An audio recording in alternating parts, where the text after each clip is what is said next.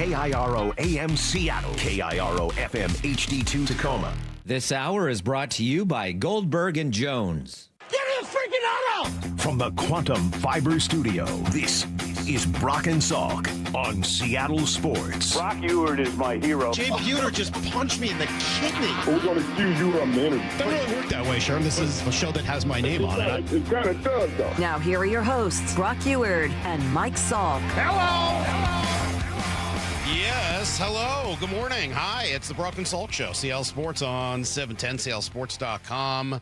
Seattle Sports app, all the podcast platforms, 97.3 HD2, and YouTube. You can watch the show on YouTube. And it should be fun. We'll have Jeff Passan on a little bit later, talk a little baseball, and 9:45, answer the question jerk with a special guest. Every once in a while, recurring figure on this show. My daughter Cecily will be here. All she's going to do answer the question, jerk? That's what we figured. We were, she thought about trying to come up with something that was a little more planned out, but we got home from hockey last night at about 10:15. So that became a non-starter. We both went to bed, and someone who's in the hockey offseason, you guys are doing an awful lot of hockey. That's true. Well, that's right. Yes, agreed. I feel like ever since you told me it ended, yeah. I'm doing something. Well, the games ended, but then, there's spring stuff and workouts and late night. And it's just never, ever ends. Anyway, so if you have questions for Cecily, you can send them in throughout the show, but specifically for 9:45 when we'll drag her in here. She's in the other room just using her iPad and reading a book and whatever else happens when a kid has to wake up before 5 a.m. All right, so let's dig right into things today. I just wanted to read you two quick texts, and then I'll dig into some other stuff, starting with just two texts about Julio that came in late. Remember, we talked for a while yesterday about just how unique Julio is in the way he engages with fans, and specifically the way he, I was talking about it with Kyle afterwards, our program director and old producer of the show, and it's just amazing how the guy catches a ball in center field, and his first instinct is to turn to the crowd. And there just aren't that many guys. I can't really think of any who think that way. That's who he wants to celebrate with. That's not to say he doesn't want to celebrate with his teammates, but he does include the crowd first in those moments, and I think it's pretty incredible. So just two that came in. 281, I'm listening to Hour 3 when you're talking about Julio. Went to a day game when they were playing the Rangers in Texas about a month ago. Between innings, I flashed him the no-fly zone X with a Seahawks jersey on, tossed me the ball. I'm 40. I'm a man. And it's still awesome. Yeah, I mean, I love stories like that. I don't need people, especially grown men, out there begging for autographs and all that. I think it's pathetic. But if you flash the guy a little no-fly zone and just give him a little what's up on the road, yeah, I think that's great. I love that. And then the other one I saw was here. Didn't get a chance to listen from Brian. Didn't get a chance to listen live.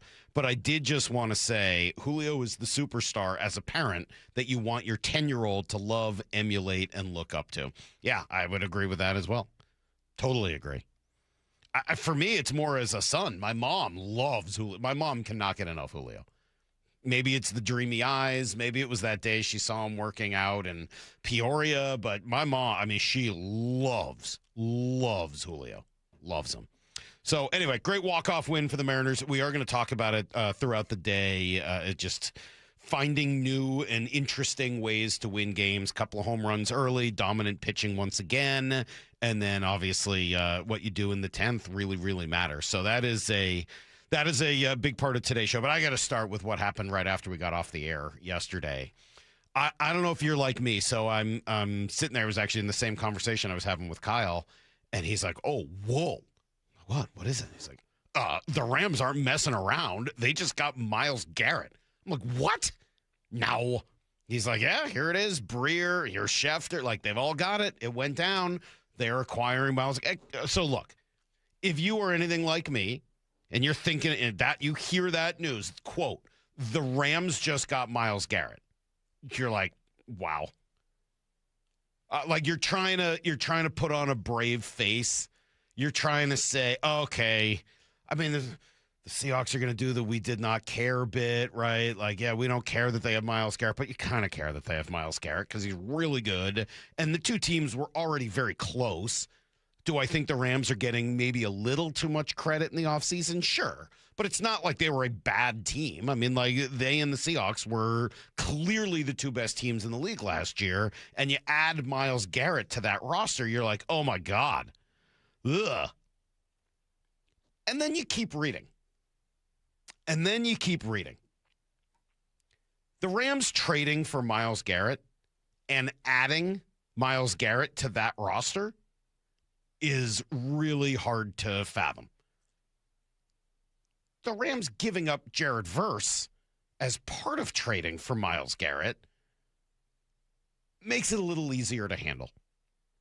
Now, does that mean that it's not a good trade for the Rams? No, it's a very good trade for the Rams. And they're in go-for-it mode. Everything is about right now. Everything is about what they can do before McVay takes off and Stafford retires. So, yeah, like for them, they should do this move. It's the right move. And it does make them incrementally better. But let's be clear, this is an or, not an and. If they had added Myles Garrett to Jared Verse so that those two guys were going to be on either side of the line, ugh, I don't want any part of that. But replacing a very good player with an even better player, like, yeah, it's an incremental improvement. Marginal is maybe, I don't know, maybe that's trivializing it. I think that's fair to Myles Garrett. And I'll be clear, I wanted Myles Garrett. Huh? He's defensive player of the year. And they still have Kobe Turner, Braden Fisk, Poona Ford, who's actually been great. Again, I'm not knocking the Rams. They're really good, and this trade makes them better. But not as much better as when you first heard it and didn't realize that they were giving up a player in Jared Verse that I covet. I love Jared Verse. Love him. I think he is an excellent, excellent player. 2 years into his career, I think he's only going to get better. And I do think there is a fair argument to be made. I don't know what the answer to it is.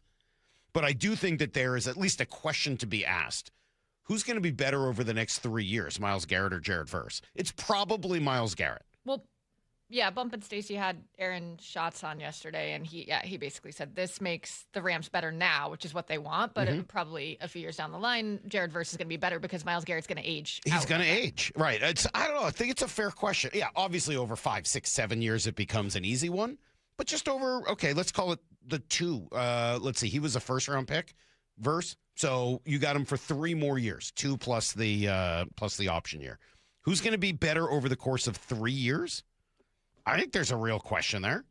Who's going to be better over 2 years? Still a question. For this upcoming year? Yeah, I mean, it's still a question. The answer, again, is probably Myles Garrett.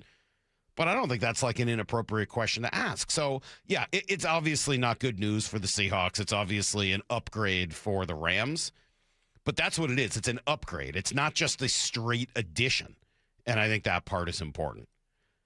Now, listen to this. This does speak a little bit, though, to their headspace. This was Adam Schefter earlier this morning on Unsportsmanlike, show that precedes us. If we go back to the single most important play of the NFL season last year, the single most important play may have been the 2-point conversion on Thursday Night Football in Week 16 when Zach Charbonnet recovered that play in the end zone that won the game for the Seahawks, won them the division, won them home field, and consequently, you can make the argument, help them win the Super Bowl. If Zach Charbonnet doesn't recover that fumble in the end zone, they don't win that game. They don't win the division. They don't have home field. And I'm going to say right now, they probably don't win the Super Bowl. But because the Rams challenged the Seahawks so much, and because the Rams felt like they were every bit as good as Seattle, and because they didn't have the ending that they wanted, I think that made them even more aggressive this offseason and resulted in them trading for Myles Garrett and Trent McDuffie and signing Jalen Watkins. So that was the single most important play? I mean, it was a big play. Don't get me wrong.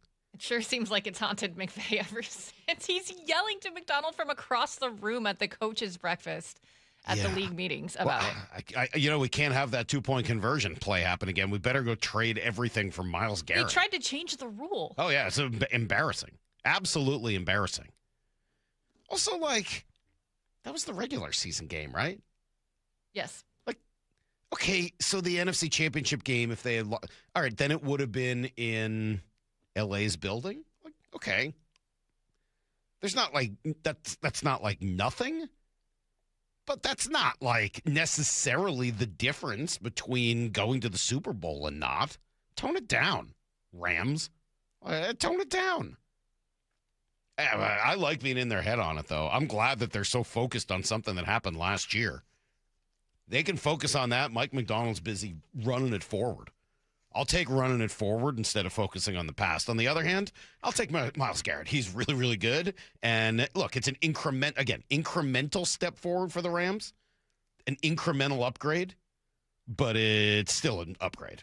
Myles Garrett's really good. And seeing him twice a year, that's a big no thank you. All right, let's come back. We'll give you guys everything you need to know, including the details and the sound of the walk-off. It's next on Brock and Salk.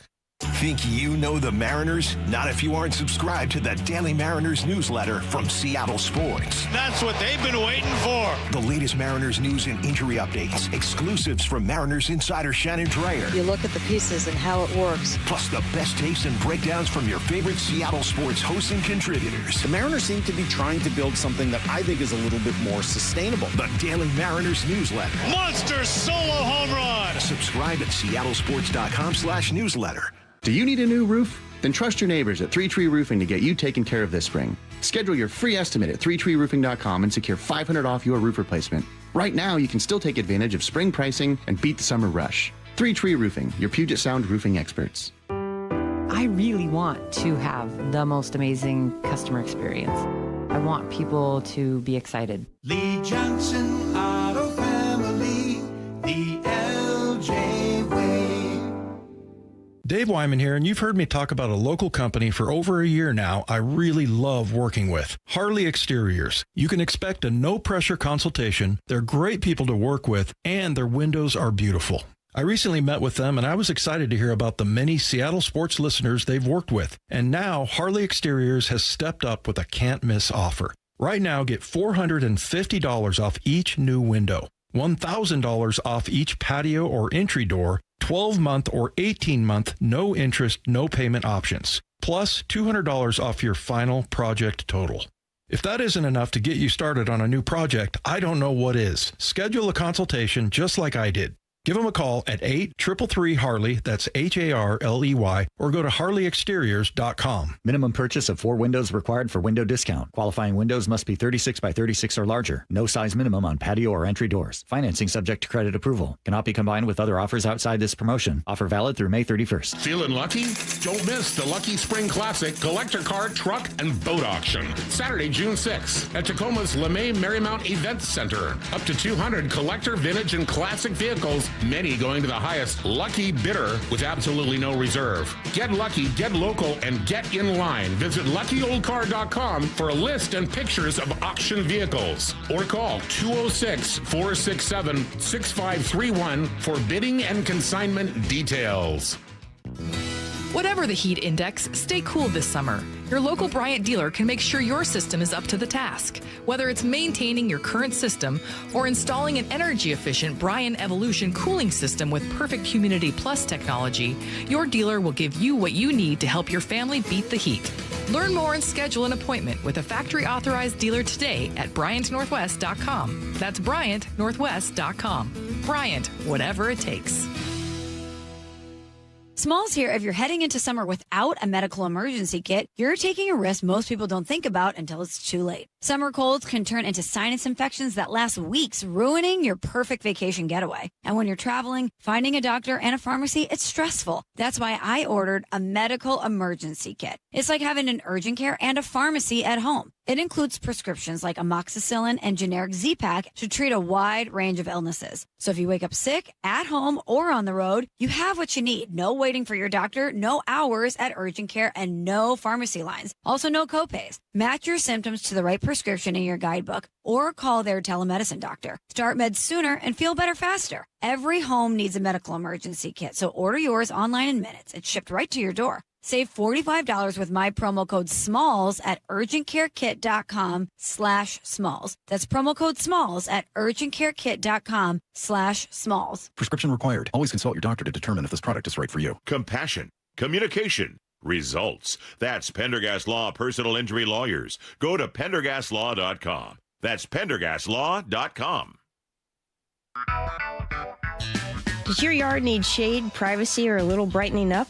Look no further than Big Trees. I'm Nancy Penrose, owner of Big Trees in Snohomish. At our 30-acre location, there are thousands of trees to choose from and knowledgeable staff, including a board-certified master arborist, to help you find exactly what you're looking for. Visit the nursery and learn more about Big Trees at bigtreesupply.com. Beauty, privacy, instantly. Big Trees. Ooh, that face. Quantum fiber internet loves that face. That's Jamila. Jamila. She's thinking outside the box from inside the box. Quantum fiber Wi-Fi keeps her meeting game strong. From the back door to the front lawn. Rushing all of her video calls. Back to back video calls. Quantum fiber internet blowing the soxies up all those people in all those boxes. Yay to you. Switch today at quantumfiber.com. Additional pods may be needed to achieve Wi-Fi coverage in some locations. Limited availability. Service in select locations only. How would you like to invest in the Seattle real estate market, one of the hottest and most stable regions in the country, and achieve a great rate of return on your investment without the effort of sourcing a deal, the expense and time of building permits, or all the hassles that come with being a landlord? Hi, I'm Scott Rireka, CEO of Legacy Group Capital in Bellevue. Legacy Group Capital develops local real estate, lends money, and shares the profits with our investors. Diversify with Legacy Group Capital. Invest into our Northwest Fund, which is currently delivering 9% on a fixed rate term. It's our flagship fund for 19 years with zero investor losses. And yes, we do accept IRAs. Find out why 1,300 local investors have invested over $350 million. Invest in the stability and ease of Legacy Group Capital's Northwest Fund. Legacy Group Capital at legacyg.com. This is not investment advice. Investments available to accredited investors only. Details at legacyg.com. This hour is brought to you by Goldberg and Jones. Need to know. 15 minutes past every hour with Brock and Salk. Presented by Marquee Data. Here's what you need to know.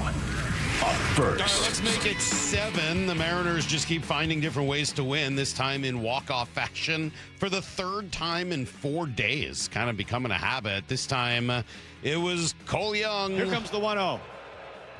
Swung on, broken bat, looper left field. It's a base hit. Randy scores. The Mariners have done it again. The magic dust has been sprinkled here at T-Mobile Park. They've walked it off in extra innings for the third time in the series. They've won 7 in a row. It's all Mariners. Unbelievable. All right, third time in the homestand, but we knew what he meant. Mariners finding a way to beat the Mets last night. Cole Young had that hit. He also turned what was probably the biggest defensive play of the game as well in the 8th inning. And the 0-2 on the way to Beatty. Here she comes. Swinging a chopper right to Cole Young at second. Charges. Puts the tag on the runner to throw first. And it's going to be in time for the double play. Did he get the tag on him? Did the second base umpire call an out? Melendez coming down the line. Cole Young got to the quick 2-hopper. He thought he had the tag. And he definitely had the tag. I'm not really even sure what they were talking about there. Really cool play. Home runs early that got him there. Colt Emerson, Josh Naylor. Another excellent start for Emerson Hancock. Nasty work from the leverage arms as they didn't even give up a hit in the game. I mean, just pretty good recipe for a win. And everyone, of course, happy for Cole. He got a second walk-off. Yeah, it was a great win. I feel like in that bat, this is the main thing. It was just, relax and just try to keep everything simple. Try to keep the approach simple. Really just put the ball in play. Helped a ton that Randy stole third right there and brought the infield in. So just made it a lot easier for me. And yeah, like I said, just put the ball in play and stay simple. Yeah, he gets a huge portion of the credit yesterday. I want to throw a little bit at Gabe Spire as well for getting it done in the 10th. Obviously, the whole bullpen was good, but the 10th inning is so key when you're starting with a runner already on second base, and to shut him down there, he looked really good yesterday. Just a huge part of that one. All right, A's off. Rangers won. The lead's still 2.5 in the division, but it's now over the Rangers. You get game 2 against the Mets tonight. Logan Gilbert against another opener. I can't believe watching that Mets team that they have the highest payroll in baseball. It's unrecognizable. They're bringing out guy after guy that you never heard of. How in the world did they spend all that money? What did they spend it on? It's really, I know they got a lot of guys hurt, but man, as you're watching, it's like, Here's the second thing you need to know. All right, the Rams clearly not messing around. Yesterday, they made a blockbuster trade, the blockbuster trade of the offseason. They acquire Myles Garrett in exchange for Jared Verse and a first, second, and third round pick spread over the next 3 seasons. Here's Tom Pelissero. They've been talking since right after the draft. The Browns had said throughout the offseason that they did not intend to trade Myles Garrett, but it never sounded as firm as it was a year ago when they were flatly refusing to even engage here. So there really was not another team that emerged through the process. I would say about 72 hours ago, it seemed like this deal was going to get done. The Browns were not going to do it unless they got Jared Verse as part of the deal. He's a 2-time Pro Bowler who's under team control for several more years at a relatively cheap rate, which allows them to get younger at a core position, get a Pro Bowl caliber player who's not making as much money as Myles Garrett. And then in addition to that, they get a 2027 first rounder, a 2028 second rounder, and a 2029 third rounder. So extra day 2 compensation in 28 and 29, an extra first in 2027, highly regarded draft, particularly for quarterbacks. And now the Browns, who are rolling into 2026 with Shedeur Sanders and Deshaun Watson, potentially are going to have the ammunition to go and get one in 2027. Yeah, it all makes sense, and perhaps their love affair and desire to have Jared Verse means that they're not interested in trading him, but everyone says those things until you make them an offer, and I would absolutely have some of that conversation. As for the picks, that seems pretty fair. If you're going to waste your first rounders on Ty Simpson, you might as well trade them, right? Sure, seems like further proof that Stafford and McVay are going to try to maybe go after one more here before riding off into the sunset when it's all said and done. But yeah, I mean, look, this is absolutely going to make them better. Here's Harry Douglas. What Les Snead is telling us, stop worrying about that 13th overall pick. All right? Y'all are playing checkers. I'm playing chess. I have something bigger on my mind to not only make my team better, but make my defense better. And then as they upgraded their secondary, I can't even imagine how teams are going to try to game plan for this defensive line of the Los Angeles Rams. I mean, I appreciate that. Also, that's not really how the draft works. You can draft someone other than Ty Simpson and trade for Myles Garrett. You don't have to ignore one in order to have success in the other. I appreciate the final part of it, though. Here's the third thing you need to know. It might be time to say goodbye. Russell Wilson finalizing a deal to be an analyst on CBS's pregame show. Hasn't officially announced his retirement, but he sure seems to be heading to the studio this season instead of accepting the backup role for the Jets. Do you think he's retired? Yeah, I guess for now. Going to be 38, played in 14 NFL seasons. The numbers on Russ, career 120, 80, and 1. Nearly 47,000 yards, another 3750 on the ground, 99.3 quarterback rating, 1 Super Bowl win, obviously, and then 10 Pro Bowls. Obviously, what happens in especially Denver, but to a lesser extent, Pittsburgh and New York, it taints the resume. There's no doubt, but Dan Patrick's still willing to call him an all-timer. The Pro Bowl is not what it once was, but that's only been over the last couple of years. Let's say Russ has 9 legitimate Pro Bowls, okay? 9 in Seattle, 9 in like 11 years, something like that. That's pretty impressive. And you won a Super Bowl. I think because he is viewed as losing a Super Bowl. He threw the pass, you lost a Super Bowl, that brings him down a notch. He did more for Seattle that year than Peyton did the year in Denver when they won a Super Bowl. But Peyton's given credit for 2 Super Bowls there. I think that's definitely true. That's definitely true. I mean, both of them provided They kind of like carried Peyton Manning's corpse to that last season. Yeah, exactly. I mean, like, who did more? At least Russ started every game. I mean, that was practically Brock Osweiler's team instead of Peyton Manning's for a while.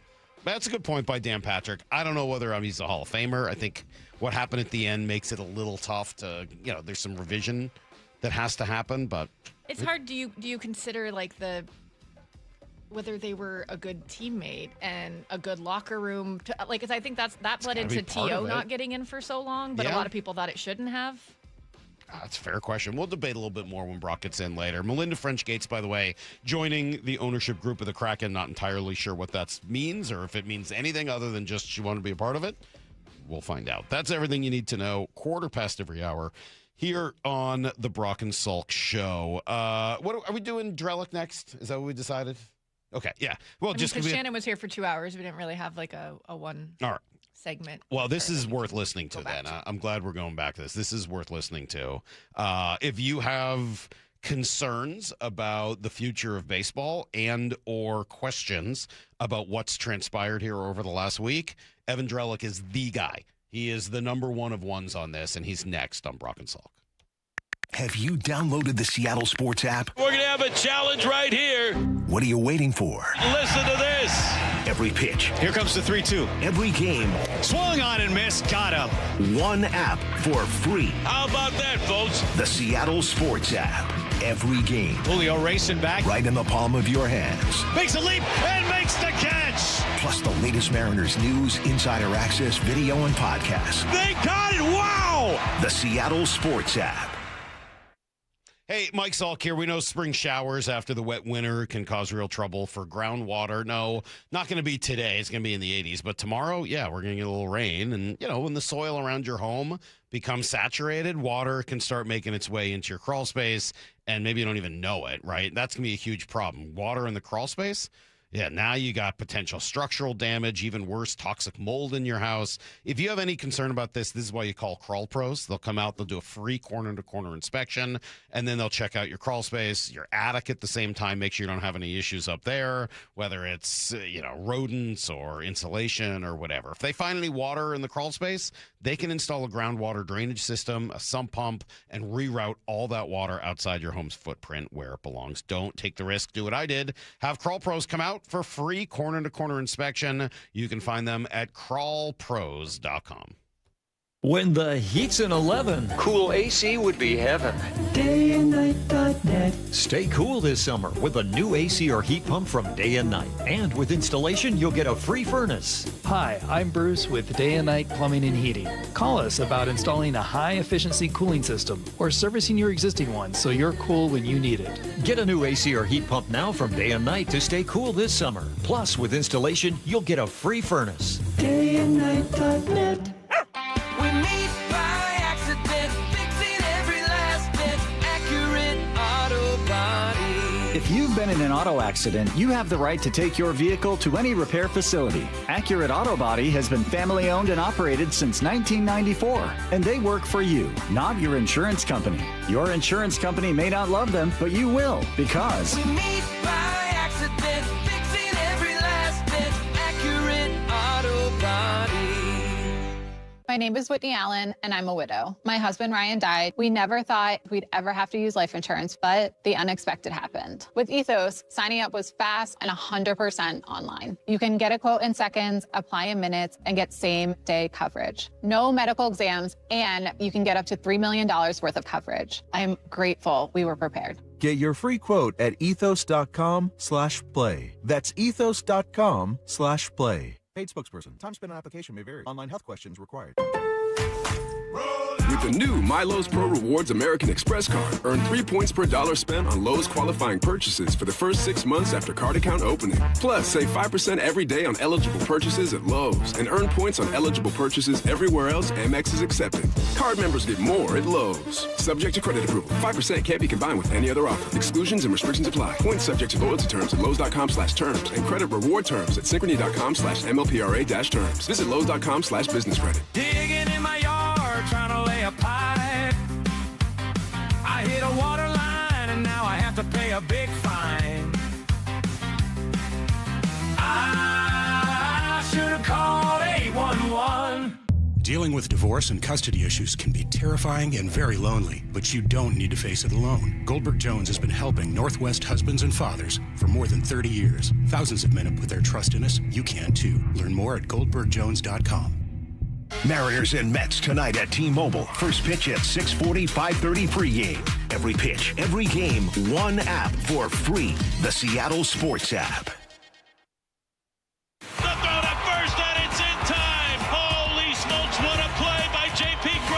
At T-Mobile Park, you've always got the best seat in the house. But if you're looking for a truly golden view, look no further than the seats on the first baseline, a.k.a. Trident-Town. Post up behind the Mariners dugout, and you get a great view of Logan Gilbert, Brian Wu, and our entire rotation at work. Swing and a miss. Fastball upstairs, blew it by it, strike three. Not to mention the best view of the best home run celebration in baseball. When the Trident goes up, you know a party's going down. It is gone! Julio! Mariners baseball. Trident's up.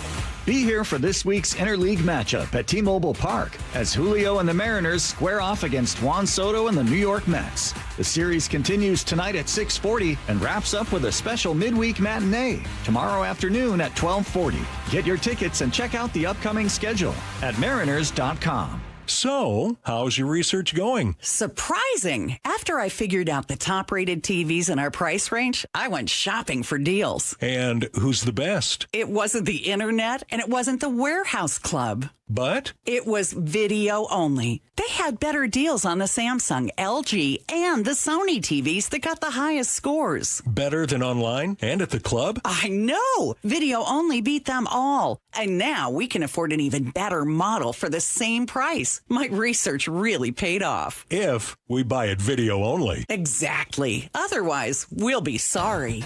At Video Only, you won't find huge stores with refrigerators or microwaves, but you will find the best deals on top-rated TVs, soundbars, and monitors. Shop around. Just make sure you visit Video Only, because if you don't, you'll be sorry. In South Center, Bellevue, Linwood, Federal Way, and Tacoma, Video Only.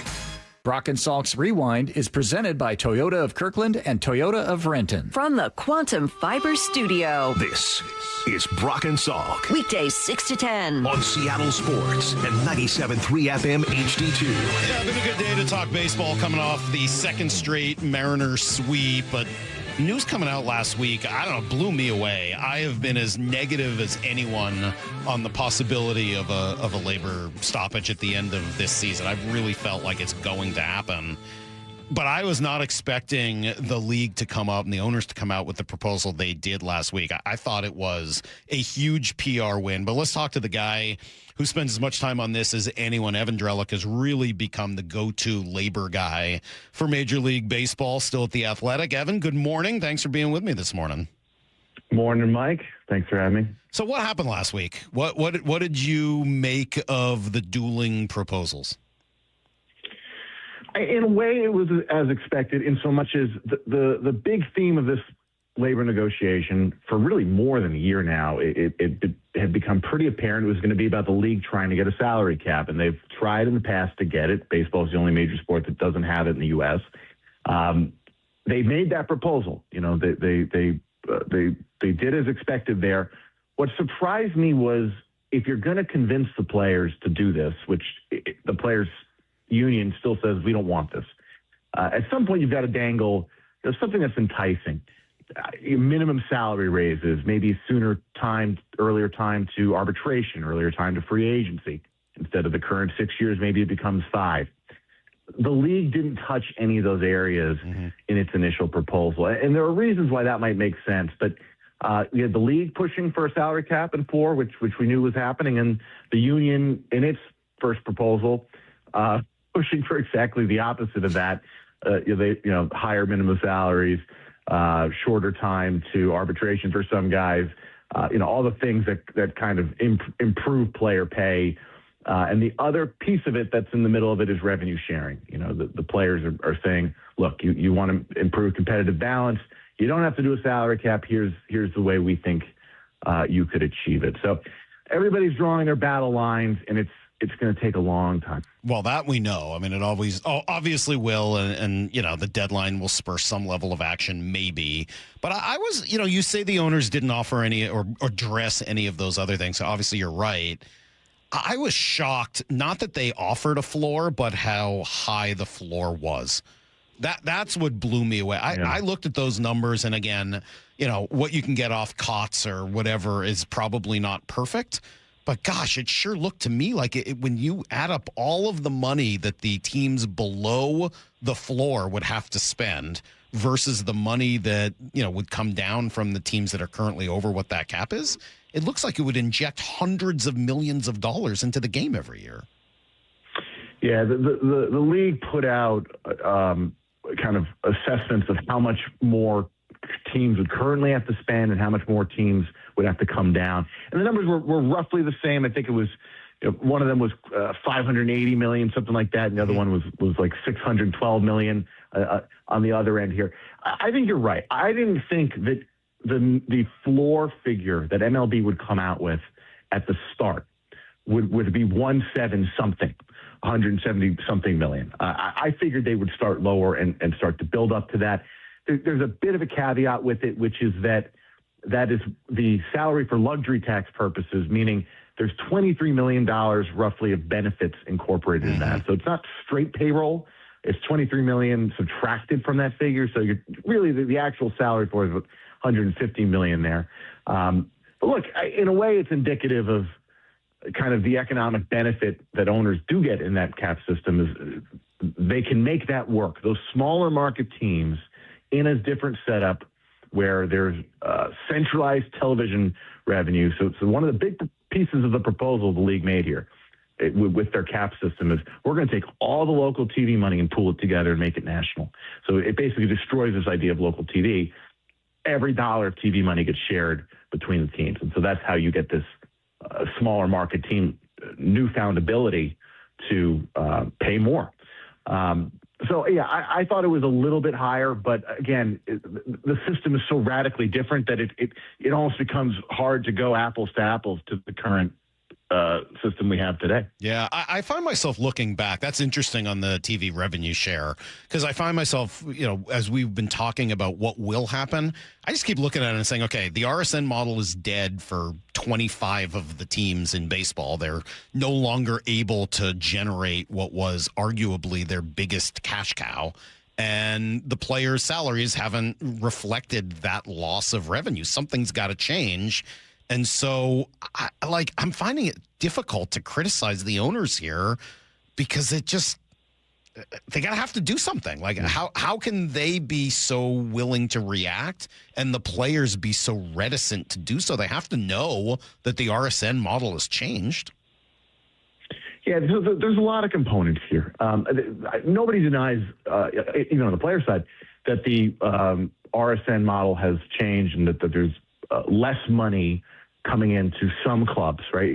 The bigger market teams have been more insulated from this so far, right? The Yankees, Red Sox, Dodgers, they're not dealing with the same problem that the teams, the Mariners have, where the local TV money has really dropped. What the union would point out and has pointed out in the past is, well, the TV money's gone down, but everything else has gone up. And so in the aggregate, is this really as large an issue as the owners will make it out to be? There's a lot of other revenue components that the league is coming in, and the overall revenues of the league keep going up. So that's one argument the players do make there. But, look, I think the bigger question is there's clearly revenue disparity. There's payroll disparity in baseball. What is the best way to solve it? The players stand there and go, we don't want to give up a limit on our salaries to do it. We want to change it by changing how you, the owners, share your money without the limit on the salary. And the owners are proposing basically both, saying we want to cut off the player salary piece of it and also alter how we share the money. And so revenue sharing, is kind of a boring topic, but it's going to be so important to how this proceeds. It's not boring to people in Pittsburgh. It's not boring to people in Minnesota. I mean, I have friends in those markets, and I'm sure you know some of the same folks. I mean, watch Phil Mackey, who I think does a great job in Minnesota. He loves this proposal. Dejan Kovacevic in Pittsburgh, who's been on this forever to try to help the Pirates fans feel like they can compete every year, and they're just two of probably many. I love the idea of providing hope in Cincinnati and Pittsburgh and Miami and all these markets where I don't know, I can't imagine being a baseball fan and every year thinking I don't really have that much of a chance. Yeah, it's clearly an issue in a slice of the markets in the sport. The fan perception. I think there's layers to this. You know, the league is going to leverage that to its own game, right? You know, again, it becomes a question of how do you do it? You know, if everybody kind of works toward that idea of, okay, we want to balance this out. Do you have to do it via a cap or not? And the player position is, look, this is going to cost us a huge amount of money. This is hurting our earnings. You know, everybody's kind of playing their role here, right? The league. Will it? Is it going to cost the players money? I think we're going to get some more information on this later today. My understanding that the way the players look at just the initial proposal here is that they are coming out no better than they were before, and I believe they think they're losing money. Just looking at the first version of this proposal, but again, it's so early that kind of looking at those exact numbers don't really. It's hard. It's hard without seeing what the league's vision would be. For things like the minimum salary and timed arbitration and so on and so forth here. But look, the fans are getting swept up in economics, right? It's the owners are fighting for what they want. The players are fighting for what they want. Nobody's really fighting for the fans except to the extent that it could benefit their own pockets. You know, there's kind of no benevolent actor in this. And that's just how labor negotiations work. It's not really about serving the customer only to the extent that at some point, if you don't serve the customer, you're going to suffer, but they're not there yet. So what do you think the customer wants? Talking to Evan Drellich of The Athletic, what do you think the customer wants? When I think of the sports fan, I would assume the two or three things that are most important to sports fans are competitive balance and an opportunity for your team to be good most years, an opportunity to retain players in a market so that they don't leave as soon as they become free agents. And then after that, the accessibility of the game, whether it's on TV or streaming or at the ballpark. I mean, aren't those the three things fans would care most about?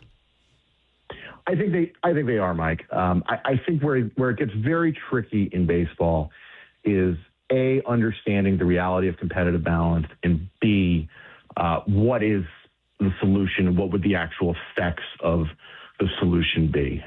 Now, if you're talking about a cap and a floor system, certainly the closer together you can get those numbers, the more fair it's going to be, right? Mm-hmm. Because what you would end up with, if there was $100 million band in baseball, you'd end up with the Dodgers still spending close to the top of it, and the Pirates still spending at the bottom. And everybody's going to just fall back into their old cycles, right? And so the question kind of becomes, how many more playoff appearances, are the smaller market teams guaranteed here? How many more World Series wins are they guaranteed here? And the trouble, in a way, for the owners is that baseball is such a random sport, and we know this, right? Nobody's figured out this is the key to winning in the postseason.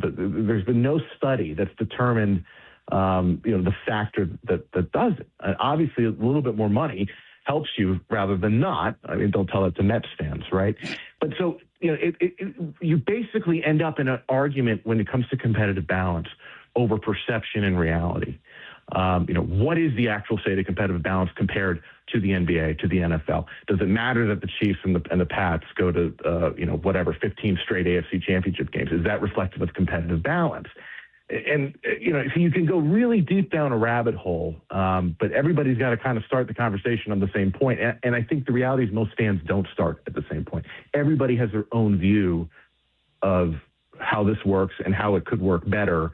And so it's a question of criteria. I think what's funny to me about it, I love that answer. I think part of what's interesting to me about it is I actually think that the answer probably lies in both of these proposals. If you were to just take the owners and, force these 15 teams or so to spend somewhere between $10 and $100 million extra every year, who would they spend it on? They'd spend it on largely overpriced veterans who may or may not actually help their team win. I mean, there's something to the fact that a lot of the teams on the need to spend more list are the teams that are currently in a playoff position across baseball. Young players and the youth movement has absolutely been a factor. So how could there, I just hope, I should say, that there's some middle ground where they look at each other and say, all right, we'll take the cap and floor, and we'll also take more money for guys in the first 5 or 6 years, because that should benefit everybody. Yeah. I think it's a litmus test for how the individual fan kind of applies their views of fairness. Mm-hmm. I think baseball is a little unique compared to the other sports in so much as how much is it going to move the needle, right? If you have a $50 million delta between the ceiling and the floor, how many more playoff appearances does that mean XYZ team is going to get? Right. And then you look at the other leagues, you still see arguments over, well, the middle class is getting the funny thing is the same set of problems that exist, I maybe not to the same degree, come up in hockey. They come up in basketball. They come up in, there's this vision that, well, if baseball had a salary cap, you'd kind of fix it all. And I don't think if you look at the other leagues, you look and go, yeah, they've really figured it all out. Because you still have dominant teams. You still have teams that are useless for decades. Somebody grew up a Knicks fan. It's a question of selling hope at a certain point. Last thing for you, what happens next? What do the next few months bring us in this conversation? A lot more of this. A lot more of people trying to break down what the competitive balance situation is in baseball, what would be improved, how much would it be improved with the cap system, the particulars of it. They're going to go back and forth for a while. The current contract expires in December. Likely at that point, there will not be a deal, so the owners will start a lockout. We had that last time 5 years ago. They found a way to get a deal done in March. The big question is, do they find a way to get a deal done to preserve a full regular season, or are we missing games in 2027? Are you more hopeful today than you were a week ago, less hopeful, or exactly the same? Exactly the same. They are not speaking the same languages at this point. I wouldn't expect them to. The opening proposals, everybody's asking for the moon and the stars. You're kind of giving your idealized version. The question's going to be, really, I think, on the owner side, because the players historically have said, we are willing to miss a ton of time for this. Let's assume that is still true. So then on the owner side, the question is it worth it to you? Does the increase in franchise value, does the change in competitive balance, so on and so forth, make it worth hundreds of millions of dollars in missed revenue if you miss a season per club? We haven't had a work stoppage in 30 years. What I've learned, Mike, through watching baseball and covering the business of baseball, everybody likes to make money. The way you make money is you play games. And so my guess at this point is they'll still find some way to play. But I can't promise you that. If the owners sit there and go, we need a cap no matter what, guess what? We're missing time. Great stuff. Appreciate all your insight on this and all your reporting on this over the last few years. It's just been awesome. Make sure you follow Evan everywhere on X and everywhere else, and just great updates on what's going to happen. This is a huge, huge issue. It's always kind of lurking in the background, and we appreciate it. Thanks, man. Thanks for the info.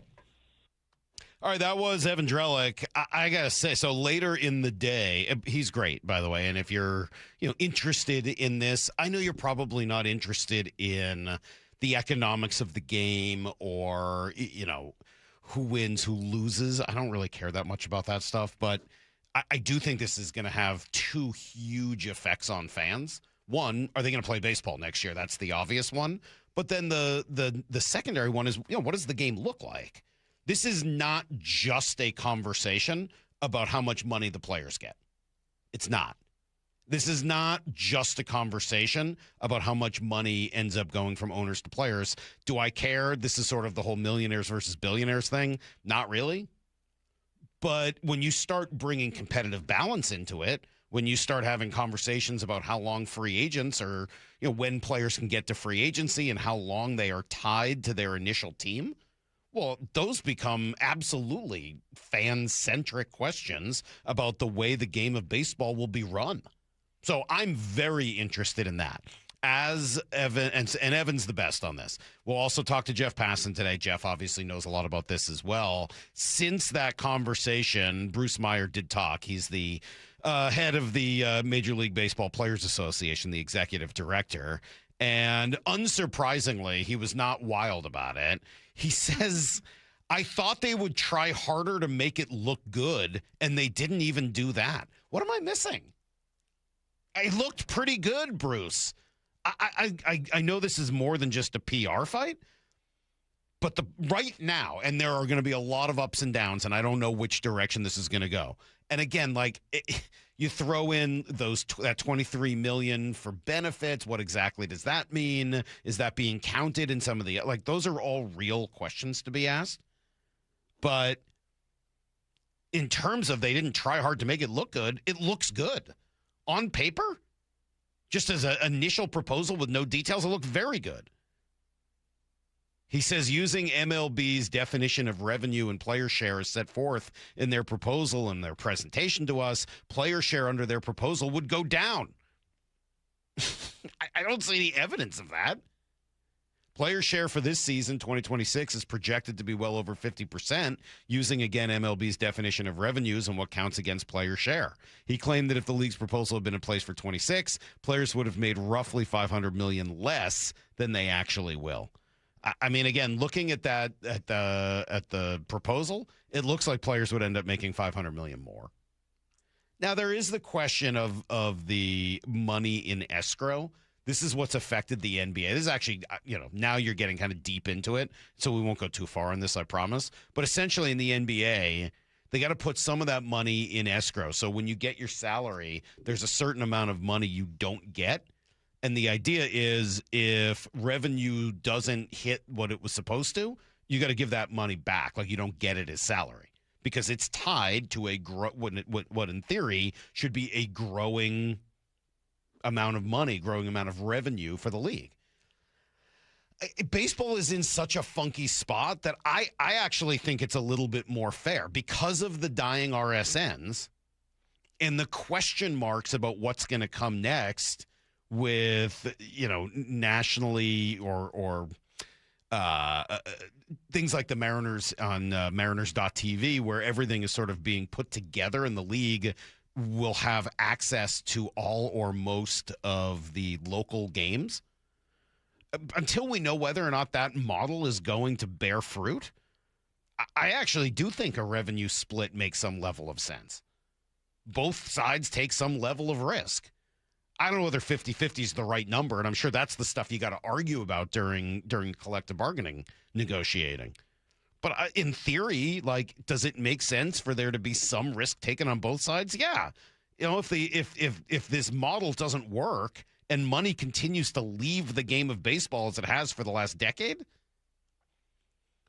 it's hard to sit there and say, okay, well, also player salaries need to keep going up. No other business would be run that way. Now, I get it. The owners also have the increased value of the franchises. There are a million ways owners are going to benefit. I'm not crying for the poor owners, but I do think that there is a level of fairness there. Anyway, this is just today's story, and this will, as he said, be a long, long, long way to go before we actually even have more formal proposals that we could sink our teeth into. But I continue to be a little bit more positive. Maybe I'm crazy. Obviously, Jeff is not. Evan's not. Both those guys are much more connected than I am. But I was also so negative about this before. It's really just seeing that floor number. And maybe there's something in the benefits that is going to end up kind of destroying what I've thought about this. And now if it does, then in the interim director Bruce Meyer just said we're never going to agree to a salary cap. Yeah, I mean, I know he said that, but again, like, it's cool. He should focus on the salary cap. I get it, but that salary floor is a really big deal. Yeah, really big deal. He was focusing on the revenue share. Yeah, and I get it because and that to me even feels a little rich. Like, hey, instead of focusing on the collective bargaining agreement, let me tell you how you should run your business. Like, what? That's not your job. Like, that's the league's job. I don't know. I have not been impressed with the way the players have handled this at all. Doesn't mean it won't get better. Doesn't mean we won't find out more. But at least for today, I think that what the owners propose still makes a whole lot more sense. All right. Brock's going to be here in just a sec. We got a lot to discuss, mostly why the Mariners have won 7 straight games. Yes, 7. I know what Brock's going to say about that number. It's next on Brock and Salk. Have you downloaded the Seattle Sports app? We're going to have a challenge right here. What are you waiting for? Listen to this. Every pitch. Here comes the 3-2. Every game. Swung on and missed. Got him. One app for free. How about that, folks? The Seattle Sports app. Every game. Julio racing back. Right in the palm of your hands. Makes a leap and makes the catch. Plus the latest Mariners news, insider access, video, and podcasts. They got it. Wow. The Seattle Sports app. When you head to your local Toyota dealer to purchase a new car, ask them this question. Do you offer a lifetime powertrain warranty? If the answer is no, then visit Toyota of Kirkland if you're in the north or Toyota of Renton if you're in the south. Both stores protect your vehicles for life with powertrain warranties on all Toyota models outside of the BZ. Not all Toyota dealers are built the same. Head to toyotaofkirkland.com and toyotaofrenton.com and receive a lifetime powertrain warranty on your next Toyota. Popeye's Big Box is back, y'all. Big news for bold Louisiana flavor. And you have some big questions to answer. Will it be 2 pieces of marinated crunchy signature chicken? Or 3 juicy tenders? And which 2 delicious sides will you pair with that biscuit you love? In spite of all that goodness, Big Box is no big-ticket item. But it won't last forever. So if you want to go big, you better go now. At participating U.S. restaurants. Love that chicken from Popeyes. Yay to Bruce, the streaming king. With quantum fiber internet, he's gonna binge. He wants more, he's got to have more. More bedtime true crime. More podcasts in the shower. Quantum fiber Wi-Fi has the power. More. Fast internet speed. He's got the geeks to go big. Bring him the game. Right now. And his royal we. More sports non-stop. His quantum fiber's on top. Yay to you. Switch today at quantumfiber.com. Limited availability, service and speed in select locations only. When you head to your local Toyota dealer to purchase a new car, ask them this question. Do you offer a lifetime powertrain warranty? If the answer is no, then visit Toyota of Kirkland if you're in the north or Toyota of Renton if you're in the south. Both stores protect your vehicles for life with powertrain warranties on all Toyota models outside of the BZ. Not all Toyota dealers are built the same. Head to toyotaofkirkland.com and toyotaofrenton.com and receive a lifetime powertrain warranty on your next Toyota.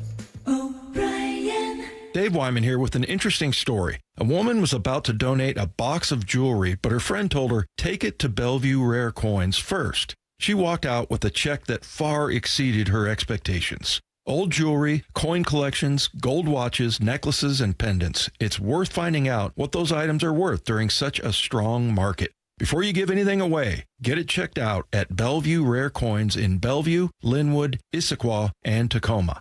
Go to BellevueRareCoins.com. Whatever the heat index, stay cool this summer. Ask your Bryant dealer to maintain your current system or install an energy-efficient Evolution system. Learn more and schedule an appointment with a factory-authorized dealer today at BryantNorthwest.com. Whatever it takes. T-Mobile has an exclusive bundle for customers 55 and up. I'm Sarah Bowl. Yeah, I'm Frank Bowl. A reliable network is key for us. And with T-Mobile, it's been wonderful. And going to the 55 plus plan saved us so much money. A lot. And that's important. Trying to keep costs down. The home internet's been perfect. It's fast, it's quick. The setup was so easy, it took less than 15 minutes. It was like, ta-da! If you want simplicity, coverage, reliability, you want the whole package, T-Mobile has it. Right now, T-Mobile customers 55 and up can get 2 phone lines on America's best network, plus America's fastest 5G home internet for just $30 each. $30 per month each line with autopay plus taxes and fees. Minimum age 55. Pricing for home internet rely on 2 lines of essentials. Choice 55. $35 connection charge per line required. Best mobile network and fastest 5G home internet based on analysis by Ookla of Speed Test Intelligence data 2H 2025. All rights reserved. Do you need a new roof? Then trust your neighbors at 3 Tree Roofing to get you taken care of this spring. Schedule your free estimate at 3treeroofing.com and secure $500 off your roof replacement. Right now, you can still take advantage of spring pricing and beat the summer rush. 3 Tree Roofing, your Puget Sound roofing experts. Texting enrolls you in a recurring automated marketing text messages. Consent not required to purchase. Message and data rates may apply. The team's looking good this season. I think so. Man, I miss playing football. Ever since I turned 40, I just can't find that fire I used to have. Think it could be lower testosterone? What do you mean? I was feeling the same way. After 40, the body has less testosterone, and men lose their edge. That's why I take Nugenix Total T2. That's the testosterone booster, right? Yes, but Total T2 is their brand new formula that skyrockets nitric oxide levels in as little as 3 hours. Since I started taking it, I've been lifting like when we played for Coach Carter. My energy is way up, and it even spiced up things between me and the missus. Are they still giving out complimentary bottles? Yep, just send a text. Text HAWK to 321-321 for your complimentary bottle of Nugenix Total T2, the next generation testosterone booster. Text now and we'll include a bottle of Nugenix Thermo X, our newest, most powerful fat burner ever, absolutely free. Text HAWK to 321-321. That's HAWK to 321-321. These statements have not been evaluated by the FDA. This product is not intended to diagnose, treat, cure, or prevent any disease. Let's go! This is Seattle Sports. Streaming through the Seattle Sports app. KIRO AM Seattle. KIRO FM HD2 Tacoma. Home of the Seahawks, Mariners, and everything Seattle sports. Give me a freaking auto! From the Quantum Fiber Studio, this is Brock and Salk on Seattle Sports. I don't read the internet, guys. Take the bull by the hands. And Brooke, you are. And Brooke, you are. Now here are your hosts, Brock Eward and Mike Salk. And yes, it finally is Brock Heward and Mike Salk together. Hi. How are you, buddy? Good morning, Michael. I'm good. It's good to hear your voice today. I'm high on life. I bet you are. You get out in the fresh air, you get in the big water. Yeah. You catch and you bring home, a bounty of food and fish, as we did. Sure. Queen Charlotte Lodge. Yeah. Man, it just fills you up, kind of like a 7-game winning streak by the Mariners. Kind of very similar vibes. Are they? I think so, yes. Okay. Yeah. You'll have to explain that one to me because I'm not sure I feel that way, but okay. I think you would enjoy being on the water. I think you'd enjoy the camaraderie of fishing. I think, Salk, you said the same thing to me when we started about golf. I know, but I don't get sick on a golf cart. You said the same thing about golf. But I don't get sick on a golf cart. Golf's an old man sport. I don't get sick on a golf cart. It'd be very hard for me to enjoy. You sure? I've never gotten sick on a golf cart. You get me driving a golf cart, Salk. You're a bad driver. That's true. But I generally like to drive when I'm when I'm on the course. Yes. I don't like when other people drive. But yeah, that's true. That part's a good point. That's fair. That is fair. Anyway, thank you. 7 games in a row. 7 games in a row. I know. What I mean, went through it yesterday with Shannon for a while, just trying to figure out, like, okay, what is it? What do you think it is? I gave a whole bunch of different options yesterday. What's your opinion? What do you think has happened? I think bottom line, just like line of scrimmage, and I know we're going to be talking about that today a little bit later with all the breaking news that went down on June 1st and a division rival and all that. Just like the line of scrimmage, you can talk about a lot of periphery pieces, and rightfully so. But that game is still about the line of scrimmage. And this game for this organization is still about their pitching. Yep. And their pitching has been filthy. Their starters, I don't know if you looked at the numbers like the last in this 7-game winning streak. I mean, it's absurd. Mm-hmm. It's like a sub 1.5 ERA with all of the other great metrics too. So, that's where it always starts with this club. And then we can discuss some of the other pieces. I know you went in great length yesterday and given Julio his love after seeing him in person, right? When I came back from my in-person game, I said it was time to make a move for Colt Emerson. You could just kind of feel it. Mm-hmm. I could feel it. And that was my spidey senses of just kind of athleticism and dynamic ability.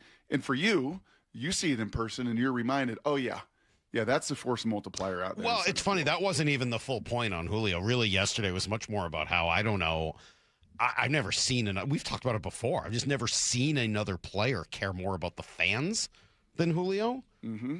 But yeah, I mean, Julio's been red hot during this stretch and has been a huge reason why they've won so many of these games. But I mean, it's really hard to point to any one thing. Like, you're right. The starting pitching's been unbelievable. Yes. Yesterday, the bullpen didn't allow a hit. Like, Colt Emerson, Brock, you could not have been more right. He has been an absolute difference maker for this team.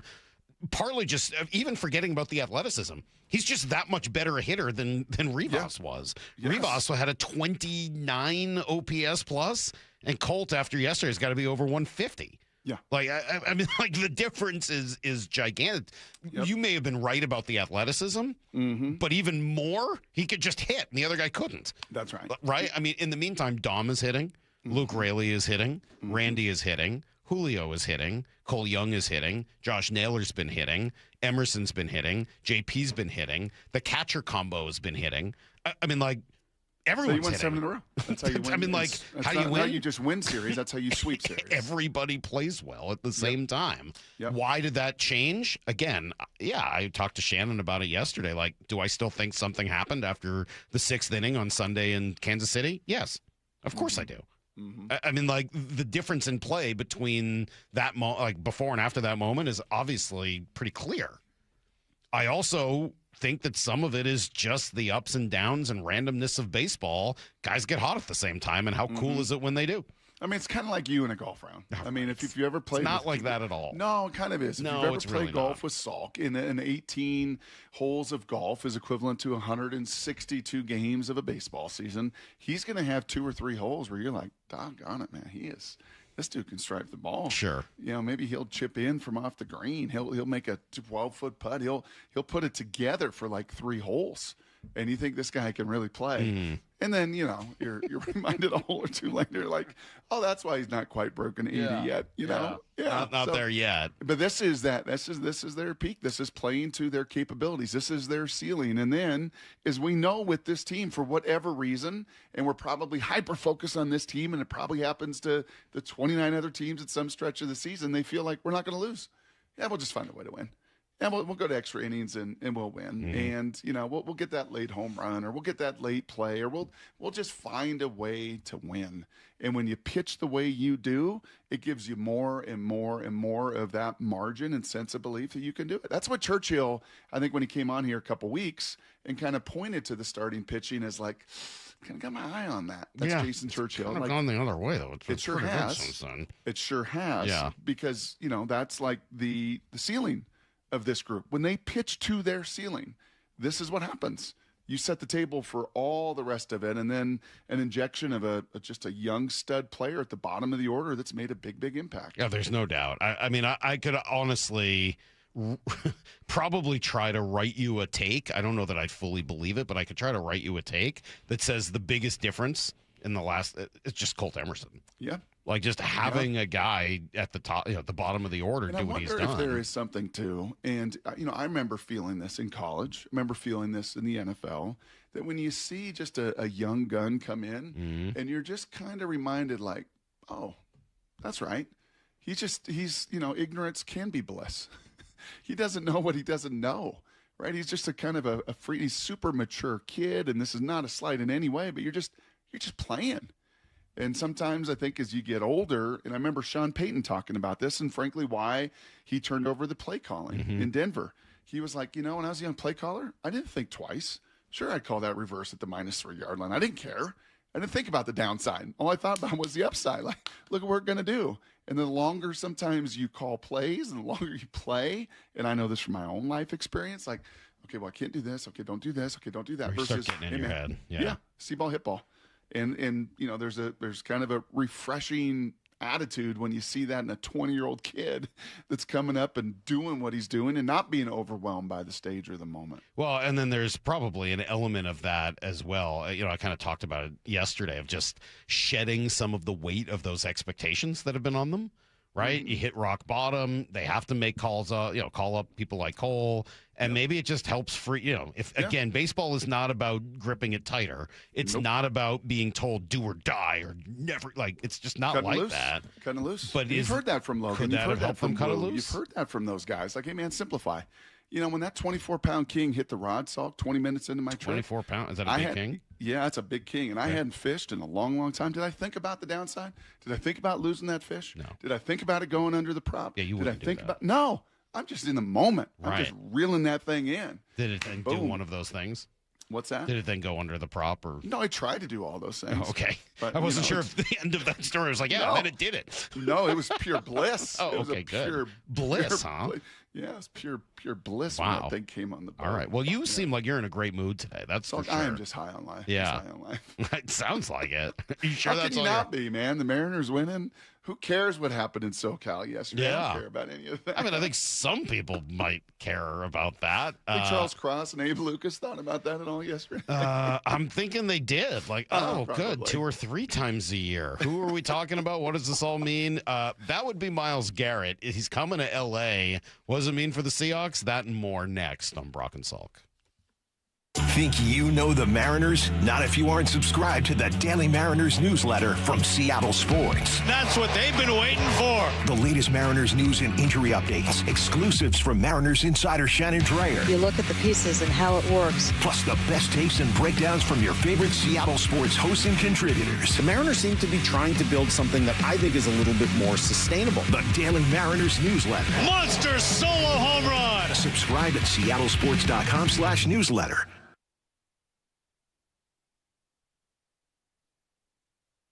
Hey, Brock Hewitt here for my friends over at People Come First, better known as PCF Construction Group. And if you have been dreaming of that outdoor space, right? Maybe you've enjoyed one of your buddies, your friends' outdoor space. You thought, I got to do this in my place. Then you better call PCF before the great weather arrives. It's already kind of here in town. And their schedule, more importantly, gets all filled up. With that new deck, patio, cover, heater, and fireplace from PCF, you can enjoy that outdoors year-round, no matter the weather. And for a limited time, well, get 50% off demolition costs. That's up to $5,000 when you book your project with PCF. Get a hold of PCF, and all the details can be found there. They designed and built our outdoor living space for Molly and I, and we absolutely loved it. Some of our favorite memories. So start planning and designing your dream deck now so you're ready to build this summer. Planning, permitting, construction take a little time. So go get that process started today. Get your project ideas, browse amazing photos, and find all the offer details at pcfgroup.com. That's pcfgroup.com. This is Rick Jones of Goldberg Jones Divorce for Men. As a family law attorney, I know firsthand the challenges and obstacles men face in divorce and custody matters. Our firm is committed to protecting what matters most, and we're on your team. Find us at goldbergjones.com.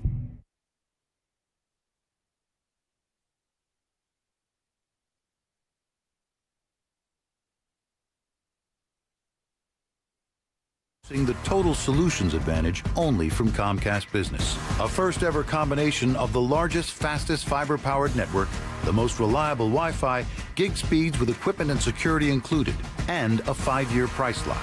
Plus, it's all backed by a 30-day money-back guarantee.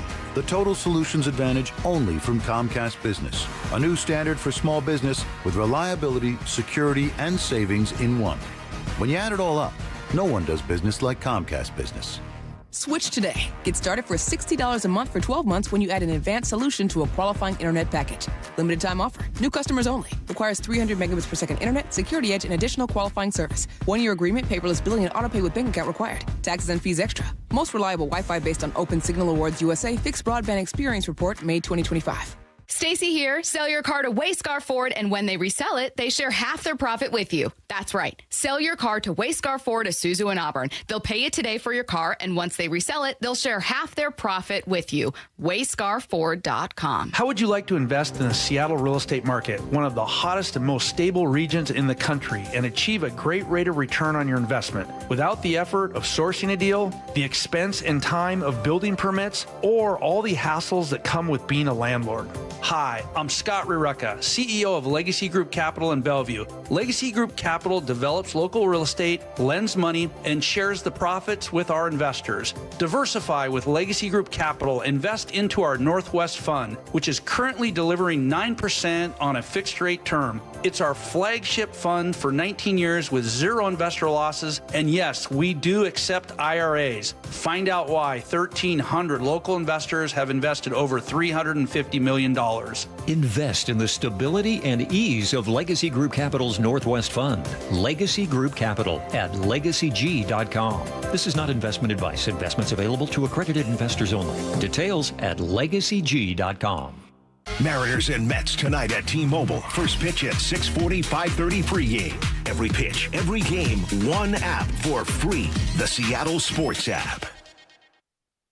70 and sunny this week, so get out on the water with ARC, the 100% electric boat. They're doing demos on Lake Union, Lake Washington, and Lake Sammamish. Book one and see what they're all about. I got to ride in the brand new ARC Sport, and it was unlike anything I've experienced. Think of a luxury EV on water, quiet, powerful, easy to operate, heated seats and seat backs, a large touchscreen display. Schedule your demo at arcboats.com/demo. If you can't make it to Kirkland, they'll pick you up. arcboats.com/demo. The idea of push starting a boat just doesn't seem right to us here at Pacific Power Batteries. A marine battery should just plain work every time. Let us help you with selecting the right type of marine battery. Deep cycle, starting battery, AGM, or even lithium battery. You can start with our helpful hints on our website or just stop by and talk with us. Don't worry, you don't need to be a Marine to buy a battery from us. Get it? Marine batteries? Pacific Power Batteries. Come into a business with a soul. Do Crohn's disease or ulcerative colitis symptoms keep coming back? Tremfya, guselkumab, may help, with rapid remission achieved at 12 weeks and lasting clinical remission at 1 year. Some even saw visible improvement of their intestinal lining at 12 weeks and 1 year. Tremfya is a prescription medicine used to treat adults with moderately to severely active Crohn's disease and adults with moderately to severely active ulcerative colitis. Serious allergic reactions and increased risk of infections and liver problems may occur. Before treatment, your doctor should check you for infections and tuberculosis. Tell your doctor if you have an infection, flu-like symptoms, or if you need a vaccine. Healing is possible with Tremfya. Approximately 3 out of 10 patients were in endoscopic remission at 1 year, based on areas visualized on colonoscopy, which may not represent the deeper bowel layer or entire GI tract. Individual results may vary. Ask your doctor about Tremfya today. Call 1-800-526-7736 to learn more or visit tremfyaradio.com. Need to know. 15 minutes past every hour with Brock and Salk. Presented by Marquee Data. Here's what you need to know. Up first. Well, 7 wins in a row, Brock. What do you like to say about the number 7? Oh, it's God's number. I had Perfect a feeling. number. Yeah. I knew that's what you would say. I was thinking about that this morning as I was putting together Need to Know. They get their 7th win in a row last night, and they've done it in a whole bunch of different ways, but 3 of the last 4, they've come on the last at bat of the game. Here comes the 1-0. Swung on, broken bat, looper left field. It's a base hit. Randy scores. The Mariners have done it again. The magic dust has been sprinkled here at T-Mobile Park. They've walked it off in extra innings for the 3rd time in the series. They've won 7 in a row. It's all Mariners. Unbelievable. Whoa. Yeah. Fireworks going off. Garrett's getting after it. Absolutely. Big night. And Josh Naylor was a big part of it. He hit a home run. Colt Emerson hit a home run early. Deals. Swung on, smoked, right field. It's high, it's deep, it is gone. Colt Emerson does it again, his 3rd of the year, and the Mariners have the lead 1-0. Yeah, I mean, I got it going early, fell behind a little late, come back, and then just totally shut them down. Mets only had 2 hits all night. They were both home runs. That was it. Yeah, Mariners had 3. There was one base run. There was one runner in scoring position through 9 innings for both teams. That was an early Ref Snyder double play. That was the only runner in scoring position until that ghost runner got out there, and that ghost runner He sat there for all 3 at-bats for the Mets. That included Cano to lead off that inning. What an inning by Spire. Soto, excuse me. Cano, Soto. Confuse those 4-letter left-handed really good hitters. Yeah, Spire was tremendous. I think in all 3, am I right? In all 3 of the extra inning games, that Ghost Runner has not scored for the opponent. Yeah, which is a huge help. I mean, which is why you're now 3-4 in extra inning games instead of 0-4. That's absolutely right. And then the defense helped as well. What Cole Young did with a great double play. Dan was impressed with that. You know, what we've seen from Cole Second's been fabulous, and that was a really heads-up play. I gotta believe he took a page out of Naylor's book from the other day too. You know, very similar kind of a play. His route just took him right to the runner. The ball took him right to the runner, and it was just a heads-up play all around. And that's what we've seen at second base a lot from Cole this year. You know, I think about the play back in Chicago that he kind of saved the game for the moment. On the bases loaded play, like he's done this so many times, and we talk about his slow heartbeat, and that was another moment where he just he did what he had to do to get the double play, and a huge moment. Yeah, Brock, you mentioned those slow heartbeats. You saw it there, and certainly Colt Emerson as well. Emerson Hancock was really great yesterday. I mean, just heroes galore. A's off, Rangers win, lead still 2.5 in the division, but now over Texas. Game 2 will be tonight. Logan Gilbert against another opener, and that godforsaken Mets lineup that I can't understand. We're going to talk about it at 8. Brock, how is that lineup indicative of the payroll? It's horrifying. How many guys they have out? I mean, it must be 12. I can't understand. Like, I'm looking at it, it's like, don't know him, don't know him. Don't know him. Don't know who that is. Nope, don't know him either. Like, this is a $300 million lineup? Really, really bizarre.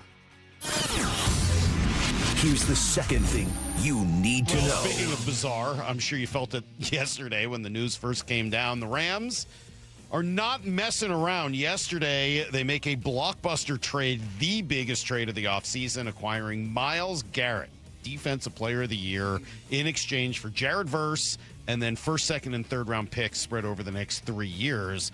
But they get the best defensive player in football. Mm-hmm. This does. I think this feels, and I was listening to our morning show that precedes us, and I think they brought up the 49ers when they added Charles Haley and Deion Sanders in the early 90s. I think it was 93, 94. That's what this kind of vibe is. Like, they're just, full guns a-blazing. A little different era. It's not totally analogous. But you're bringing in one of the best defensive players in the game. You are, but we'll dig into this more at 7:30. I got a whole bunch of stuff on this, but they didn't just bring him in. They also traded away Jared Verse. I mean, if they had just brought him in for picks. And Jared Verse was there?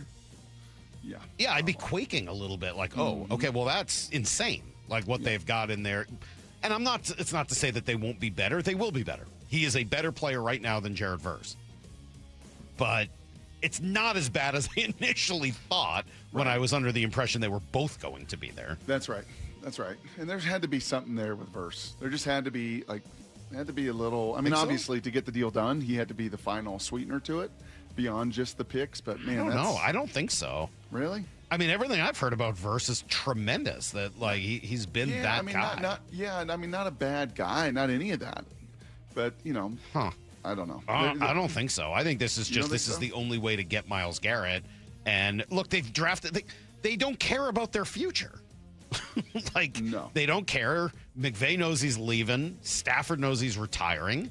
It's go all in now, and who cares what happens down the road? Let's make history. He's like, we're not doing that. I can't even believe you're here. Ridiculous. Here's the third thing you need to know. Well, Brock, the end of an era, maybe. Russell Wilson is finalizing a deal to become an analyst on the CBS pregame show. He's not announced retirement, but, I mean, it sort of feels, well, I mean, unless somebody offers him a gig, in which case I'm sure he would pop right back onto the field. I mean, I think the Jets have offered him a gig. I just don't think it's a better gig. Yeah, I just don't think it's for the money, and that's kind of the only gig out there. So do I want to go to New York to back up Geno Smith, or do I want to go to New York to sit on the desk with Nate Burleson and the rest of Yeah, I think he'd rather do that for now, but if Geno Smith gets hurt and the Jets call him back and say, hey, do you want to come start? You don't think he says yes? Of course he does. Do you see Russ as a bat with the Savannah Bananas? I'm telling I you. think there's a lot left in the tank physically. It's doing high knees. It's going to be fine. So, this will start the Hall of Fame debate. Nick Wright said earlier, this was not yesterday, but no chance. Yes, his career's over. No, he's not a Hall of Famer. He was on a Hall of Fame trajectory, and if Malcolm Butler doesn't pick that ball off, he has the greatest start to a career in the history of the league. Year 1, takes team to divisional round of the playoffs. Year 2, wins the Super Bowl over Peyton Manning. Year 3, wins the Super Bowl over Tom Brady. But Malcolm Butler did pick that ball off. During his career, Tom Brady, Peyton Manning, Aaron Rodgers, Drew Brees, Big Ben, Patrick, Josh, Lamar. We're all Hall of Fame quarterbacks. Phillip Rivers, in my opinion, better than Russ. I don't know that Rivers is getting it. Eli has the 2 Super Bowls versus 1, and Eli, I don't think, is getting in. Yeah, and then you kind of factor in all the not off-field stuff in terms of criminal stuff or anything like that. I'll make a case in Blue 88. I'll make a case pure numbers-wise, right? I'll give you a pure baseball numbers. You're not going into the Baseball Hall of Fame. The numbers are Hall of Fame. There's just not a debate about the numbers. But the numbers are the numbers, Saul. It's football. Numbers are the numbers. It's not just about the numbers. All right, that's everything you need to know. 1:15 every hour here on the Brock and Salk Show. I got an email from a friend of mine, a listener to the show. So if it's about the numbers, you're sure then that Eli should not be in, right? That's right. Okay. That's right. Because you've never really been quite so sure of that. Me? Yeah. Oh, I'm just telling you, the numbers say he's in, but you're absolutely right. There's more to it. Okay. I'm just kind of playing the bit a little bit. Yeah. So I do that one. Because you can't also then be like, well, Eli's off because you don't have the numbers. No. Got an email from a friend, Jay. He said, Salk is from Boston and he gets seasick, huh? Yeah, what's up with that? You grew up on the eastern seaboard, Salk. You're seaworthy. Well, I didn't grow up on the water. I mean, Silver spoon. Well, I don't understand where the correlation is. Where's the correlation? I didn't grow up in Hawaii. I didn't grow up voyaging. You're or something. You're an old New Englander. I'm not an old New Englander. I'm from there, but I'm not. I didn't come over on the Mayflower. What are you talking about? You were eating hardtack on the voyage over. Yeah, no, that's not. I'm not a pilgrim. I just grew up in that state. I was not a Puritan. He doesn't even like boats. I mean, I get sick on them. I can't help it. I would love to not feel that way, but I get on it and I just start vomiting everywhere. It's not like I want that. All right, I'll tell you what. They have medicines for that, but you always poo-poo me every time. I've taken the medicine. It doesn't work. It doesn't work. The medicines do not function well for me. They just make me fall asleep or continue to get sick. You think I want this? It's called non-drowsy Dramamine. I've gotten seasick before too. I take it. It's I'm fine. never going back out on a boat like that again. Because if it doesn't work, you're still on the freaking boat. And seasickness is awful. It's awful. Yeah. So, I've tried enough things that if I go back out there, I then have to endure it again? Uh-huh. No. I just, you know what? Being on the boat's not that great. Fishing seems dumb. We'll be right back. It's Brock and Salk. Have you downloaded the Seattle Sports app? We're going to have a challenge right here. What are you waiting for? Listen to this. Every pitch. Here comes the 3-2. Every game. Swung on and missed. Got him. One app for free. How about that, folks? The Seattle Sports app. Every game. Julio racing back. Right in the palm of your hands. Makes a leap and makes the catch. Plus the latest Mariners news, insider access, video, and podcasts. They got it. Wow. The Seattle Sports app. Highlights don't win games. The full box score does. I'm Brock Salk, and most business leaders aren't short on data. They're short on clarity. Numbers are scattered across ERP, CRMs, and spreadsheets, making decisions reactive instead of confident. And that's not how great businesses are built. Marquee IQ brings all your data together into one clear view, even if it lives in disconnected systems or offline, so you can see what's really happening and act faster. Stop running your business on highlights. Get the full picture. Visit datathatwins.com to see what Marquee IQ can do. At Uline, they know going the extra mile takes hard work. For companies pushing to go further, Uline will go the distance with you. 24/7, they answer the phone to get you the shipping and industrial supplies you need. Business can move fast. Unexpected large orders, adverse weather, new safety guidelines, and changing economic trends. Uline works hard keeping 41,000 items ready to ship, minimizing detours on your way to the extra mile. Visit uline.com. Olympic Hot Tub has terrific ways to achieve total wellness at home. Saltwater hot tubs, swim spas, saunas, and cold plunges, all waiting for you. See our current specials with exciting savings at olympichottub.com. Better you, better life. We're kicking off a football frenzy that can net you up to $10,000 in cash. Don't stand on the sidelines. Get on the pitch and join the fun. Hourly hot seat drawings run every Saturday night from 7 p.m. till midnight in June and July. Take your shot at $10,000 every week. The field's wide open. Don't forget, your Reef Rewards card can save you up to 25 cents per gallon at Lummi Bay Market next to Silver Reef. Silver Reef Casino Resort, located off I-5 exit 260. Eric Johnson here. I spent the past 30 years working to help make our community better informed, better protected when it comes to consumer issues, and better equipped to take on whatever life throws at us. That's why I love the free Washington Accident book series from Davis Law Group. These books keep us better informed about the law, better able to protect ourselves on and off the road, and better off when all is said and done after an accident. Chris Davis didn't have to write these books. He did it because he saw a need. People who were in accidents or other legal situations didn't know what to do, what pictures to take, documents to request. Only a tiny fraction of the people who get these free books will ever become clients of Davis Law Group, but that's not the point. Chris wrote them because it was the right thing to do. The free Washington Accident book series is a must-have for drivers who want to be prepared for whatever the road might throw at them. Get yours at WashingtonAccidentBooks.com. Lee Johnson Auto Family, the LJ way. When you buy a new vehicle from Lee Johnson, you'll get a lifetime powertrain warranty included. When the heat's in 11, cool AC would be heaven. DayandNight.net. Stay cool this summer with a new AC or heat pump from Day and Night. And with installation, you'll get a free furnace. Hi, I'm Bruce with Day and Night Plumbing and Heating. Call us about installing a high-efficiency cooling system or servicing your existing one so you're cool when you need it. Get a new AC or heat pump now from Day and Night to stay cool this summer. Plus, with installation, you'll get a free furnace. DayandNight.net. Mariners and Mets tonight at T-Mobile. First pitch at 6:40, 5:30 pregame.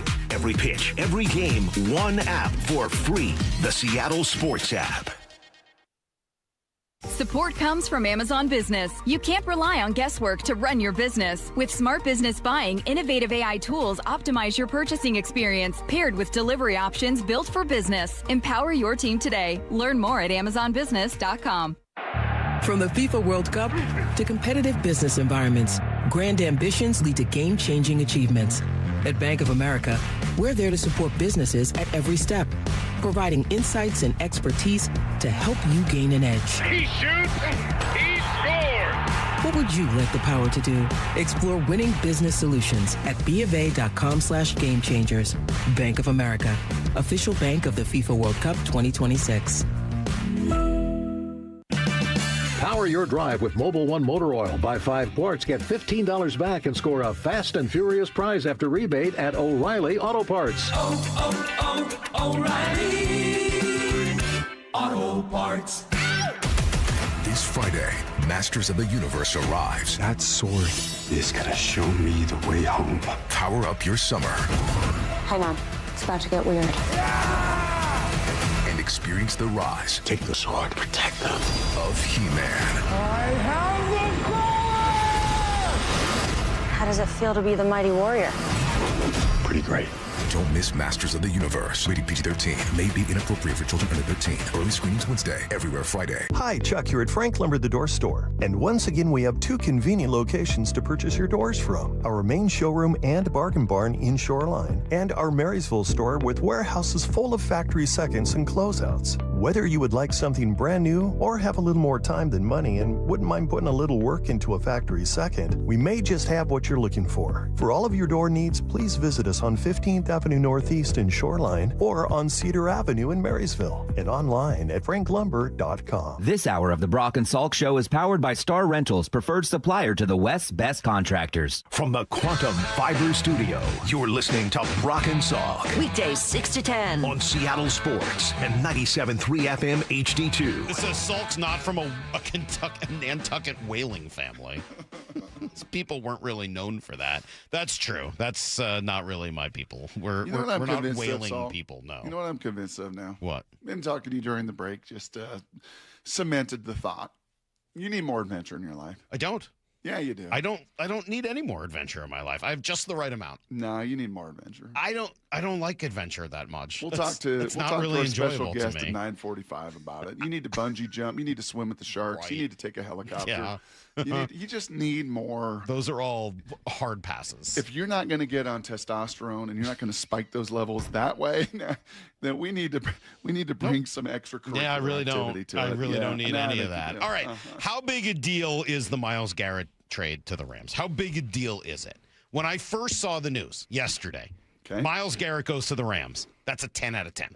Yeah. By itself. Just that headline. That was Myles the talk on the helipad, by the way. That sure news was breaking as I was getting on the helipad. Myles Garrett to the Rams is a 10 out of 10 effect in the NFC West. Myles Garrett for Jared Verse and 3 picks. I'm going to make it, it's still a huge deal, but I'm going to say it's a 7 or 8 out of 10 in terms of impact instead of a 10. Is that fair? I can't argue against that. You sent that in your note late last night, and I think that is if you had Young and Verse and Myles Garrett, we talk about that, having a lengthened lineup on your defensive line, then Jeepers, Fisk inside, and Kobe Turner and all the pieces they have, that becomes truly formidable, and you become, no question about it, the best roster in the NFL. Even sans Verse, and that was a lot of the conversation yesterday. It still might be the best roster in the NFL, but it's not absurd. It's just probably the best, or at the very least right there. But if it was just for draft picks, this is a no-brainer. Oh my God, you're up against it now. I wouldn't. There'd be no spin. Wouldn't be able to come in here today and be like, yeah, but no. That would be crazy. But without that, look, losing Verse, if they had just lost Verse in a vacuum, if Jared Verse had been done for the year, right? Achilles injury, done for the year, you'll see him in 2027. Isn't that a significant impact for, if that had happened, it would have been a major, major impact. So, I don't know. It's an upgrade. It's not just an addition. I think that's how I started thinking of it. They're upgrading that position. They're not just adding to it. It's an or, not an and, right? Yep. They get either Jared Verse or Myles Garrett, not both of them at the same time. Yep. And it makes the impact. I think I wrote marginal. That's not fair. It's more than marginal. Oh, yeah. But it's incremental. We're talking 7.5 sacks versus 23. Totally. As I said, it's not. That's not the right word. It's not marginal. It's still a thing, but it's incremental as opposed to massive and gargantuan. Yeah, I think the two elements where it is where there's a significant bounce is you have that old football adage, you have a great corner, he can shut down a great receiver. You have the most elite defensive player of the year pass rusher, you shut down all receivers.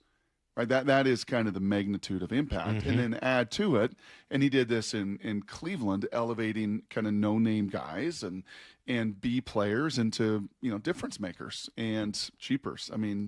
Kobe Turner and Fisk and Byron Young, we know they're already good players.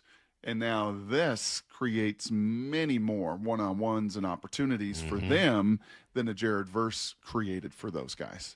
So this is one that has some serious domino effect and is just the further and the final last nail into the Rams are going all in, no doubt about it, mortgaging everything, and 100%. We don't care. Yeah. We don't care. Because McVay is going to go with Stafford whenever that is. He's going to go somewhere else and I think start the whole thing again. It's not going to be Ty Simpson. And Stafford's got a year, maybe 2. And Garrett's going to be in his absolute prime for a year, maybe 2. And the rest of the pieces they added this offseason. So it is go time, and I that's as much about them. On the other side, I kind of like what it does for Seattle. Kind of like the little smile it's going to put on JSN's face and Leonard Williams' face and Derek Hall's face and Byron Murphy's face and the rest of those, Ernest Jones' face. Great, good. We're Super Bowl champs. We won X number of games. You think we that's set really team what records. they're thinking? Yeah. Absolutely. Good. Let them have all the applause.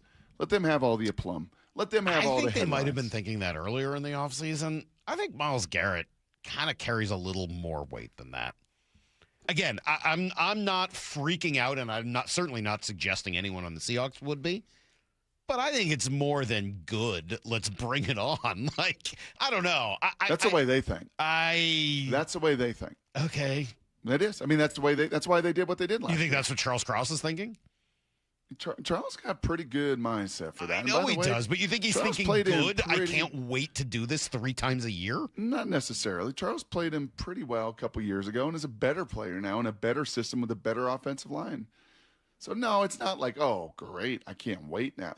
But it's not. There's no fear. No, there's no I'm not suggesting there would be. But I think there's another element, too. Everyone thinks of him as a pass rusher, but he was the 3rd graded run defender as an edge player really good. last year. So Yeah. with the Seahawks trying to, get that run game established with kind of a new group this year, that'll be an interesting. All right, so should the Seahawks have done this move? I guess before you ask that question, you probably need to start with, could the Seahawks have made this move? And Adam Schefter gives a little bit of background on what it took to get this done. The Browns were adamant all along. Like I told you an hour ago, we're not trading him. We're not trading him. But the Rams began pursuing Myles Garrett. They kept pursuing Myles Garrett. They didn't stop pursuing Myles Garrett until they were eventually willing to include Jared Verse in the trade.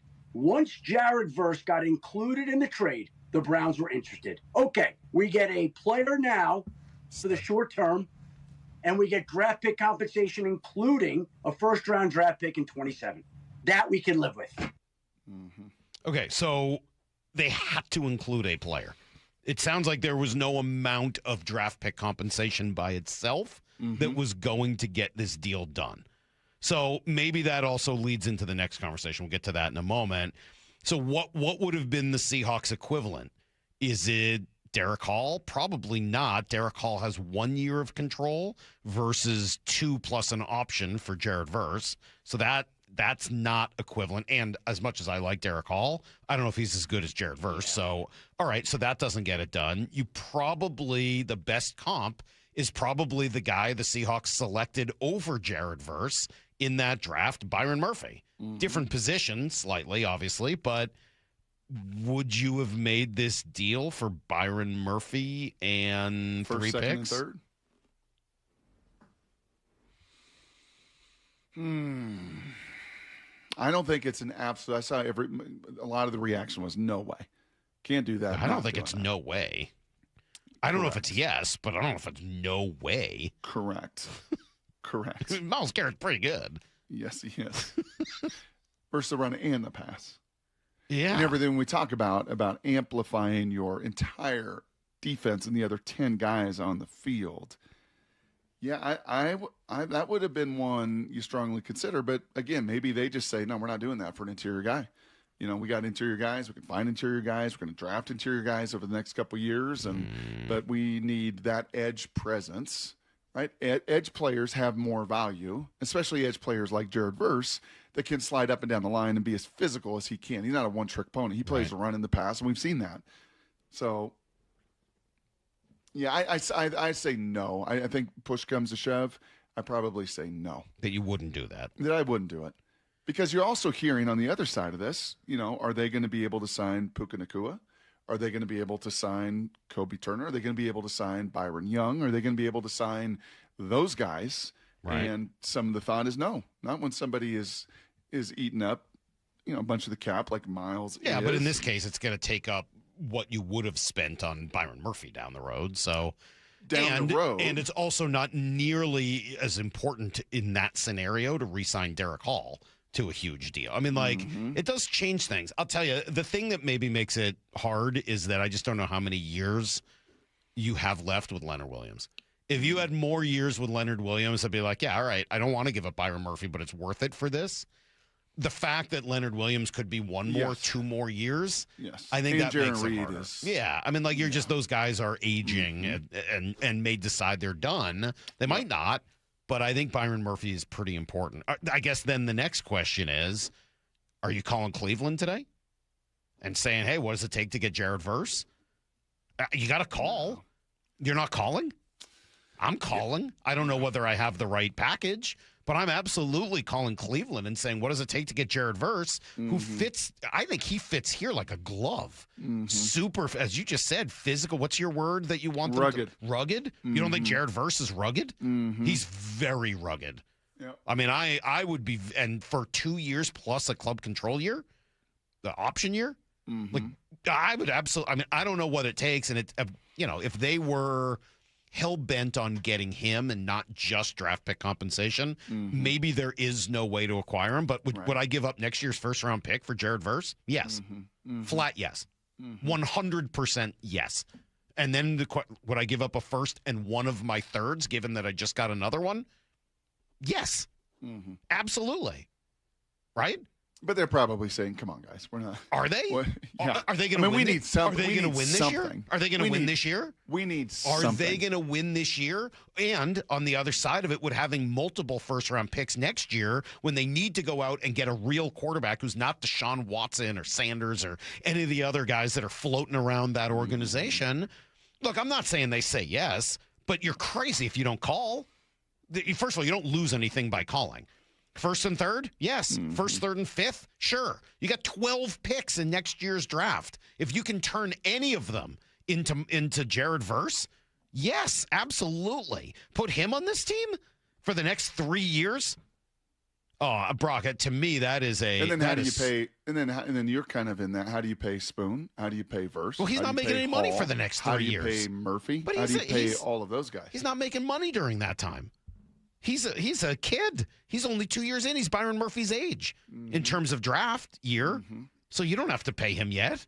Yeah, I think that would be intriguing. I just think Cleveland says, listen. That's fine. I really like what we're doing, and we need something to sell to our family. We just let the best player, Hall of Famer, the best one go, and we believe that we got younger, and this guy's got great upside. And the last thing we can do to sell our team and our locker room and our fans and all of it into a new stadium is all of a sudden, we'll just trade this for another the unknown. Thing they need is next year to draft whoever the best quarterback is. That's what they need. Jared Verse does not help them do that. And another first and third round they pick may just still have the number one. Hey, they just got rid of Myles Garrett. They may have the number one pick next year. They might. We're good. But, I mean, there are other teams out there that suck, like there are every year. Getting the number one pick is never a sure thing. You never know when somebody might convert a 4th and 15 at the end of the year and mess the whole thing up. I'm absolutely calling. I don't know if they take a first and a third, but I am calling. I'm calling over and over again and trying to get them to get something done because I think that would be a huge deal. Huge deal to get Jared Verse back. I went skydiving. I went Rocky Mountain climbing. I went 2.7 seconds on a bull named Fu Manchu. Yeah, we just got to get more adventure. No, I don't know doing any of those things. I'm feeling a lot. Do you know what you would have to do to get me skydive? I mean, you'd have to drug me and get me into you'd have to sneak up behind me with what is it that they put into your neck? Like B.A. Baracus? Is it like sodium pentothal or something? Mr. T on the A-team? You'd have to knock me out because I would fight you tooth and nail. Like I would do anything not to be in that plane and have to jump out of that thing. Can you knock him out for literally the one thing I would say 12 minutes until we release up there in the parachute and he's attached? Oh, and then I wake up flying through the air? What are you talking about? So good. That's the only way you get me to do it, though. I'll tell you that much. Let's do some Blue 88. This is Brock and Salk's Blue 88. We're going to go red, right, tight, close, sprint left, G, U corner, halfback, flat, on one. Ready? Brock Ewart tackles 3 football questions as only he can. Blue 88. Now here's your hosts, Brock Ewart and Mike Salk. So, Brock, you sent over this question. What was the 2 most common questions you were asked by people while you were fishing? Yep. I assume one was, do you have any Dramamine? But what were they? Necessary. No. You get back to the lodge after a great day on the water, Salt. There's nothing like fishing stories. There's nothing like a great meal. There's nothing like that hot shower off the water. It's bliss. It's life-giving. And the 2 most common questions were this. Have the Seahawks done enough? And that goes back to the last 15 minutes, right? Because all the headlines and all the national narratives is, the Rams, McDuffie, and the Rams make this trade. Oh, now the Rams have Myles. Like, have the Seahawks done enough to keep up with them? And then also, is Mike McDonald the real deal? And, man, did I have some fun telling some That's awesome... a question?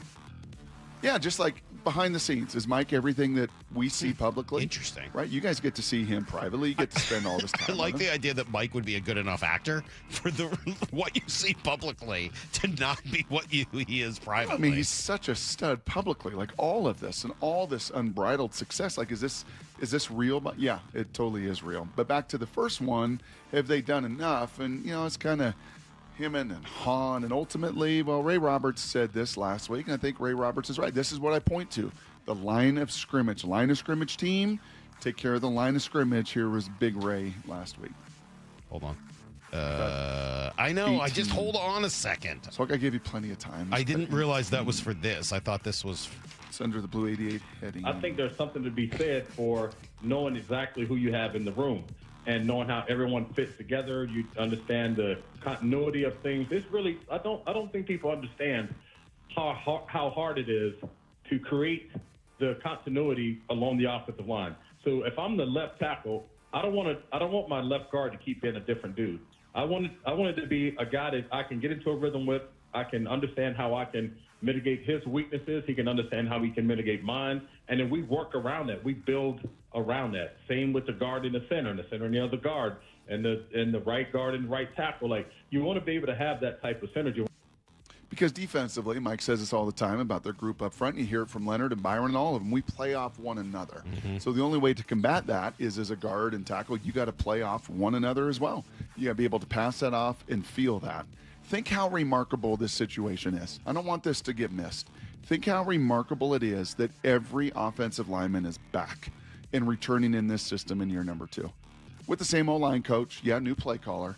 But think how remarkable that is compared to, I don't know, that decade that Russell had, where you had so many moving pieces, right? Where you never had continuity. Mm-hmm. You never had the same guys. You took swings on this. You took volume play on this. You took a Jermaine Ifedi here, and you certainly drafted, but you had no continuity.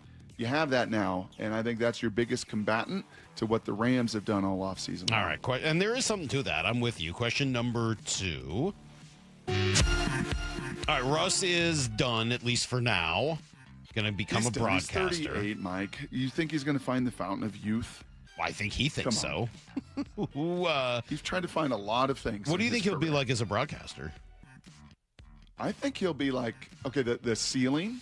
The easy thing is to say he's going to be terrible because all he does is talk, names and doesn't want to say anything bad. I mean, that is the easy thing, yes. That's the easy thing to say. Honestly, as I was thinking about him, like what he could be and what his ceiling could be is A-Rod. A-Rod's gotten into being a really good studio host. He's not a good game analyst. That's not his strength, but he's a good studio host. And I think Russ, if there's a ceiling to Russ, I think it would be the equivalency of what A-Rod is on that Fox desk for baseball. I don't know. You agree? No. You don't think he could get there? No. Okay.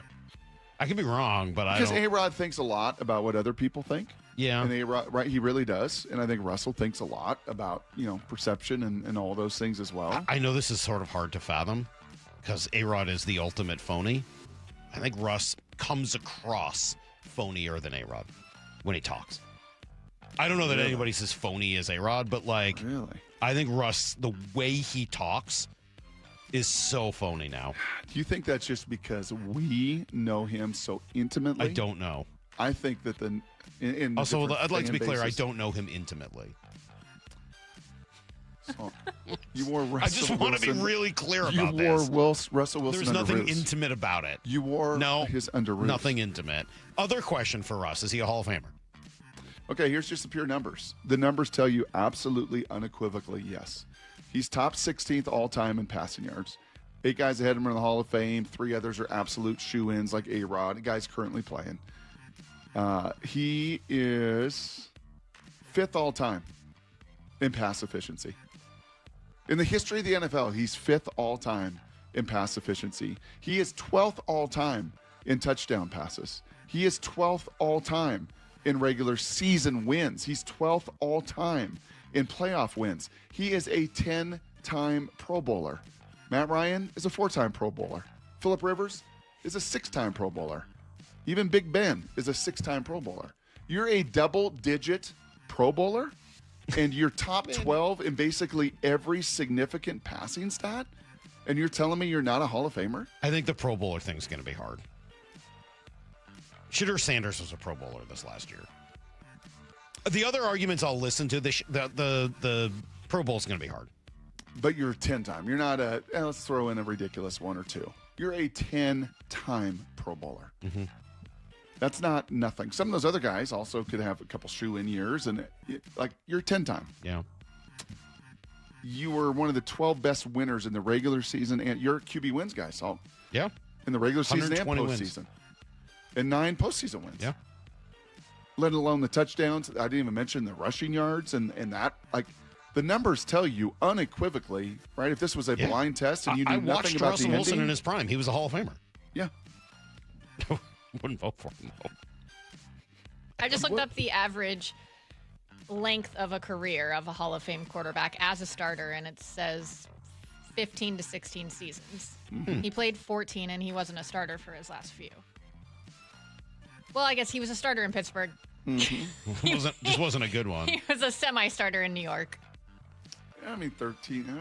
I don't think he's going to get in. I really don't. He's not going to get in early.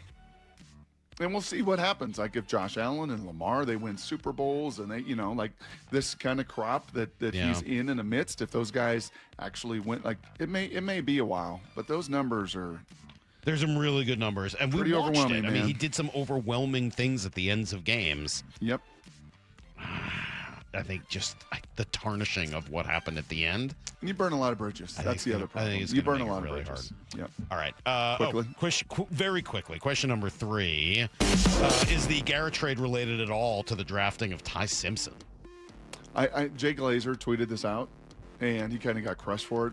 I can't get there. I understand where Jay's getting, and Jay's like, wow, this is why they took Ty Simpson. They're not going to have a first-round pick forever. They never had first-round picks.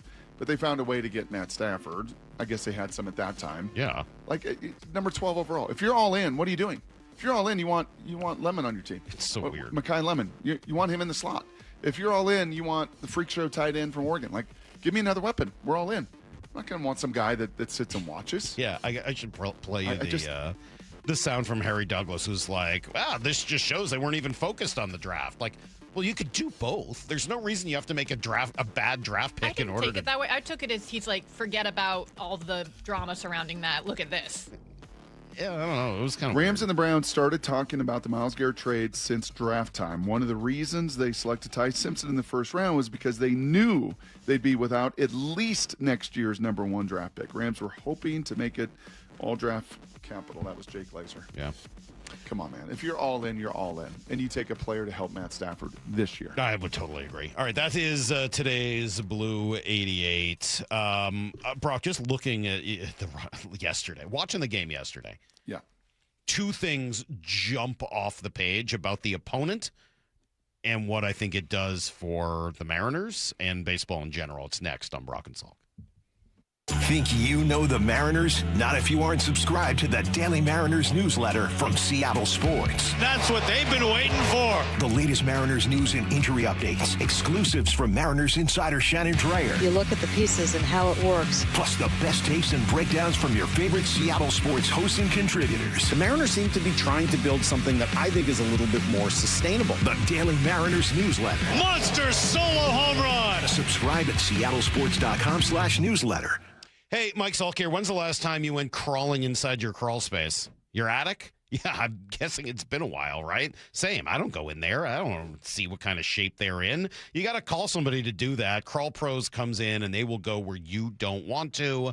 The good news, you don't have to be in there. Crawl Pros they go in, they'll take pictures, they'll show you if you got any problems. So, if you're worried about toxic mold or water or rodent intrusion, the big one right now is going to be insulation. It's going to be almost 90 degrees today. So if your house is way too hot, your furnace is going to be working overtime. Air conditioning is working too much. Huge utility bills that come with that. Part of the answer might be to fix your insulation. Update that, and it makes everything run a whole lot smoother. Don't just assume your crawl space and attic are in good condition. Do what I did. Call Crawl Pros today and schedule a free corner-to-corner inspection at crawlpros.com. In 2026, Bay Alarm celebrates 80 years of security. For the Puget Sound, that means local service including burglar and fire alarm systems, 24/7 in-house monitoring, and custom security designed to work with business operations. Bay Alarm has real people rooted in your community looking out for your business. After 8 decades and 3 generations of family ownership, our promise is still the same. We got you. Learn more at bayalarm.com.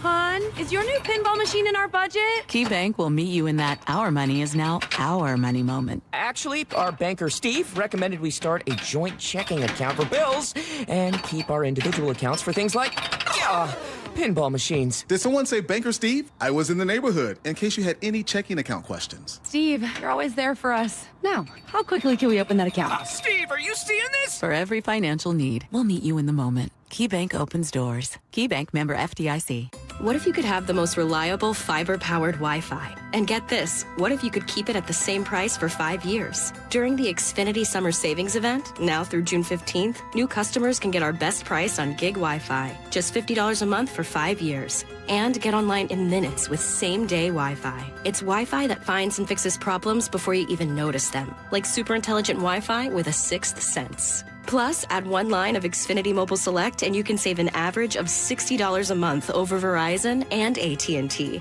You can even try it free for a year. Lock in your price and unlock the possibilities during the Xfinity Summer Savings Event. Get it now at Xfinity.com. Xfinity. Imagine that. Restrictions apply. Requires paperless billing and auto pay with stored bank account. Taxes and fees extra. Savings based on 1 gig internet and 1 mobile select line compared to similar Verizon and AT&T plans over 5 years. After 12 months, regular rates apply to mobile select. Xfinity internet required. Speeds vary. Use of fiber coaxial cable. This might be the most surprising statistic I've shared in decades of doing local news. More than 75% of commuters will be involved in a car accident at some point.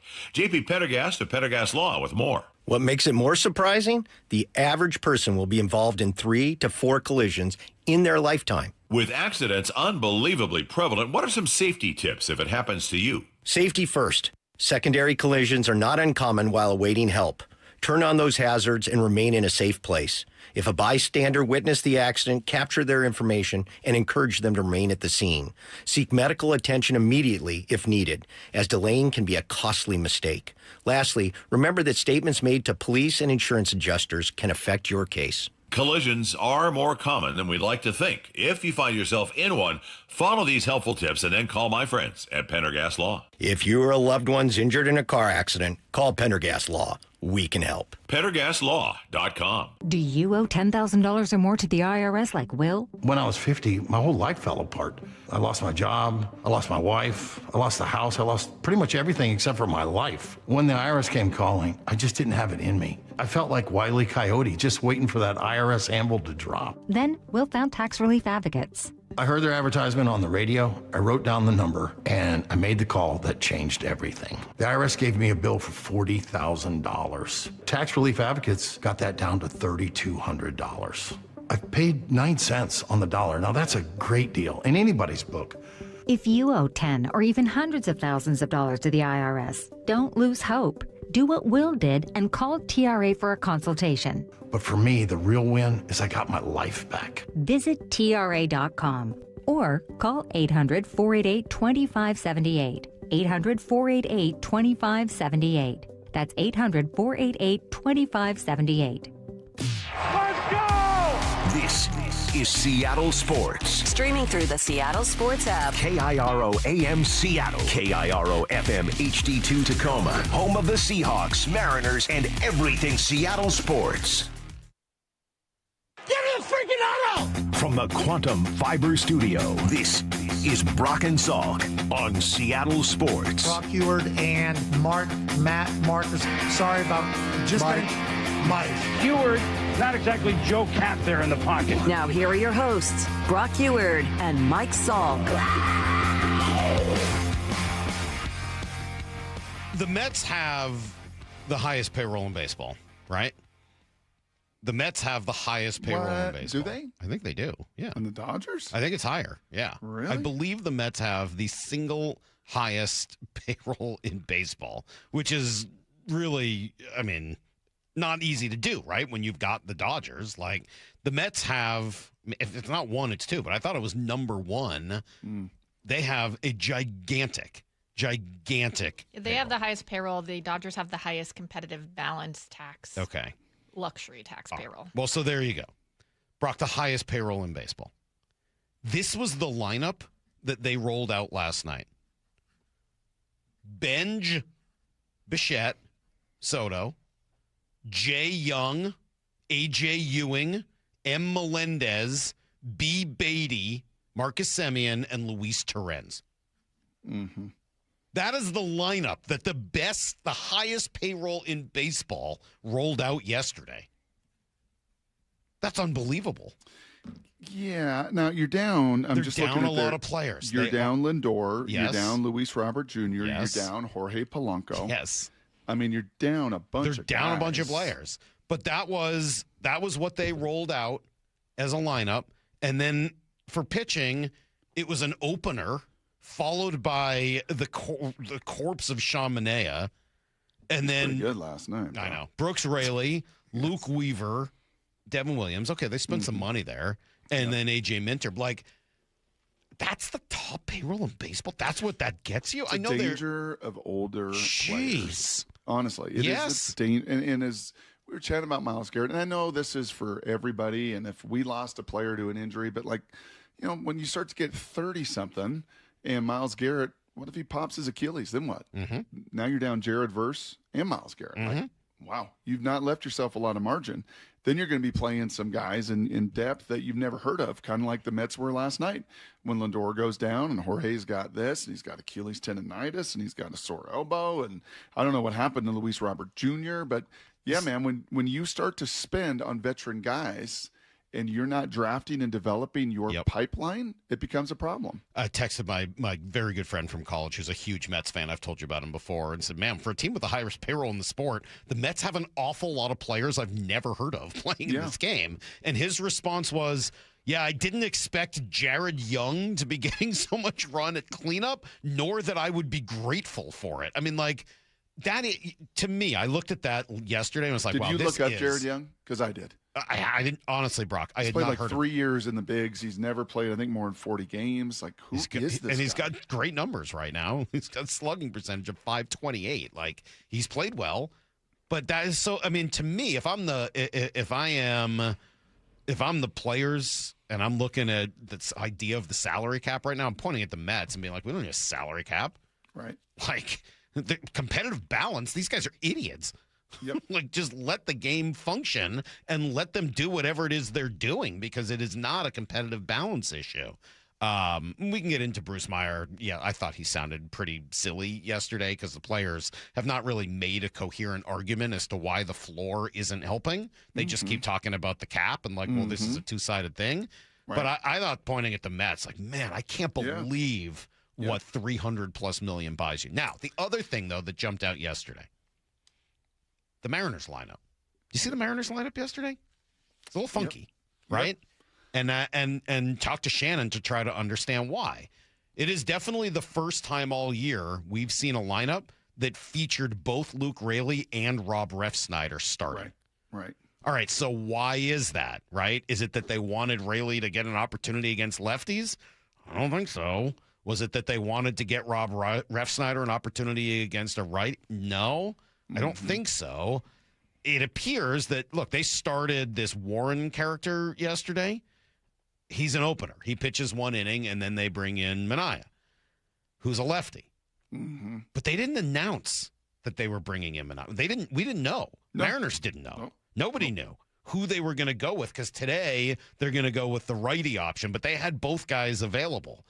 And my guess is they were waiting to see what lineup the Mariners put out there. Like, hey, we're going to start Warren. He's an opener. We've announced our starter. We've done our due diligence in terms of what we need to announce ahead of time for gambling purposes and all that. We don't have to announce who we're bringing in the second inning. Right. And so I don't know whether they unlocked a way to affect the Mariners before even starting with the game. With all their platoons is what you're referencing? Yeah. I mean, like, it's an interesting idea of like, okay, well, which lineup are we supposed to start? If they're going to use an opener, are we supposed to start the righty lineup or the lefty lineup? It only works probably first game of the series, and the Mets probably were in a unique spot. So it's not like I think other teams are going to start copying it. Every team has that capability, right? But it is an interesting idea if you're going to be facing this team in a crucial series or in a playoff game to maybe think about holding back and using an opener against them, because then you end up with Ref Snyder and Rayleigh. You lose Rayleigh halfway through the game for Wisdom, and you lose Ref Snyder for Canzone. It ended up kind of getting worse because then Robles had to go in and play right field, and then Naylor got hurt. So it kind of moved some things all around on them. Yep. But if I'm another team and I'm like trying to circle, okay, I got a big series against the Mariners later or in September or in October, I'm absolutely going to do this to them. Yeah, and it will obviously help when Cal comes back as a switch hitter. When Brendan Donovan comes back, some of those things help. It helps that Robles is on the bench now as a right-handed bat, and so it helps. I think when your roster gets hopefully fully healthy at some point this year, and they actually can all play together, that you've got more levers to pull, right? That's kind of the great, you want to do that, that's fine. We're pretty confident, pretty comfortable, no matter what. And obviously Cole and Colt have been able to hit lefties, which has been great. The home run last night by Emerson, tremendous. So this is some of the back and forth a little bit, and you had to split up some of your platoons yesterday to start that game to do so. Will they do the same today? I don't think so. Today I think they know it's going to be a right-hander. Yeah. Right? Like, I would assume that they're going to use an opener again, but then there's going to be a right-hander. So it doesn't really matter. Like, that the bulk guy is going to be right-handed. It's funny. Yeah. And I would add one more element. And I said it earlier, and it was kind of to your point, that this just reinforces when you see your young developed guys, right? When you're looking at a team of a bunch of transplants and then a bunch of free agents and some older free agents that get hurt versus a team that, has some older guys, has some middle-aged guys, has some young guys, has some guys, just waiting and simmering at the minor league level. Which, by the way, is who the Dodgers are. I mean, like, the Dodgers are not a team of just free agents that they brought in from somewhere else. Yep. They are young players they traded for and a lot of guys they drafted and developed in addition to all the guys they've brought in free agency. It's why the Dodgers have worked out a whole lot better than the Mets. Good. I'm right there with you. But man, that lineup is bad. Oof. Isn't that crazy? Just looking at it last night, like, how did they? Yeah, when you don't know half the guys in the lineup, and you're the Mets in that market with that payroll, that's something just didn't happen. That's one thing when it's the Reds or the Pirates. It's they're the Mets. You spent $300 million, and it's a collection of nobodies. Yeah. That is a really, really strange situation. We'll talk about that and a whole lot more, including this 7-game win streak for the Mariners. I don't care who it comes against. You find a way to win those games, it matters. Jeff Passan joins us in 20. It's Brock and Salk. Think you know the Mariners? Not if you aren't subscribed to the Daily Mariners newsletter from Seattle Sports. That's what they've been waiting for. The latest Mariners news and injury updates. Exclusives from Mariners insider Shannon Dreyer. You look at the pieces and how it works. Plus the best takes and breakdowns from your favorite Seattle Sports hosts and contributors. The Mariners seem to be trying to build something that I think is a little bit more sustainable. The Daily Mariners newsletter. Monster solo home run. Subscribe at seattlesports.com/newsletter.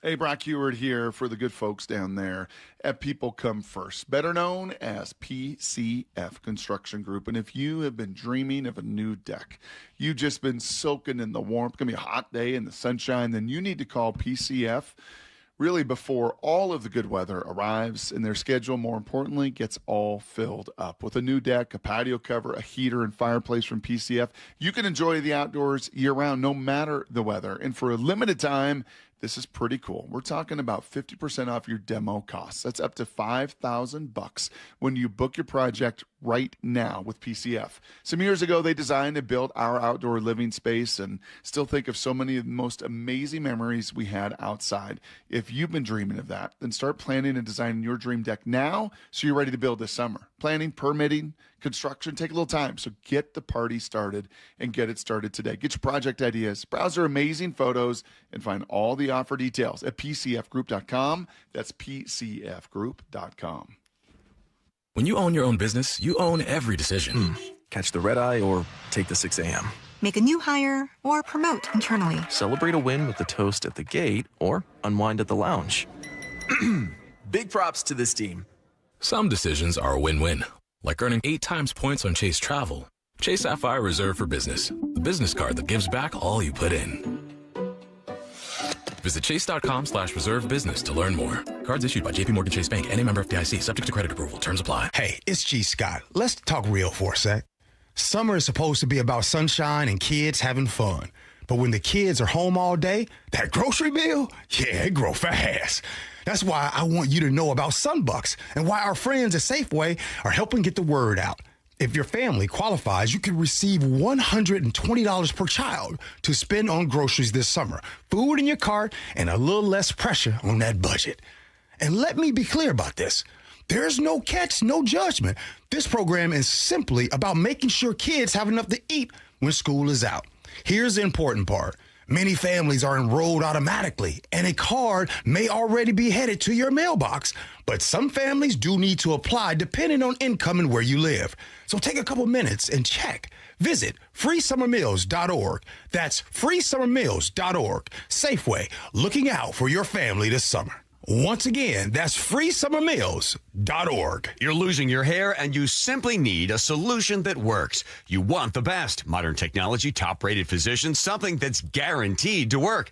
Guys, you need world-class Dr. Perungo and his team at Advanced Hair. Advanced Hair has completely redefined hair restoration. From the experience itself to their unmatched results. Receding hairline, bald spot, thinning hair, maybe all three like I had. Get your hair back with Advanced Hair's simple one-day treatment that begins to regrow your own natural hair the very next day. Advanced Hair has changed tens of thousands of lives, including mine. And get this, Advanced Hair is once again the winner of the 425 Business of the Year. For your free consultation, call 425-449-8185. Right now, you'll get $250 off and 250 free hair grafts. Refine your hairline with the team that redefined hair restoration. That's 425-449-8185. Or for the before and afters, visit advancedhair.com. Mariners and Mets tonight at T-Mobile. First pitch at 6:40, 5:30 pregame. Every pitch, every game, one app for free. The Seattle Sports app. As a fitness coach, my active psoriatic arthritis can slow me down. With Skyrizi, risankizumab Riza, I'm treating my skin and joint symptoms so I can keep moving. Skyrizi, a prescription-only injection for adults, helps me move with less joint pain, stiffness, swelling, and fatigue. And for those who have plaque psoriasis, 90% clearer skin is possible. With Skyrizi, there's no daily dosing. It's just 4 doses a year after 2 starter doses. Don't use if allergic to Skyrizi. Serious allergic reactions, increased infections, or lower ability to fight them may occur. Before treatment, get checked for infections and tuberculosis. Tell your doctor about any flu-like symptoms or vaccines. Thanks to Skyrizi, there's nothing like clearer skin and better movement. And that means everything. Ask your doctor about Skyrizi. Visit Skyrizi.com or call 1-866-SKY-RIZI to learn more. Snapshot from Progressive wasn't created for just anybody.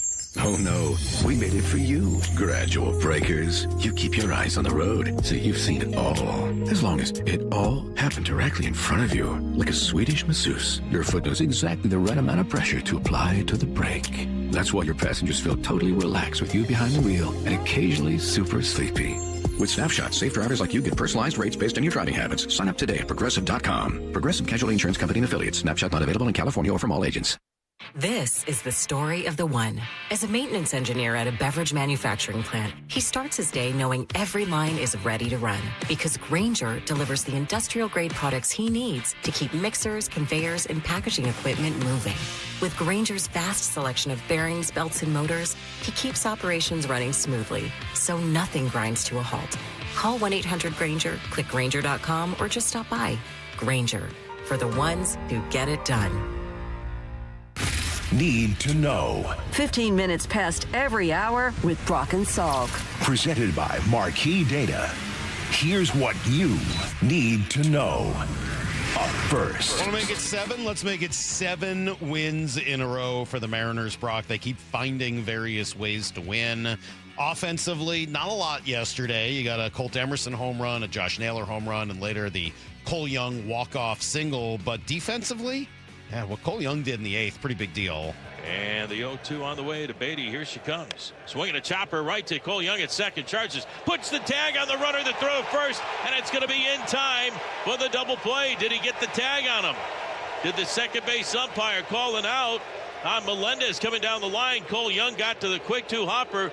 He thought he had the tag on Melendez, then threw to Wisdom at first base for the 4-3 double play. The throw was wide. Wisdom had to keep his right foot on the bag, which he did, and it is a double play. They had to talk it over. I couldn't even really figure out what they were talking about. Like, yeah, it was definitely interference. A double play. It was just interference. On who? On Cole. Did How? he give the runner the opportunity? Oh. Yeah, Yes. that was the He did. This is one of those situations, and Dan calls it a slow heartbeat, and I don't argue against that, and it's basically semantics, but it's like when the game just slows down, right? And it's remarkable to think how young the third baseman is right now and the second baseman is. They're 20 and 21 years old, and they may play the game as slowed down as anybody out there. Like, it just doesn't, they don't feel sped up, either at the plate in big moments as Cole delivers the game winner at the end or making those plays in the field. And Cole's doing it seemingly every night. I mean, every day. Yep. Like, if the season ends today, he's your Gold Glove second baseman, is he not? I mean, I don't follow every other second baseman out there. Is he not I don't the Gold know, Glove second baseman? But it sure seems like he would be in the running for it based on the way he's played. I mean, he's played Gold Glove caliber, that I know. And that was a big play yesterday. And then, look, bullpen was great. I thought that might be the best I've seen Spire in a while. I mean, he really looked good. That trip to the IL, I think, really helped him. Shannon was talking about that yesterday. He was dominant in the 10th, which is really when you need it, right? Somebody to come in that inning with a man already on second base and just shut the door. They got Soto up. That's right. And you find a way to shut the. It's so funny. One of the weird things about extra innings, this is why I hate the Ghost Runner thing, but one of the weird things is you're almost in some ways at a disadvantage if you have your best hitter up first. Yeah, because he's not bunting. Because you can't bunt. Like, you're not going to bunt. And I think bunting is the right thing to do in that situation. But you're not going to have bunt with Soto because that doesn't make any sense. So he doesn't get a hit. True. Now you've sort of screwed yourself. So I don't know. I thought what the Mariners did was really smart in having Randy steal third base. That's right. They did that a bunch of times in the past with Dylan Moore and a few. Like, I liked, or Haggerty did it even once. Like, I liked the steal of third in extra innings as the home team. Like, because if you lose, you still get another. If he's thrown out, you still get another inning. But like to put and you that like guy the there piggyback now too, right? Because it kept your bullpen, ripping and raring and healthy, and you like it now, right? Game 2 tonight, Logan Gilbert against another opener for the Mets. Here's the second thing you need to know. Was that potted down? The Rams not messing around, Brock. That's how Rich Eisen described it, and can't really argue with him. Holy smokes. That changes a lot. That shows you the Rams are not messing around. That shows you that the drafting of Ty Simpson, I don't know what the compensation is yet, but it will involve future firsts that the Rams are happy to to get this guy with their MVP quarterback while he's still playing. And with Matthew Stafford seeing this, he might want to keep playing until his wheels fall off. And if they like Ty Simpson as much as they did to get him 13th overall, and they feel like that's the quarterback of the future, they don't need a first-round choice on a quarterback or anybody. Yeah, Rich, but how much better would Stafford in that offense be with yet another weapon? Right. I mean, like, versus a guy that if and when he plays will have nothing around him because you've mortgaged everything. So weird. Like, okay, yes, it makes up for it, I guess, but like you could have done both. There's no reason you couldn't have also spent that pick on somebody good. It's such a weird way of viewing it. And it is a big deal. Myles Garrett going to the Rams is a big thing. So is Jared Verse leaving the Rams. It's not nearly as big, but this is an upgrade situation, not just a straight addition. How do you think that call goes? To who? The agent calls on both sides. Hey, Myles, you're going to L.A. with your fiance to play on that team with that quarterback in that place. Let's go. Right. Hey, Jared, you're going to Cleveland. What? No, it's cool. You're going to play with Shador. And Deshaun Watson. You're going home, buddy. You're from Ohio. You're going home. Is he from Ohio? He is originally from Ohio, yes. Lucky him. Lucky. I mean, if you're Jared Verse, you show up. Like, I don't want to be here. I was competing for Super Todd Bowls. Monken if he's met Jared Verse here in a week. Hey, no, I'd call Todd Monken, tell him to get his GM on the phone and see if he's willing to make a trade. Bring me Jared Verse today. Bring that guy here. First and a third round pick next year. Why would they say we're not doing this trade unless Jared Verse is in it? Because the Rams only had one first round pick next year. They couldn't do it for 2, but you give him another first round pick? Make it happen. Here's the third thing you need to know. How come this isn't done yet? Just kidding. Russell He's Wilson. working on the Derick Hall deal you requested. Well, One thing at a time. That's not done either. Well, I mean, are they even working over there? Maybe this was all on Nolan Teasley's plate. Now he's gone. Nobody knows what to do. I'm just joking. Before I get a call from Dave Pearson. Russell Wilson finalizing a deal, Brock. Maybe I'll get a call on that instead. To be an analyst for CBS in the pregame show. I'm glad it's going to be the pregame show and not as an in-game analyst because I don't watch the pregame show no matter who's on it. So this will not affect me. Yeah. And I think probably better suited for the studio than in-game analyst.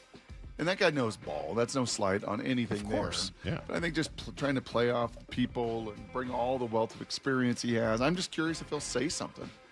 You know, there's a fine line you walk in that studio. In the NFL, there's an even finer line that you walk because you want to cast the widest net. And, you know, he's never been a guy that's been very critical. He took, certainly publicly, took, you know, a lot of the arrows and was willing to wear a lot of that. Will he say something that moves the needle on those studio shows? I don't know. 425 says, I think Garrett said state tax in California is what? Oh, true. I mean, he might have said it, but I think he's still a lot happier than Jared Kind of a Verse cool is thing, today. too. Jack Schneider. That's everything you need to know. Yep. John's son, who was at Boise State the last 4 years in their scouting department, gets into the NFL as a scout with the Miami Dolphins. Oh, really? Pretty cool deal for I Johnny. didn't see that. Yeah. That's awesome. Yeah. Mm-hmm. Oh, that's really cool. Congratulations. All right. Jeff Passan is going to join us next. We got a lot to talk about. Since we talked to Jeff last, the Mariners haven't lost, which is fun. So we'll discuss that and more next on Brock and Salk. Have you downloaded the Seattle Sports app? We're going to have a challenge right here. What are you waiting for? Listen to this. Every pitch. Here comes the 3-2. Every game. Swung on and missed. Got him. One app for free. How about that, folks? The Seattle Sports app. Every game. Julio racing back. Right in the palm of your hands. Makes a leap and makes the catch. Plus the latest Mariners news, insider access, video, and podcasts. They got it. Wow. The Seattle Sports app. All right, Mike Salk here, and it's going to feel like summer today, man. Going to be almost 90 degrees here in the Seattle area, so you know what that means, right? Little preview of what's to come this summer. Beach, barbecues, golf, vacation maybe that you've been looking forward to. How about that? Well, you're going to end up taking pictures. That's kind of the way of the world this year, and it sure would be nice to look and feel your best, right?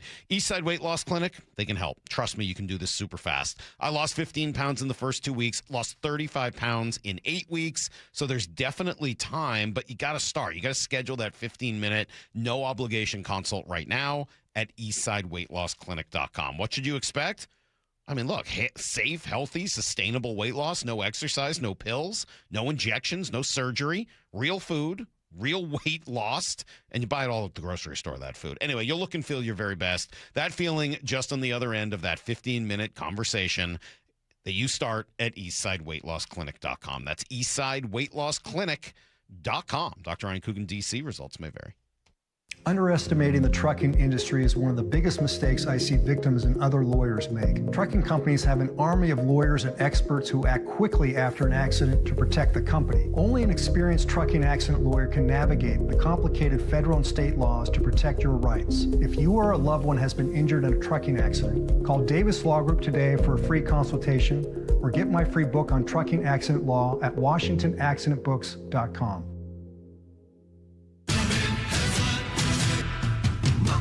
Step inside and let the excitement take you places. This is Muckleshoot Casino Resort, the ultimate spot for action that reaches incredible heights, luxury that knows no bounds, and live entertainment that always thrills. It's all at one incredible destination. So when you look for the best, look nowhere else. Muckleshoot Casino Resort, the biggest and best in the Northwest. Muckleshoot. What if you could have the most reliable fiber-powered Wi-Fi? And get this, what if you could keep it at the same price for 5 years? During the Xfinity Summer Savings Event, now through June 15th, new customers can get our best price on gig Wi-Fi, just $50 a month for 5 years. And get online in minutes with same-day Wi-Fi. It's Wi-Fi that finds and fixes problems before you even notice them, like super intelligent Wi-Fi with a sixth sense. Plus, add one line of Xfinity Mobile Select and you can save an average of $60 a month over Verizon and AT&T. You can even try it free for a year. Lock in your price and unlock the possibilities during the Xfinity Summer Savings Event. Get it now at Xfinity.com. Xfinity. Imagine that. Restrictions apply. Requires paperless billing and auto pay with stored bank account. Taxes and fees extra. Savings based on 1 gig internet and 1 mobile select line compared to similar Verizon and AT&T plans over 5 years. After 12 months, regular rates apply to mobile select. Xfinity internet required. Speeds vary. Use of fiber coaxial cable. When you head to your local Toyota dealer to purchase a new car, ask them this question. Do you offer a lifetime powertrain warranty? If the answer is no, then visit Toyota of Kirkland if you're in the north or Toyota of Renton if you're in the south. Both stores protect your vehicles for life with powertrain warranties on all Toyota models outside of the BZ. Not all Toyota dealers are built the same. Head to toyotaofkirkland.com and toyotaofrenton.com and receive a lifetime powertrain warranty on your next Toyota. Mariners and Mets tonight at T-Mobile. First pitch at 6:40, 5:30 pregame. Every pitch, every game, one app for free. The Seattle Sports app. From the people who brought you It's the Dog Park comes. It's a hot spot on your dog's leg that the internet says you can treat it at home. You're not sure though, because now it's oozing. Protect your dog from injury and illness with Progressive Pet Insurance. Ooh, he's licking it. Super gross, dude. Progressive Casualty Insurance Company and affiliates. Not available in all states or situations. Coverage subject to policy terms. This is the story of the one who keeps multiple buildings running smoothly day after day. Plumbing that flows, HVAC that hums, cleaning supplies that keep surfaces sparkling. That's why she counts on Grainger. With easy reordering online and 24/7 support, Grainger helps her keep the products she needs on hand. So shelves stay stocked and buildings stay ready. Call 1-800-GRAINGER, click Grainger.com, or just stop by. Grainger, for the ones who get it done.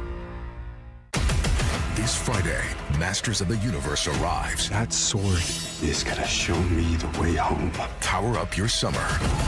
Hang on, it's about to get weird. And experience the rise. Take the sword, protect them. Of He-Man. I have the power!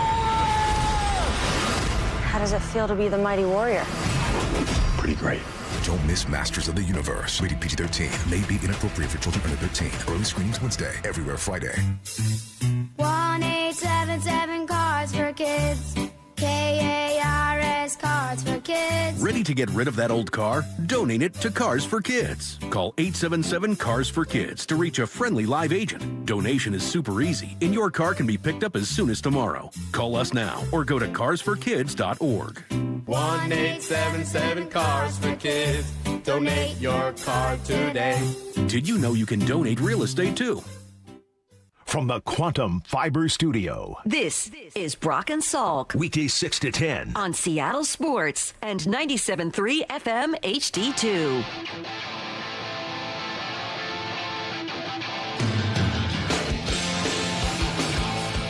Yeah, the Mariners just keep winning. In fact, since we talked to Jeff Passan last, Brock, they've not lost a game. They've essentially been perfect since then. And they've won them in all kinds of different weird and wonderful ways. So hopefully we won't jinx it. But we are going to get Jeff back on the phone, and we'll do it right now.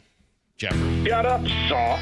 It's Brock and Salk's weekly chat with ESPN senior baseball writer Jeff Passan. Man, when you have a talent like him. Brought to you by your Western Washington Toyota dealers. I see this being the beginning of the best run in the history of this franchise. On Seattle Sports and Seattle Sports on YouTube. Well, I don't know if 7 straight wins qualifies, but it's certainly been a good run, Jeff. 7 straight? Hello, Jeffrey. Jeffrey going once. Do we have Jeff? Oh, there we go. Jeff, there we go. Sorry, buddy. Man, I was on a good one, too. I bet. Yeah, it's not just 7 straight, but to me, the thing that I've taken away from this run more than anything is that 3 of the last 4 have been by 1 run.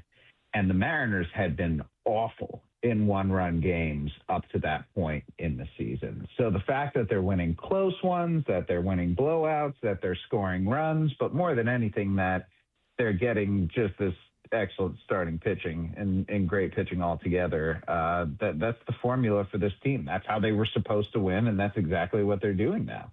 You give a lot of credit to the piggyback? I mean, the piggyback was pretty awesome on Sunday, was it not? Like, you needed every inning that Luis Castillo had. And Bryce Miller, like, it was a little painful to take him out because, now that they're going to the 6-man, we're going to get a sense of what this Bryce Miller is. And he's been pretty spectacular since he's come back, guys. And knowing that he's been limited to fewer than 6 innings the whole time, like, he was at 71 pitches, I think, when they yanked him this week. He's going to be able to go up to 90 and 100 within the coming weeks. And if he's as efficient as he's been, we're going to be looking more like 7 or even potentially 8 innings than the 5 he's been throwing. I can't wait for that. I mean, I didn't like the piggyback even when it worked the other day. It's I'm sorry. I'm struggling with it, man. Like, you take Bryce Miller out after 5 innings. Fortunately, Luis Castillo pitched well, but to me, that's like hitting on 16 against the 5. Like, okay, you got a 5, but that doesn't make it the right move. Like, it was a results over process thing. Yes, and look, for what they were trying to do, you can argue that it made sense, but I think they are doing the more sensible thing long term. And maybe we see this in a few weeks and everyone isn't adjusting well to it and you got to figure it out on the fly again. But for now, it seems like the most reasonable thing for this team to be doing. And not just short term, guys. I do think that this potentially could keep arms fresher for October. And when we look at the most successful franchise in Major League Baseball right now, it is unequivocally the Los Angeles Dodgers. They've won 2 consecutive World Series, but even beyond that, year in, year out, they are atop the National League West. And how do they play things?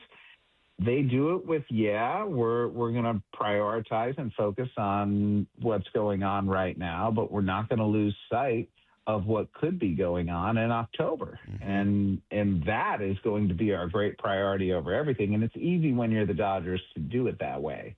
It's understandable why they do it that way. And maybe because the Mariners don't have quite the grip on the American League West that the Dodgers do on the National League West, putting that into play is a little bit trickier. But at the end of the day, if you have a fresh Luis Castillo and a fresh Logan Gilbert, a fresh George Kirby and Emerson Hancock and Brian Wu and Bryce Miller, all the way down to the point where the season really, truly matters, you've put yourself in an advantaged position. Oh, by the way, probably going to have Kate Anderson by then as he continues to just destroy Double-A. And Ryan Sloan had 6 perfect innings in his last start coming right off of it.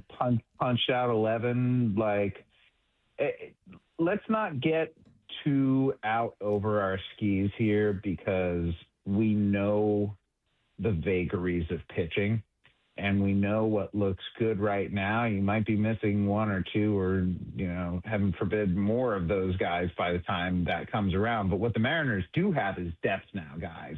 And what that depth allows them is to not overpay at the trade deadline for pitching like so many other teams are bound to do. The Mariners, they might go out and get a reliever, and probably should, frankly, but in terms of starting depth, they are not only set, but they have to figure out, I think, between now and then, which of these arms is going to play as a power arm out of the bullpen and which of them are more likely to be in the rotation.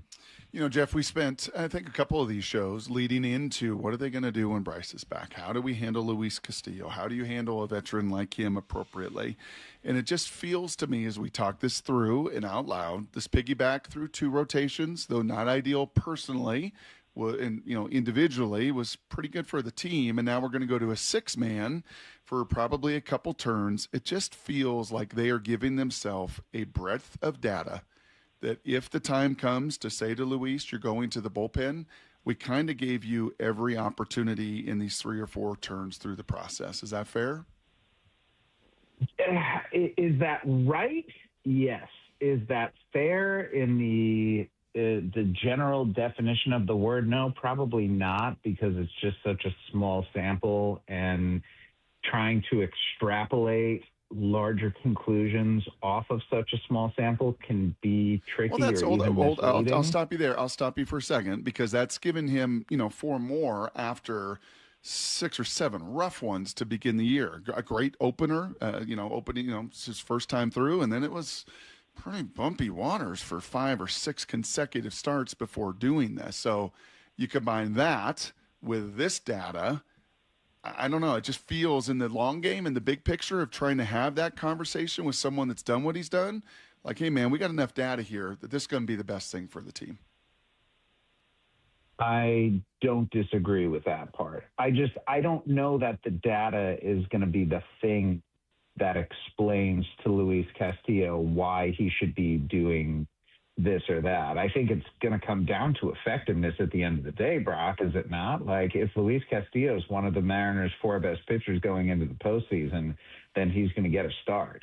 One thing that I took away, though, especially from this last one, his velocity was up.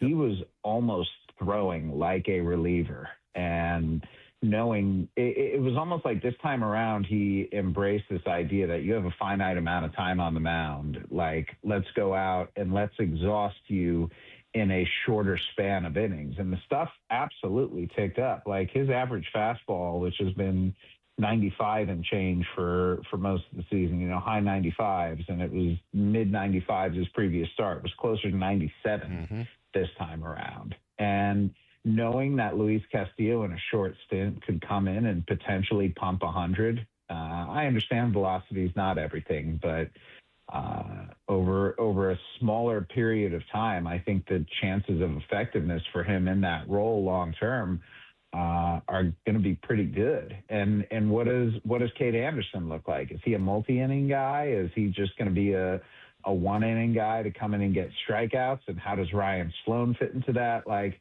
the Mariners just have options. And I think the most exciting part for fans right now is that we haven't seen the best version of this team yet. We're getting a sense of what it looks like, with the pitching being as good as it's been over the last week, with Colt Emerson, who is not going to be hitting in the 9-hole for very long, doing the sorts of things that you simply don't see 20-year-olds do in the big leagues, and knowing that Cal Raleigh will be back at some point. And, maybe we don't get the last year version of him, but we'll certainly get a better version of him, I would think, when he comes back than we saw the first time around. This is, at that point, a pretty fully formed team, and you throw Brendan Donovan back in the mix. And the reason that I picked the Mariners to go to the World Series this year is that team right there. That's what it looks like, and it looks on paper to be pretty darn good, and it's finally looking on the field like it's trying to match that.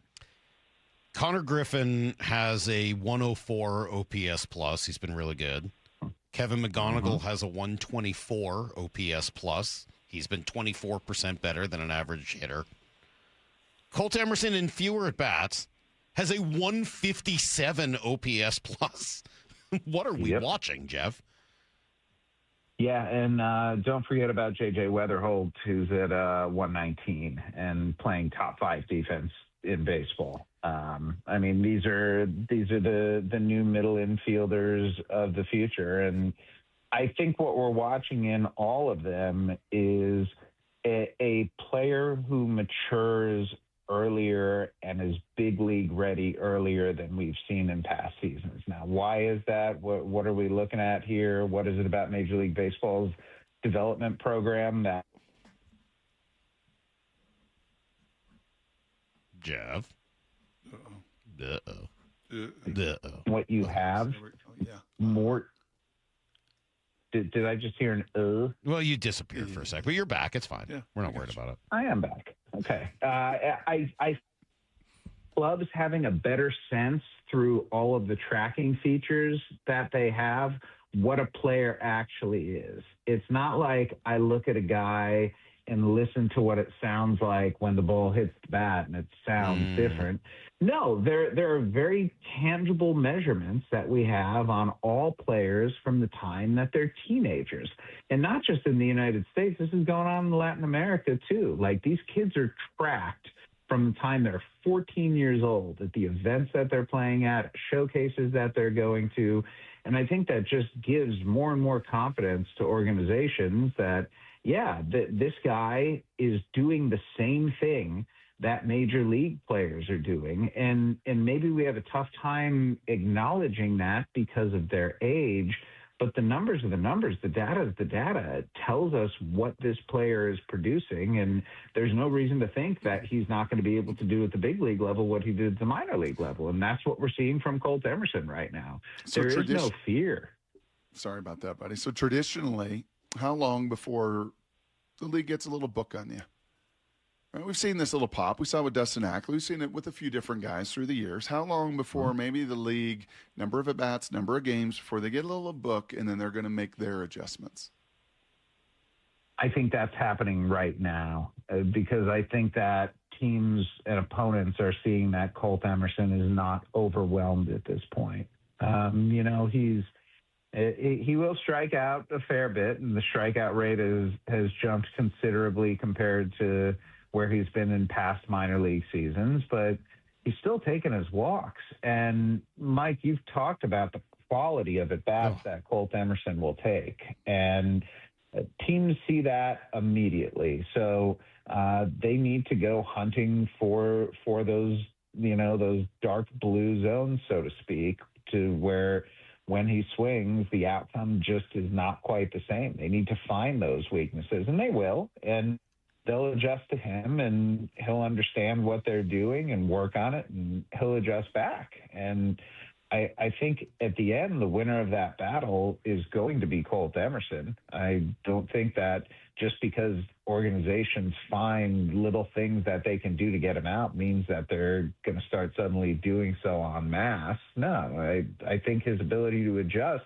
is what's gotten him to the big leagues at this point from being an Ohio-bred teenager. And that's the wild thing. It's not even like Colt Emerson comes from California or Florida or Texas or Louisiana or Arizona, any of these places where you can play year-round, where the competition is good. No, he comes from Ohio. Just like you, man. Ohio-bred teenager, bro. Just like you. I'm from Cleveland, bro. And Jared Verse. Yeah, all of these guys. It's a big thing today. Hey, he is second on the Mariners in OPS Plus, since I happen to have brought that stat up. You know who's first off the top of your head?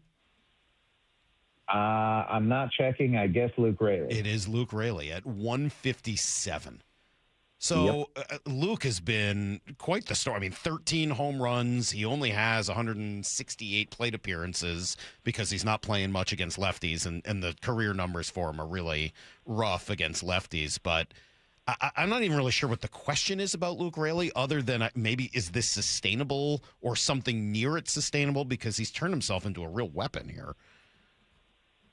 I think there's always been this sort of lurking within Luke Raley. And did we not see it in his first season with the Mariners? I mean, he hit 20-plus home runs, right? Yeah. Yeah, I think last year was just a really banged up and disappointing season for him. But he's one of those late blooming guys who has found an organization that knows how to extract the best out of him. And as much as I would love to see Luke Raley getting in there against left-handers, and I know that, Rob Refsnyder has a special place in Mariners fans' hearts. That has not gone according to plan. So maybe Luke Raley would get some more ABs against left-handers, but they found something that works. And if it works in 60 or 70% of the plate appearances that are available, then hey, go with that and don't try and change something that's obviously been very effective to this point. Because he's been everything that the Mariners need to make up for the gaping hole at catcher that they've got right now. You say that, but the catchers have hit. It's crazy. Since Cal Raleigh's been out, the two catchers combined have actually, they haven't even been bad. Everything is coming up roses for this team right now. It's amazing. It's nice when that happens. And frankly, I think it was just a matter of time. This is too talented a team to be as mediocre as they were for the first 55 games. And what we're seeing now, I think this is much more the Mariners that we expected. All right, can we just switch gears for a moment? As great as the Mariner stuff is, I do want to talk about... Can I sneak one more? I got to sneak one last quick one in, because you didn't have the answer, and rightfully so, Salk. You don't see all other 29 teams.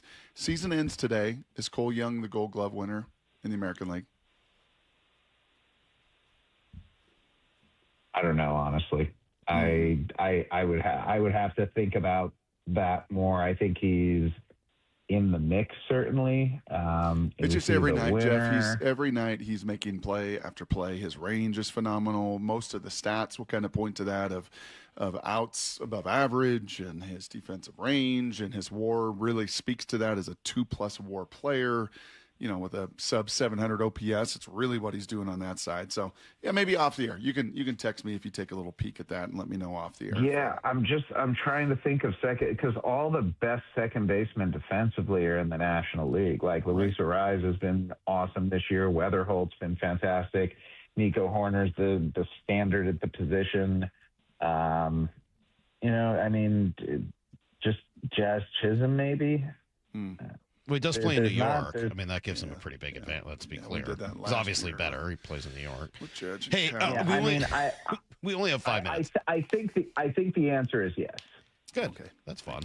You and I were texting the other night after the owners came out with their proposal, and I appreciate your caution to me. Don't be a sucker. Don't just fall for what comes out first. And I don't want to be. But I got to tell you, and even talking to Evan Drellich yesterday, that floor is a big deal. I did not expect to see a floor proposal as high as what the owners threw out there. And I think that the response from the players since has been pathetic. I have not been impressed with any of their response. I know we don't have details yet, but at least from a PR perspective, I feel like the owners win this one, and it's not even close. What about the players' response have you not liked? The fact that they have not even addressed the idea of the floor. Every response I've seen is, well, but a cap. Oh, but a cap. Oh, but where they have the money. And we should tell them how to run their business. And we should tell them how they should revenue share. That's not your job. To me, address the fact that they're adding hundreds of millions of dollars a year into the pool by putting in a salary floor that helps these teams that have not tried to compete for years actually force them to get in the game and be a part of it. I'm not saying that the owner's proposal is perfect, and I'm sure that there are going to be parts that we don't like when we learn more about it. But to not even acknowledge that that's a huge step, I think is a huge misstep on the part of the players. So I want to address a couple of things first. They would be adding hundreds of millions of dollars on the bottom. They also would be taking away hundreds of millions of dollars on the top. And that's where, to players, this becomes an offensive thing, right? I think players understand that nobody is ever going to feel bad for guys who are making millions of dollars a year getting less money. And that's the difficulty in the messaging here for the players. It's they want to give this message that is very populist. which is if you work for a business and that business is successful and the success of that business is on the back of your labor, you should be compensated accordingly, right? And there's a specific level of compensation that they have earned through collective bargaining throughout the years. And this idea that that is going to be inherently limited, which is what a salary cap does. Like, for all of the math machinations that you see, a salary cap exists to limit the ability of players to earn money. Now, Major League Baseball can make the argument that what we're doing here through a cap is codifying how much money you are going to earn. That regardless of how the industry is doing, you're going to get 50% of that locked in. But right now, the player share is quite a bit above 50% if you add in amateur bonuses and, the pre-arbitration bonus pool and all of these things. And the way that players have calculated it to this point is that even though Major League Baseball has said to them, MLB players will earn more money next year than they are this year, that happens every year. Like, during this collective bargaining agreement, guys, there's been about $150 million a year on average added to player salaries annually. And that's just the way that the system's gone. And so now Major League Baseball is saying, well, you're going to make more money next year. Well, how's that going to happen when the share is being cut from 52 or 53 or 54 to 50%? Well, they're going to absolutely slash amateur signing bonuses. They haven't done that yet, but if you look at the math, the only way to make that work under MLB's plan is for the entry system to get dinged. And MLB's putting the union in a very interesting position right here, because they're saying to them, what's more important to you, amateur bonuses or what the big league players are making right now? They're almost giving them a Sophie's choice. So the whole thing to me is just so fascinating, seeing what the reaction of the different parties are, seeing the spin that they have, and trying to figure out how all this is going to come together without a work stoppage. They can always go back and forth on what that percentage is. Maybe it ends up being 51. Maybe it ends up being 50. Like, you can always debate on that. But for the players to not, I just think fans are going to hear, and certainly I'm putting myself in this category. That floor is such a big deal. Because to me, as a fan, balance for you, as a fan, one of the worst parts of baseball for the last however many years is the teams that aren't even really trying to be up there. And I'm not talking about the teams in the middle. I'm not talking about the Mariners or some of the teams in the middle. I'm talking about the Pirates and the Twins, and I don't think it's an accident that reading through just my Twitter scroll the other day, people like Phil Mackey, who I like and trust in Minnesota, and Dejan Kovacevic, who I really like and trust in Pittsburgh. I mean, they're adamant that this is a great thing because this is what they've wanted forever, to force their teams to get in the game. And I know this isn't done for the fans. Evan reminded me of that over and over again yesterday. But as a fan of the game of baseball, the word floor is the single most important word I'm hearing. And so the fact that the union proposed one as well didn't sway you? Well, they proposed a floor without a cap, though, and that's never going to fly. The owners at least there's an element of fairness. Like, yeah, we'll give you a floor, and we want a cap. Like, that makes sense to me.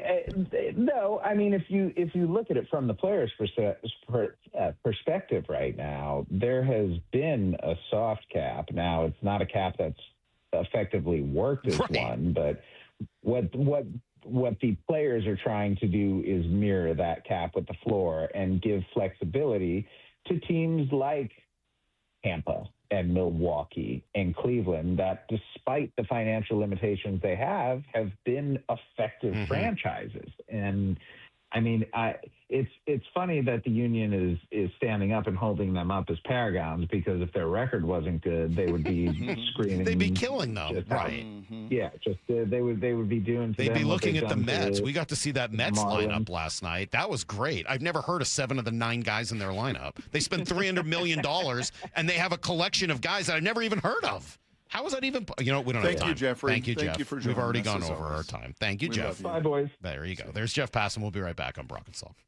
Think you know the Mariners? Not if you aren't subscribed to the Daily Mariners newsletter from Seattle Sports. That's what they've been waiting for. The latest Mariners news and injury updates, exclusives from Mariners insider Shannon Dreyer. You look at the pieces and how it works. Plus the best takes and breakdowns from your favorite Seattle sports hosts and contributors. The Mariners seem to be trying to build something that I think is a little bit more sustainable. The Daily Mariners newsletter. Monster solo home run. Subscribe at seattlesports.com/newsletter.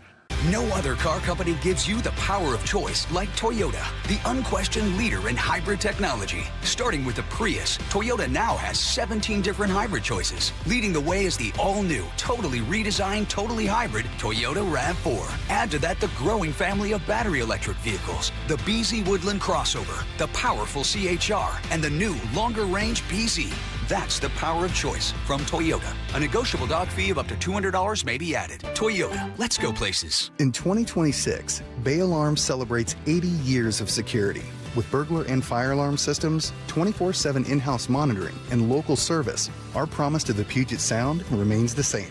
We got you. Learn more at bayalarm.com. This is Rick Jones of Goldberg Jones Divorce for Men. Child custody is the most emotional issue our clients face. And if you're a divorcing father, the relationship with your children is about to change. But that change doesn't have to be for the worse. Kids already feel the stress of parents who don't get along, but they can thrive after a divorce. Kids trust their dads. Their dads trust Goldberg Jones. Go to goldbergjones.com to get your questions answered at no charge. goldbergjones.com. For over 113 years, Pacific Lamp and Supply Company has been your #1 lighting specialist in Washington, from the Space Needle in Seattle all the way to the Riverwalk in Spokane. With the largest lighting inventory in Washington, Pacific Lamp's knowledgeable and experienced staff can assist with any lighting issue, including intricate lighting and control designs. Plus, they work with all utilities in Washington to get you the best available lighting rebates. Pacific Lamp and Supply Company, Washington's lighting experts since 1912. Visit pacificlamp.com. Whatever the heat index, stay cool this summer. Your local Bryant dealer can make sure your system is up to the task. Whether it's maintaining your current system or installing an energy-efficient Bryant Evolution cooling system with Perfect Humidity Plus technology, your dealer will give you what you need to help your family beat the heat. Learn more and schedule an appointment with a factory-authorized dealer today at BryantNorthwest.com. That's BryantNorthwest.com. Bryant, whatever it takes. There's not one car deal that is worth ruining an experience for a customer. That just is really what is instilled. The Johnson Auto Family, the LJ way. Popeye's Big Box is back, y'all. Big news for bold Louisiana flavor. And you have some big questions to answer. Will it be 2 pieces of marinated crunchy signature chicken? Or 3 juicy tenders? And which 2 delicious sides will you pair with that biscuit you love? In spite of all that goodness, Big Box is no big-ticket item, but it won't last forever. So if you want to go big, you better go now. At participating U.S. restaurants. Love that chicken from Popeyes. Running a small business means juggling a lot. Your network has to handle it all. That's where a fiber-only provider falls short. You deserve a partner who gives you a greater advantage. Introducing the Total Solutions Advantage only from Comcast Business. A first-ever combination of the largest, fastest fiber-powered network, the most reliable Wi-Fi, gig speeds with equipment and security included, and a 5-year price lock. Plus, it's all backed by a 30-day money-back guarantee. The Total Solutions Advantage only from Comcast Business. A new standard for small business with reliability, security, and savings in one. When you add it all up, no one does business like Comcast Business. Switch today. Get started for $60 a month for 12 months when you add an advanced solution to a qualifying internet package. Limited time offer. New customers only. Requires 300 megabits per second internet, security edge, and additional qualifying service. 1-year agreement, paperless billing, and autopay with bank account required. Taxes and fees extra. Most reliable Wi-Fi based on Open Signal Awards USA Fixed Broadband Experience Report, May 2025. Support comes from Amazon Business. Unlock smart business buying with fast, free delivery on millions of items and practical AI innovations that automate repetitive tasks so you can make smarter decisions faster. Learn more at amazonbusiness.com. Power your drive with Mobil 1 motor oil. Buy 5 quarts, get $15 back, and score a fast and furious prize after rebate at O'Reilly Auto Parts. O'Reilly Auto Parts. Now that Wendy's has these new biggie deals, everyone in the family can get what they're craving, from nugs to JBCs. The parental units can get an $8 biggie bundle, the eldest who think they're so grown can get a $6 biggie bag, and the little one who can do no wrong can get a $4 biggie bites. You know, assuming they have a credit card. No, I'm kidding. We take cash too.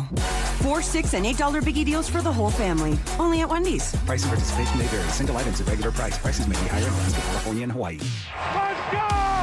This is Seattle Sports. Streaming through the Seattle Sports app. KIRO AM Seattle. KIRO FM HD2 Tacoma. Home of the Seahawks, Mariners, and everything Seattle sports. Give me a freaking auto! From the Quantum Fiber Studio, this is Brock and Salk on Seattle Sports. Brock Ewert is my hero. Jay Buhner just punched me in the kidney. We're going to accuse you of murder. Doesn't really work that way, Sherm. This is a show that has my name on it. It kind of does, though. Now here are your hosts, Brock Ewert and Mike Salk. Hello! Well, I'm going to be annoying for the next hour because I love this news. Adam Schefter reporting moments ago. Edge, Derick Hall, and the Seahawks have reached an agreement today on a 3-year, $42 million extension that could be worth up to $46.5 million and includes 21 guaranteed. This, according to his agents, Chad Berger and Ezra J. Thompson. He is now under contract to Seattle through the 2029 season. Yes, please. Yes, please. I love this deal. Yep. And also, it's not even for that much money, which is no, great. when we were talking about this deal, when you were talking about this deal, absurdly 20. so, you were saying, it. just give him whatever. 3 for 80, 3 for 70, 3 for 42, almost $20 million less than Boye. Tremendous. The guy they wanted instead of, I'm shocked Derick Hall signed that deal. If I were him, I don't know that I would have signed it, but good on him and good on the Seahawks for getting that done. That is a tremendous, tremendous opportunity for them now to go do whatever else they need to do over the next couple of years, because you've got one guy set in stone on that edge. As we've said a bunch of times, the other 3 guys in that rotation are kind of year to year, right? Some are on 1-year deals, some are getting older, some are contemplating retirement, some are being paid a lot of money at a time in their career where maybe that's not going to continue. Like, the edge outside of Derick Hall was all a little iffy. And then the other group of guys have just not proven it in the NFL. He has proven it. He fits exactly what you were trying to do in terms of the use of the word rugged, Brock. He is one rugged dude on the edge and on the outside. He stops the run. He sets an edge. He gets to the quarterback. He wins in the pass rush win stat, and now you at least have him as something set in stone. That makes me really happy today. Draft, develop, trade, and sign your own. It is what they do and have done, and why they've won a couple Super Bowls. They've drafted unbelievably well. They've developed incredibly well. They've traded for key pieces when they need to. A couple signings last year in free agency were critical in Kupp and Lawrence, but signing your own is always the best recipe for sustained success. Whether it's baseball, whether it is football, whether it is college football now, having your own and developing your own, it means more when it's your own, is the best proven methodology over decades for sustained success. Are you a little surprised Derick Hall signed that deal? I am a little I'm a little surprised that he would sign that deal. That is you know what that deal is? That is a 70-strong deal right there. Yeah. That's what that deal is. That's not fighting for every last penny. That's not like betting on myself after the season, and which is fine, and it's guys' prerogative, do whatever they want to do. But that is I know what I got here, and I'm going to get 21 more million guaranteed dollars for my generational wealth. And I love being here, and they love me. And this is about 70 strong. And if we all maybe just, take a little less, we make it up on the other side anyway by going to Super Bowls and the success and the accolades and all of it. That's $10.5 million per giant knee. I mean, give that guy, give each of those knees $10.5 million guaranteed today. I am still a little surprised. I am. I was really calling for this, and I did have a sense that maybe this would occur at some point. It just made too much logical sense for them to try to get it done. But I am very impressed, honestly, If this was Nolan Teasley's parting gift that he's been working on, thanks. This is more valuable even than the 2 third-round picks. Like, Mora, that's a great deal for the Seahawks. You wouldn't mind doing a little digging as we're dealing with breaking news, which for old men like Salk and I is always a challenge. Where does $14 million average per year? And it will be even less than that because, again, this is a 70-strong deal that's folded into this season. Mm-hmm. So the new money is $14 million per, right? 14, 28, 42. Yep. 3-year 42. And that's like even unrealistic because if you put in his number this year, which is a couple $1 million, you're looking at a 4-year $46 million deal. That's even like less than $12 million a year. That's unbelievable. I mean, it's just incredible. This is why I was looking at some numbers last night. Not like if you're Derick Hall, that's right around like the 30th highest paid edge rusher if you're going yearly. Eric Armstead and Harold Landry are making $14.5 a year. And then you fold it in, and Bradley again, Chubb is making $14.5. Who's making about 10, 11? Then you're getting down into like Kaylavon Chason, Alex Wright. I mean, Malcolm look, Kuntz. Wow. If I'm Derick Hall, I'm saying I really appreciate it. That's a great offer. Thank you so much. I just watched Boye Mafe get $20 million a year in free agency. I'm going to take my chances with one more season here and then see what happens. That would be me, but I'm also one cut block away from not getting any. That's true. Something like that. But this is still, Brock. I mean, this is. I think you're absolutely right. A testament to the culture, a testament to Mike and what he's built. Not just off the field, but on it, right? I want to keep playing in this system, which is going to set me up for success. And you know what a 3-year deal also affords him is he does his thing over the next couple of years. It affords you an opportunity to get one more bite at that apple. Yeah, that's true. So there's some win on that side. But this is why I was looking at numbers last night. This is why the Seahawks are 32nd in the league in dead cap money. 32nd in the league, which is $513,000 now that the June 1st designations are all done. They have just barely $1 over $500,000 in dead cap money.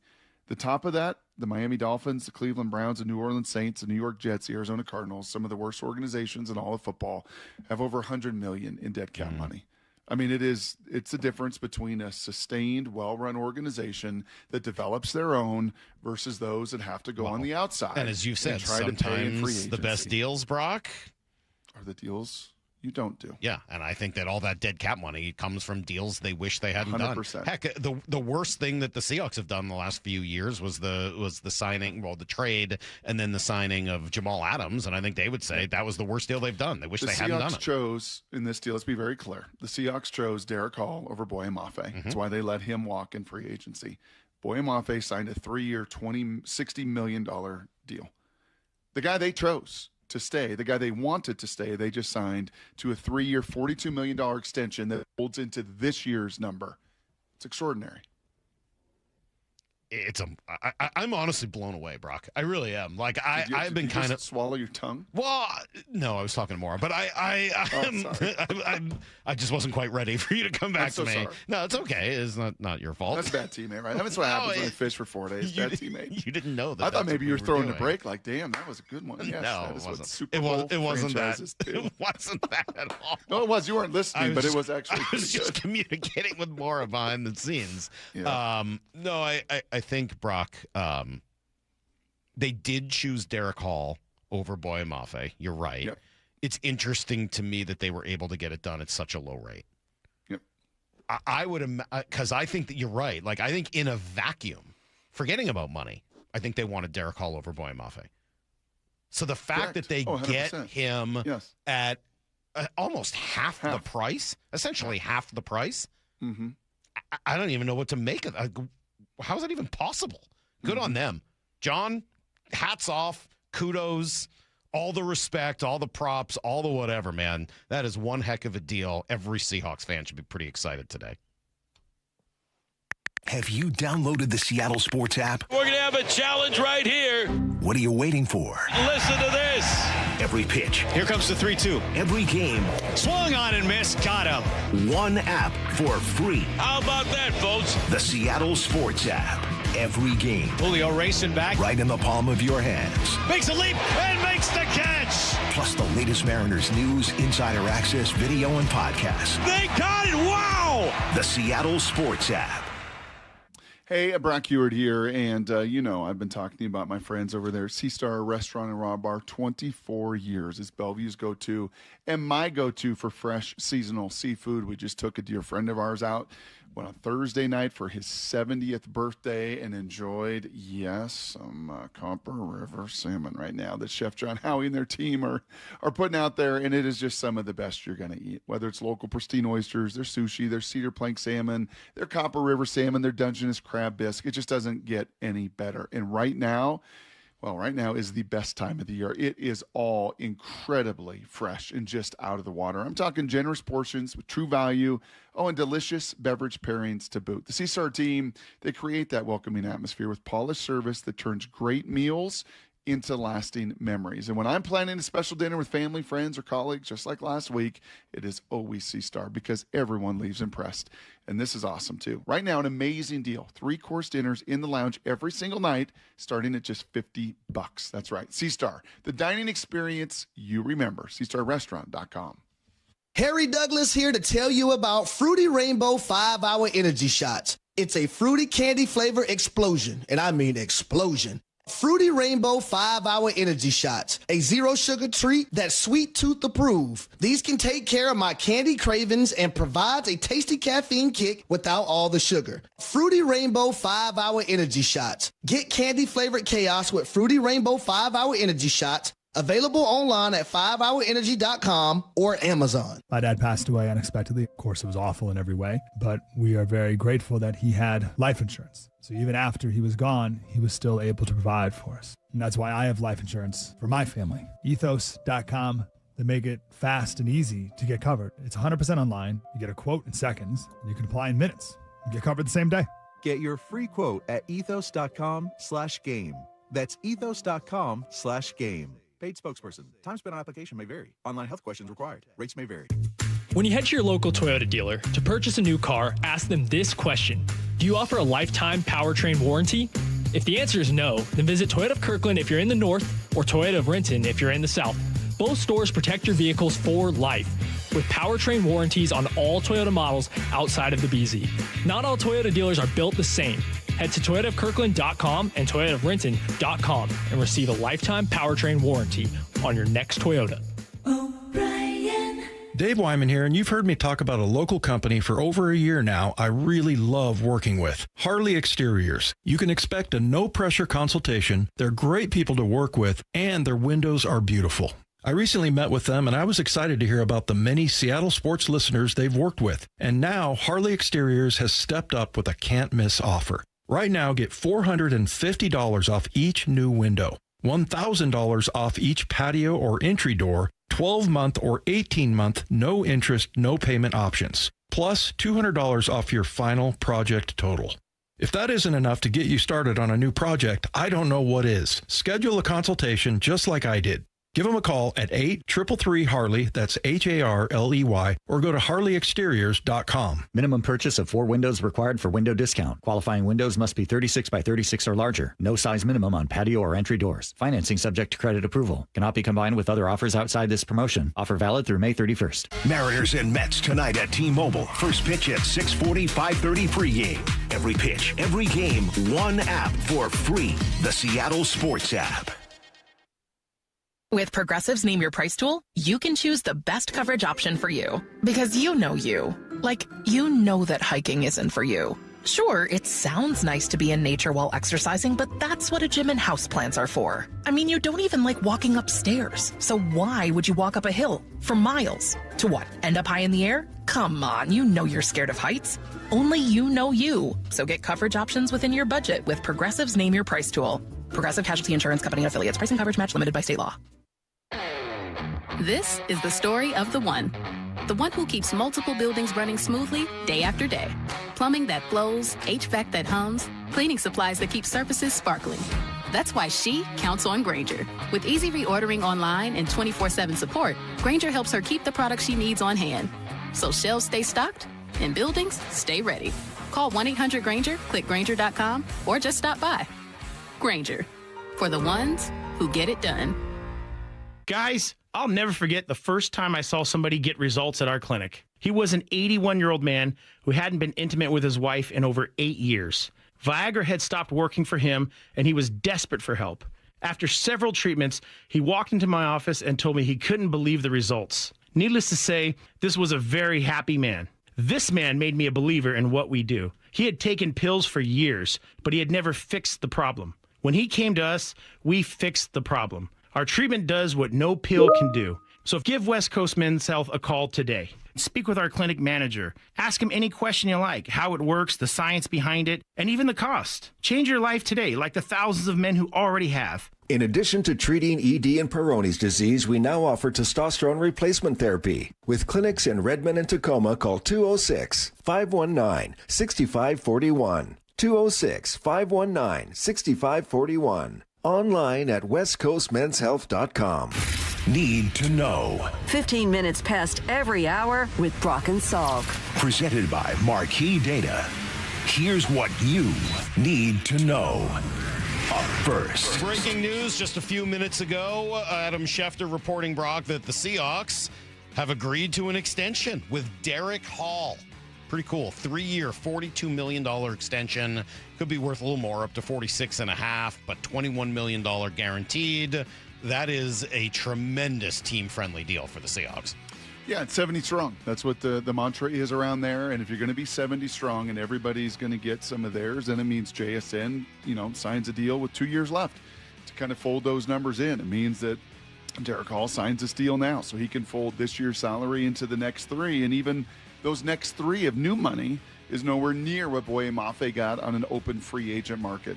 Right? It's taking care of your own. It is that you've primed the pump of your development, of your draft team, and this is where you pay great dividends because it just means more when it's your hometown team taking care of you. And for Derick Hall, yeah, you kind of look at that and say, man, maybe bet on yourself, man. But football's a funny game, man. You're one snap away, right, from a knee, from an ankle, from an Achilles. Go get yours now, and he's going to get $21 million guaranteed in that deal. Yeah, pretty amazing. And it, hopefully will serve as a little bit of a reminder that the Seahawks care more about their own as opposed to what's on the outside. Does it do enough, though, to counteract what happened yesterday in L.A.? I think this is still a fair question there. The Rams obviously spending a lot of capital. First Jared Verse and then a whole bunch of draft picks in order to bring back Myles Garrett. Do you feel like you've got to keep up with that? I mean, you do. Sure, you do, but it doesn't mean leveraging and hemorrhaging and getting rid of draft picks, which is where and how this thing was built, whether it was the 20th pick in JSN or the 5th pick in Devin Witherspoon, whether it was the 16th pick in Byron Murphy or, the 8th pick in Charles Cross. Like that's your pipeline, and I'm not even getting to the second rounder like a Derick Hall and the rest of them. That is how you sustain long-term success. You do it by drafting and developing and paying your own. Here's the second thing you need to know. Definitely been the Mariners' theory, Brock, and some of those guys have started to pay a lot of dividends. Yesterday, 2 of them were a big part of it. Cole Young, huge double play in the 8th inning. Really great defensive play that he made. Followed it up by walking it off. Here comes the 1-0. Swung on, broken bat, looper left field. It's a base hit. Randy scores. The Mariners have done it again. The magic dust has been sprinkled here at T-Mobile Park. They've walked it off in extra innings for the 3rd time in the series. They've won 7 in a row. It's all Mariners. Unbelievable. Jeez, what a call. Straight out of the movie The Match. I know. The only problem is it wasn't the 3rd in the series. It was the homestand. Well, it's fine. We knew what he meant. Series homestand. Colt Emerson, he was drafted and developed. He hit a home run yesterday as well to get him on the board. Josh Naylor, who they traded for, the other home run. I mean, you just kind of go through that game. Emerson Hancock drafted and developed, and they really helped him change who he was here in the offseason. Josh Naylor, part of a trade. Emerson and Cole, both. Just keep going First through, round picks, right? Matt Brash got him in a trade. Andres Munoz got him in a trade. everybody who played a significant role yesterday came through in one of those ways. It's pretty impressive. It sure is. And for Colt and Cole to do this at 20 and 21 years of age. Yeah. I mean, just like their heartbeat, Dan talks about that, slowing down that heartbeat defensively in the batter's box. They just strike me as guys that don't really give bats away. And if you're going to throw something away, I'm just going to, flick it the other way. Cole didn't even have much of a heartbeat after the game when he was asked about the walk-off. Yeah, it was a great win. Feel like in that bat, just the main thing was just, relax and just try to keep everything simple, try to keep the approach simple. Really just put the ball in play. Helped a ton that Randy stole third right there and brought the infield in. So just made it a lot easier for me. And like I said, just put the ball in play and stay simple. Keep it simple, stupid. I mean, yeah. See ball, hit ball. It's a great win. Don't do too much. What do you mean? Did I have something? Yeah, just a great win. Fine. No biggie. Here's the third thing you need to know. Last thing we've talked about today is Russell Wilson, who is probably now done playing football. He signs a deal with CBS. I'm sure that he still would be interested if there was a starting role somewhere. But 38 years old. He's played in 14 NFL seasons. 120, 80, and 1 are his final record. Just under 47,000 yards, another 3,750 on the ground, 99.3 quarterback rating, a Super Bowl, 10 Pro Bowls. Those will be the legacy on the fields. Yeah, and for us in Seattle, he brought the first Super Bowl. And he was, in his early years, he was magical. His playmaking ability, his scrambling, his extending plays, his schoolyard play, his wizardry, as you like to say, Salk, his fun factor. It was off the charts. The ending was sour, and the ending in Pittsburgh was sour, and the ending with the Giants was sour. And unfortunately, that sour taste is going to have a big impact, I think, with the decision makers when it comes to making the Hall of Fame designations down the road. But doesn't take away from, man, his prime, like year 1 through 5, in particular 6. Holy cow, was he fun to watch. All right, there you go. That is everything you need to know. 1/4 every hour here on the Brock and Salk Show. All right, 2 things.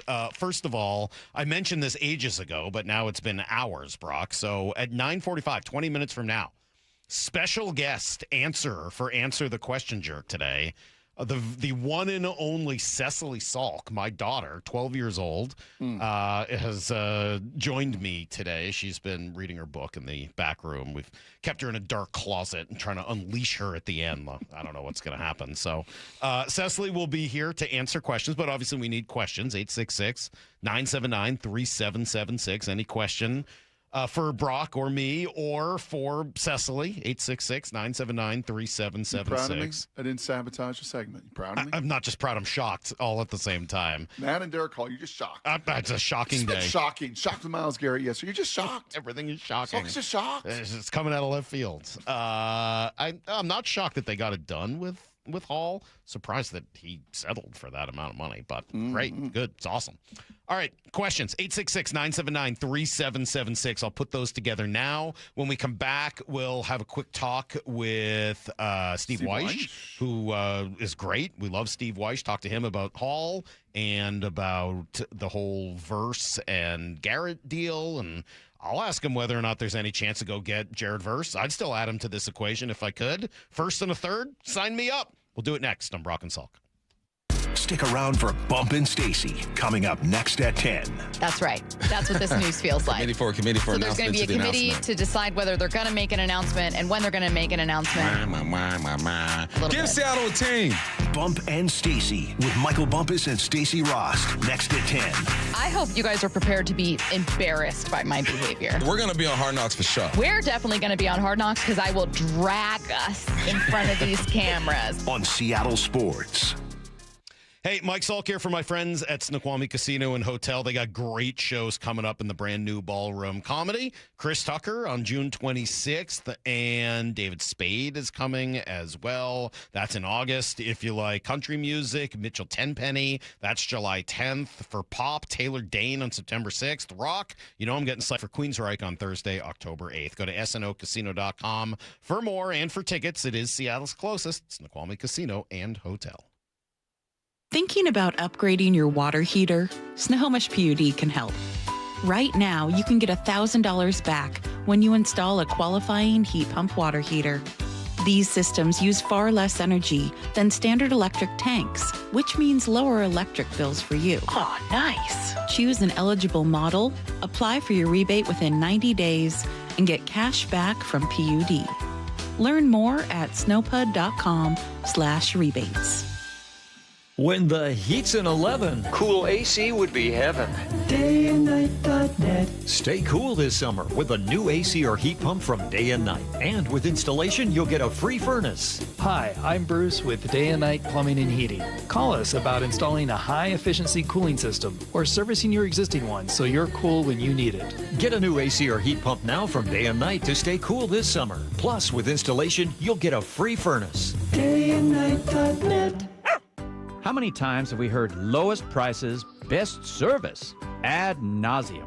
At Pacific Power Batteries, we know that good stuff isn't cheap, and neither are good, trained employees. But at Pacific Power Batteries, the phenomenal people can install your auto, boat, or RV battery for a nominal charge. We offer cash and carry pricing for you do-it-yourselfers. We'll leave the balloons, monkeys, and trumpets to the other guys. But either way, Pacific Power Batteries is a great place to buy batteries.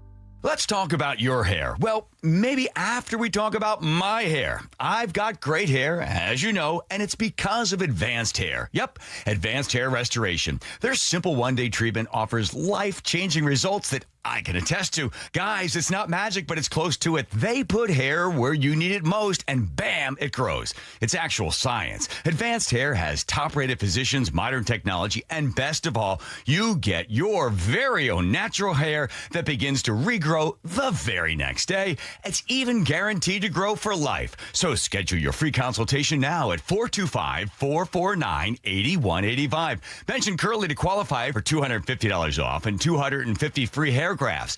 It's a limited time offer. Advanced Hair, the winner of the 425 Business of the Year, and the team that gave me my hair back. More importantly, they'll do the same for you, guaranteed. 425-449-8185 or advancedhair.com. 70 and sunny this week, so get out on the water with ARC, the 100% electric boat. They're doing demos on Lake Union, Lake Washington, and Lake Sammamish. Book one and see what they're all about. I got to ride in the brand new ARC Sport, and it was unlike anything I've experienced. Think of a luxury EV on water, quiet, powerful, easy to operate, heated seats and seat backs, a large touchscreen display. Schedule your demo at arcboats.com/demo. If you can't make it to Kirkland, they'll pick you up. arcboats.com/demo. Mariners and Mets tonight at T-Mobile. First pitch at 6:40, 5:30 pregame. Every pitch, every game, one app for free. The Seattle Sports app. This Friday, Masters of the Universe arrives. That sword is gonna show me the way home. Power up your summer. Hang on, it's about to get weird. And experience the rise. Take the sword, protect them. Of He-Man. I have the power! How does it feel to be the mighty warrior? Pretty great.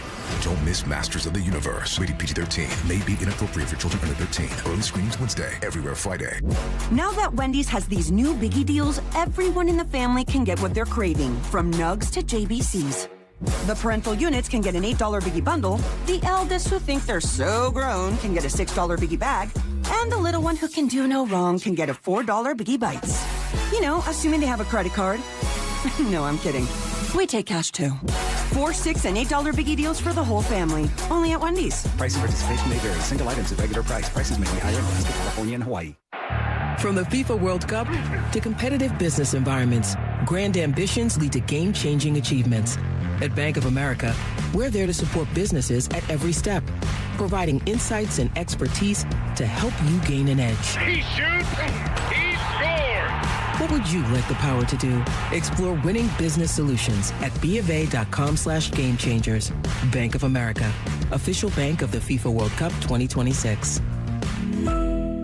Hi, Chuck here at Frank Lumber the Door Store. And once again, we have 2 convenient locations to purchase your doors from. Our main showroom and bargain barn in Shoreline. And our Marysville store with warehouses full of factory seconds and closeouts. Whether you would like something brand new or have a little more time than money and wouldn't mind putting a little work into a factory second, we may just have what you're looking for. For all of your door needs, please visit us on 15th Avenue Northeast in Shoreline or on Cedar Avenue in Marysville and online at franklumber.com. This hour is brought to you by Davis Law Group. From the Quantum Fiber Studio. This is Brock and Salk. Weekdays 6 to 10. On Seattle Sports and 97.3 FM HD2. Oh, my God, Brock. Yeah. This just made me laugh. In a retweet of at NFL saying Seahawks edge, Derick Hall agrees to a $42 million extension. Quandre Diggs retweets and refers to him as head neck. Head neck. Proud of you, boy. Yeah. Head neck. That might be the greatest nickname I've ever heard for anybody. Head neck. It's got a picture of him, and you can just see it. He's head neck. What a tremendous What's that nickname. even mean? I don't know, but it fits. All right. Steve Wyche is going to join us right now. We'll do Answer the Question, Derick, with my daughter, Cecily, in 15 minutes. So if you have questions, you can still sneak them in, 866-979-3776. But Steve, of course, of NFL Network and now ESPN. Good morning. How are you? Crazy, busy morning here in Seattle all of a sudden. Yeah, absolutely. I mean, it's kind of going with the change. That June 1st date came, and you saw the NFL kickstart all over again. I mean, the league has a way of keeping itself in the news 365, doesn't it? Is this going to become kind of the next big date, right? We all get used to the start of the league year. We get used to the draft. Is this kind of now, based on business of yesterday and into today, is this going to be the new tentpole?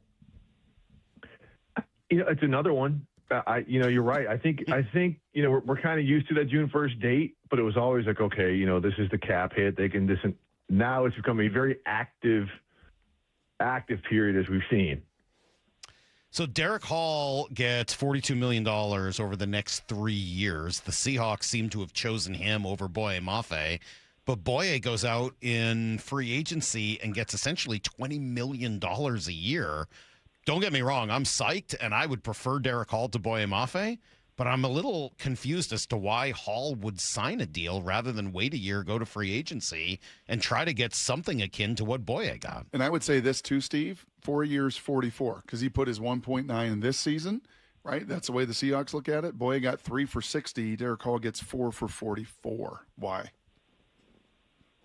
Well, I don't know how it's structured. It could be 4 for 44, but how much of that money? I think was it $21 million signing bonus, something like that. Mm-hmm. $20 million signing bonus. It could be one of those things where it's a 4-year deal for cap purposes, but in essence, it's a 1 or 2 year deal. Again, we have to see the overall structure of it. So again, I know we like to get hung up on the average, the average yearly salary, but a lot of times it's all about structure. And contracts today are so front loaded for the first 2 years in terms of guarantees. That could be the difference. And in the end, the math could come out. And guys, you know this too. I know you say, well, why not wait a year? Tell me a football player who says, I'm going to wait a year to get paid. There's not one, because injuries can happen. So security and getting as much money up front is always a key element in getting deals done for players. Did you know yesterday was going to go down the way it did? Well, we did for A.J. Brown, not for Myles Garrett. Yeah. I mean, you hear kind of the Myles Garrett conversation, year and year, he's available, this and that. But man, I mean, you can never count the Rams out of any trade for any player. They have done it over, Jalen Ramsey, Marcus Peters, Aqib Talib, Von Miller. But to pull off what they did yesterday for Myles Garrett, and this is kind of out of the ordinary business practice for the Rams. They typically make these deals during the season, mid-season, at the beginning of training camp, at the biggest. To do something like this now is so significant for them. And I know people say, they're F them picks, this and that. They are probably the most fearless team, and I think part of it's, the culture, the coaching, and the fact they've already got good players on the roster in terms of making moves that we've seen in any sport in years. So they move on from Jared Verse as a part of it. I will admit, when I first saw the news, I hadn't seen the Verse part of it and was like, oh, my God, the Rams are going to be absurd. But how big of a loss is Verse compared to the gain in Garrett? Well, it's interesting because Verse is a heck of a player. We've seen how good he is, 2-time Pro Bowler, excellent against the run. But I mean, Myles Garrett is Myles Garrett. So we can sit here and say, yeah, Verse is 5 years younger and X, Y, and Z. The Rams clearly do not care about young, this and that. But what this also signals is by bringing in Myles Garrett, who quietly restructured his deal a couple months ago based on reports, is that maybe now the Rams are like, okay, let's go ahead and pay Myles Garrett. We've got all these younger players that we're going to have to pay at some point. Let's go for it now, and then in a year or two, we're going to have to clear all this cap space because the rest of those young defensive linemen, Braden Fisk, Kobe Turner, all those guys come up, and they still have to find a way to pay Puka. So, because he's eligible after the season to hit free agency. So I think part of this had to do for cap purposes. But again, the Rams are like, oh, Myles Garrett can become available. We're going to go for it. If you were the Seahawks, would you have offered this deal with Byron Murphy instead of Jared Verse? It's hard to tell. I mean, the Seahawks have their philosophy of what they want to do. And they may say, okay, if we bring Myles Garrett in here and give up Byron Murphy, then that alters our defense in a way that we don't want to alter it.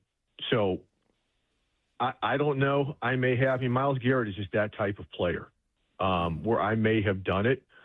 But again, Seattle, the way they like to operate the cap and just their culture, maybe they just felt bringing in a player of this magnitude is not something that they wanted to do.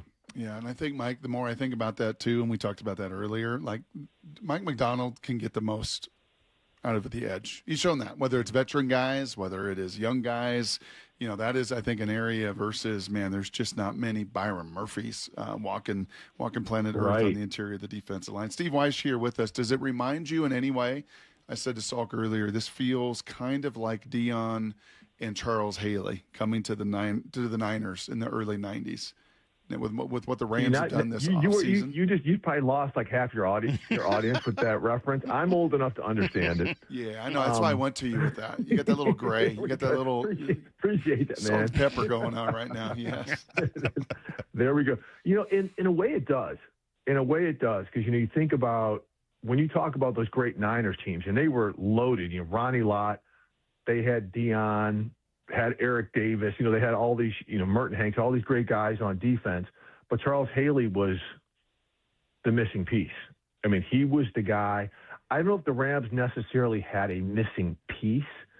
I think they addressed that more by getting Trent McDuffie and Watson, their secondary. Mm-hmm. But when you have such an influential player, I was speaking with someone with the Rams yesterday. They were like, a lot of teams have certain types of standard protections that they use when they play us, right? We never had a guy. We would have players, be it Jared Verse or whomever, who would get double teamed, but not every known passing down when they get double teamed. They would pick their spots.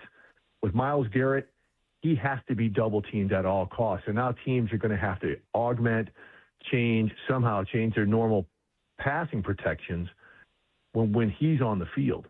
And the fact now we can move him to the right, to the left, they can reduce him inside, things that Myles Garrett does, that's going to keep teams up at night preparing for the Rams. And then with all those other young studs on the defensive front, they feel this could really tip the scales. Talking to Steve Wyche, please answer this in a way that makes me happy. I'm begging you. So Jared Verse is now in Cleveland. Yep. Would they take calls on Jared Verse? And does a first and a third round pick from Seattle get it done? Boy, throw it out there and see. It sounds like Cleveland, if you believe what Andrew Berry, the general manager, had to say, Jared Verse was the swing vote. Like, okay, these talks are okay, but you've got to throw in Jared Verse because, one, he's not eligible for a contract extension for 2 years, right? So you've got some cost certainty there. And this is when Cleveland can get, Deshaun Watson off the books and everything like that, and clear up their cap. But he's just a heck of a player. He's good against the run. You see Cleveland's got a really young defense. They've got a tremendous amount of talent. That's the one thing. Myles Garrett was not playing on a defensive unit where it was bereft of talent. And now it's young. They've got a coaching change, a different coordinator. So I think that he kind of fits what they want to do.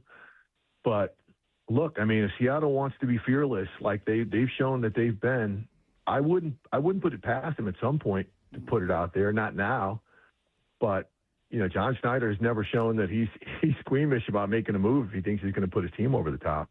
Derick Hall's deal gets done this morning. That was breaking news just about an hour ago. Any rumblings on Devin Witherspoon? No rumblings, but and people I've talked to up there, and you've known this, and you guys being closer to Seattle, you don't hear rumblings come out of that building. When they get deals done, they just get done. It's like Mount St. Helens. It just blows. It's just gone off the mountain. Well, hopefully you hear that type of rumbling. Yes. Why are you putting that thought in our head? Yeah, exactly. The Kilauea just popped yesterday. Now you really might be starting something. Yes. But but you guys know this, man. Seattle, the way they handle their business, their deals. Yep. They're one of those teams where there's very few leaks. I mean, and if they're leaks, they're intentional. So, I would think Devin Witherspoon gets done at some point. I mean, clearly he's a player they want to keep, and they've got their cap a certain way. And maybe that's why this was structured. Derick Hall's deal was structured the way it was. But I would think from everything, just kind of knowing how the NFL goes, that probably before training camp gets going or around there, it gets done. I don't think it drags out too long and becomes a problem. Seahawks played the Rams twice this year in the last 3 weeks of the season. How about that? What do those games look like? Well, let's Like say they did one. Let's last say everybody.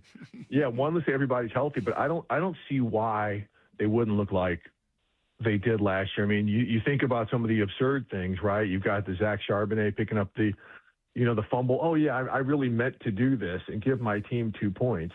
That kind of happened. The Rams dropping the punt in the playoff game would give Seattle the ideal field position. They're going to be great games. And you see all the chirping that's gone on back and forth between the players, with Puka and some of the guys on the Seahawks coming back at them.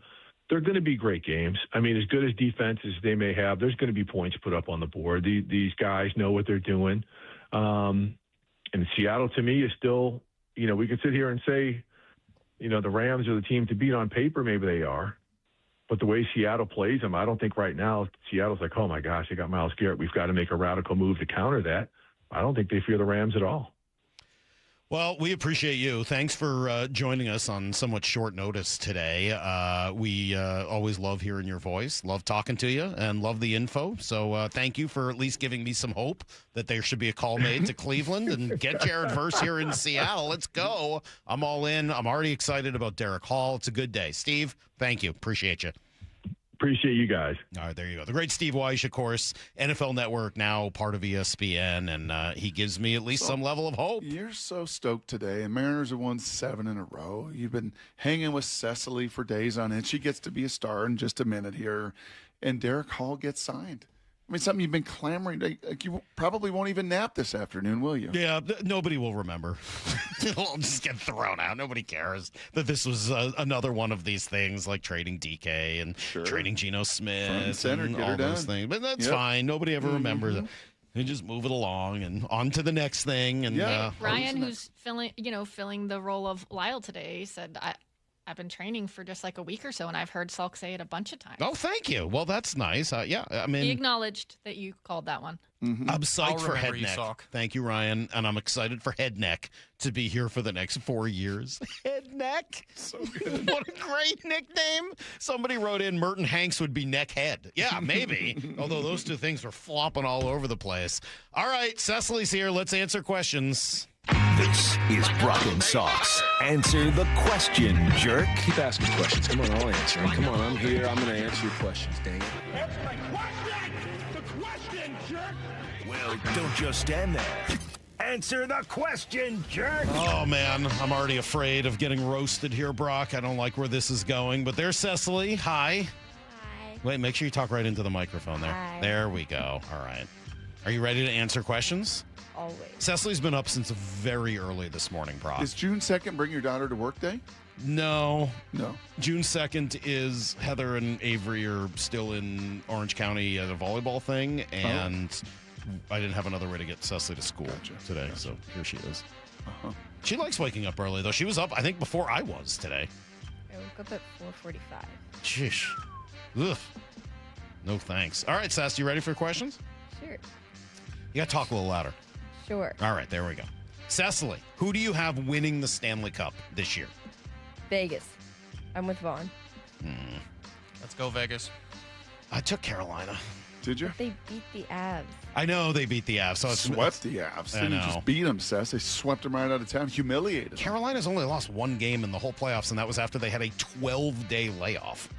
They've been pretty dominant. You know, I was up in Canada fishing, Salk. I don't know if I mentioned that, up at Queen Charlotte Lodge. Times, Let me tell you how thrilled the Canadians are for a Carolina-Vegas Stanley Cup. They are. Yeah, really. Two warm weather warms cities. their hearts. Yeah, I bet. Yeah, that's great. Another one for Cecily. What is your favorite penalty to commit? Checking in 12U hockey. Definitely checking. Like 100%. Checking or roughing. They're kind of the same thing. Yeah. You're not allowed to check. You're not allowed to have a full body check. You mind getting checked, Cecily? Like, if you're going to lay a good hit on somebody, do you mind the repercussion maybe you get No. checked? What's that? What do you mean no? No one really retaliates, and What? when they do, it's normally like stupid, and they like throw their stick at me or something. I didn't really see Cecily take any big hits this year, right? Oh, it's coming, right? I mean, if you get that, I hit reputation. someone. I had a roughing penalty in a scrimmage that wasn't called, True. and then the ref decided she was done reffing. So Yeah, but I didn't really see anybody like hit you really hard all year. Yeah. Couple kids couple boys in tryouts tried to get back at you, but they fell down. I don't really see it, to be honest. Cecily, we are taking our 8-year-old on a surprise trip to Disneyland. Should we tell her that morning when we wake her up? Or should we tell her when we are actually on the way to the airport? Or should we tell her a few days ahead so that she can look forward to it? Tell her that morning so she can like pack what she needs. I mean, make sure she like knows like to pack worm stuff and like what to bring, but I would definitely tell her that morning. Surprise her. You like surprises? Yeah. But we told you, we did that with you guys, Yeah, right? On the when we Hawaii went to trip. Hawaii. We told you, like, pack your bags, we're leaving in an hour. Yeah. That was really annoying. What? I wasn't ready. I mean, it was annoying. I mean, we had to sprint home and then I had to speed pack my bag. And then you had to go to Hawaii? That was horrible. That's sad. Rough life she leads. Let's see. Who is the best number 88? Julie Gosling. All right. Didn't even get Not it out. Pasternak? Julie Gosling's she plays for the Seattle Torrent, the women's POHL team here. Nice. And she scored the first goal for them ever. True. Yeah. And she gave you a puck. And that was also really cool. 88, a good hockey number? Yeah. It's going to be mine next year if I get it. Yeah, there's a lot of decision-making process, Brock, over the last few days. 88, it came down to 88, 17, and 16. Because you were 33 last year, Yeah. right? It's kind of been your that's jam. like 88's got a become a goalie. 33 feel to it. Yeah. 88, I mean, you're just finishing those numbers, just right? finishing it, Yeah. yeah. But 88 is much more of a big offensive center forward kind of a number. 33, unfortunately. It's really for goalies. Yeah. It's got a lot of goalie vibe. It kind of feels like you're a goalie skating out. I don't want to be a goalie skating out. No, you don't want to be You that. don't want that rep. No. Okay. Answer the question, Cecily. Does your dad yell at the television while watching sports? Depends what's happening. He yells more if we're like at the game and he feels like that someone did something stupid and he's annoyed, so he does a lot of yapping. Mm-hmm. Yapping? Okay. Yapping. Yeah, you just yap. yap. You yap more than you yell. Like a chihuahua. Yeah, like a chihuahua. Is that what I'm like, a chihuahua? Yeah. All It's right. distracting. Very. Oh, yeah, Cecily's trying to watch the game, and her dad won't shut up. He keeps yapping. Do you hear your dad on the ice sometimes? Depends which rink we're at, Mhm. but not really. Nice. Boards are like generally soundproof, so you True. can't hear like anything. Which is I'm probably on for the best. basketball court. I'm on the basketball court. I probably would hear him. Are we done with hoops? Are we still playing hoops? Not really. What are we doing? I've sort of not done basketball in a while. Okay. Yeah, Cecily's kind of retiring from everything. So just hockey and track? Yeah. Just be a multi-sport, all right? Or rock Just keep playing climbing, multi-sports, Seth. Don't just be a one-dimensional, specialized. Keep playing multi-sports. Deal? Okay. All right. I will say, Brock, playing hockey is sort of like playing two sports. It is. It's the skating and it's the hockey. And it's like the off-ice training. It's like two completely different things. It just, I don't know, it's a lot. For Cecily, favorite tournament or game you played in this year or favorite rink to play in? Well, my favorite rink is definitely...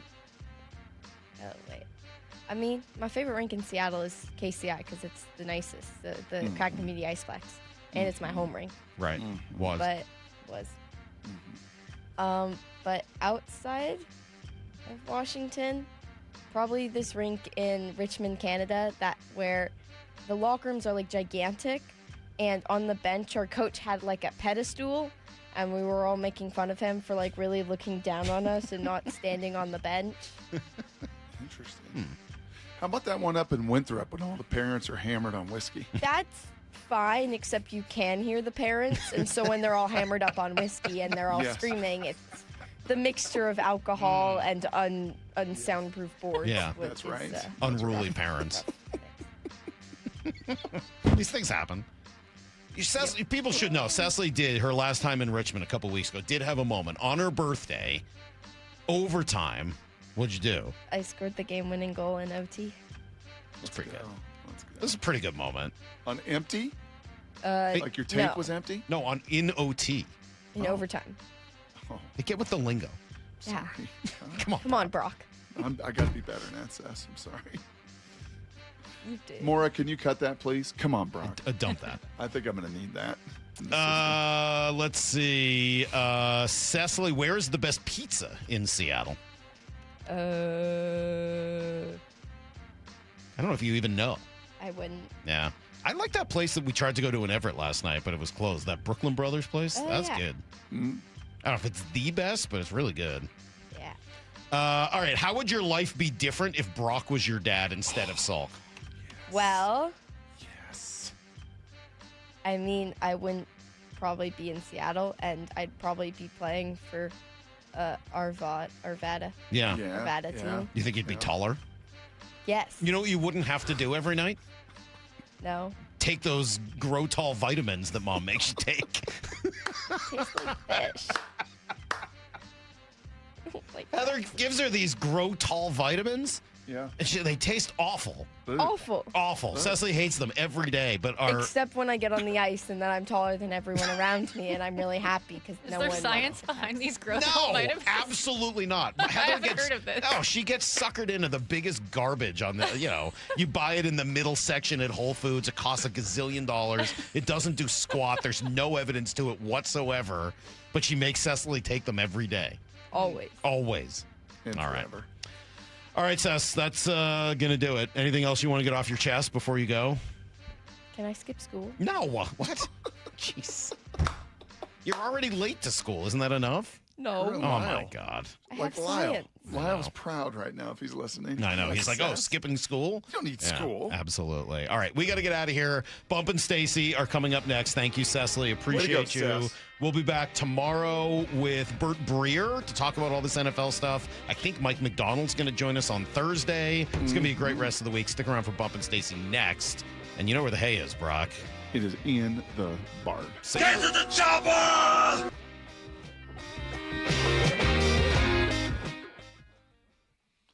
Stick around for Bump and Stacy coming up next at 10. That's right. That's what this news feels like. Committee for so there's going to be a committee to decide whether they're going to make an announcement and when they're going to make an announcement. Give Seattle a team. Bump and Stacy with Michael Bumpus and Stacy Rost next at 10. I hope you guys are prepared to be embarrassed by my behavior. We're going to be on Hard Knocks for sure. We're definitely going to be on Hard Knocks because I will drag us in front of these cameras. On Seattle Sports. Hey, you mind keeping it down up there, please? KeyBank will meet you in that I need new neighbors moment. Rick, it's your mortgage loan officer, Beth. I was in the neighborhood and wanted to let you know your home loan application's been approved. Beth, you're always there for me, and not a moment too soon. Are your neighbors bowling with grand pianos again? And apparently raising livestock? For every financial need, we'll meet you in the moment.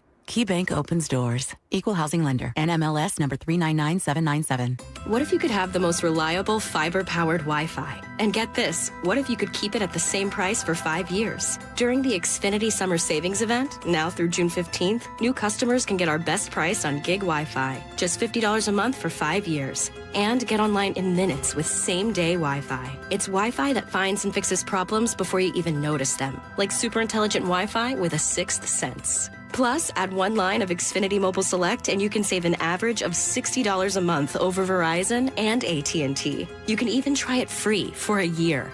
Lock in your price and unlock the possibilities during the Xfinity Summer Savings Event. Get it now at Xfinity.com. Xfinity. Imagine that. Restrictions apply. Requires paperless billing and auto pay with stored bank account. Taxes and fees extra. Savings based on 1 gig internet and 1 mobile select line compared to similar Verizon and AT&T plans over 5 years. After 12 months, regular rates apply to mobile select. Xfinity internet required. Speeds vary. Use of fiber coaxial cable.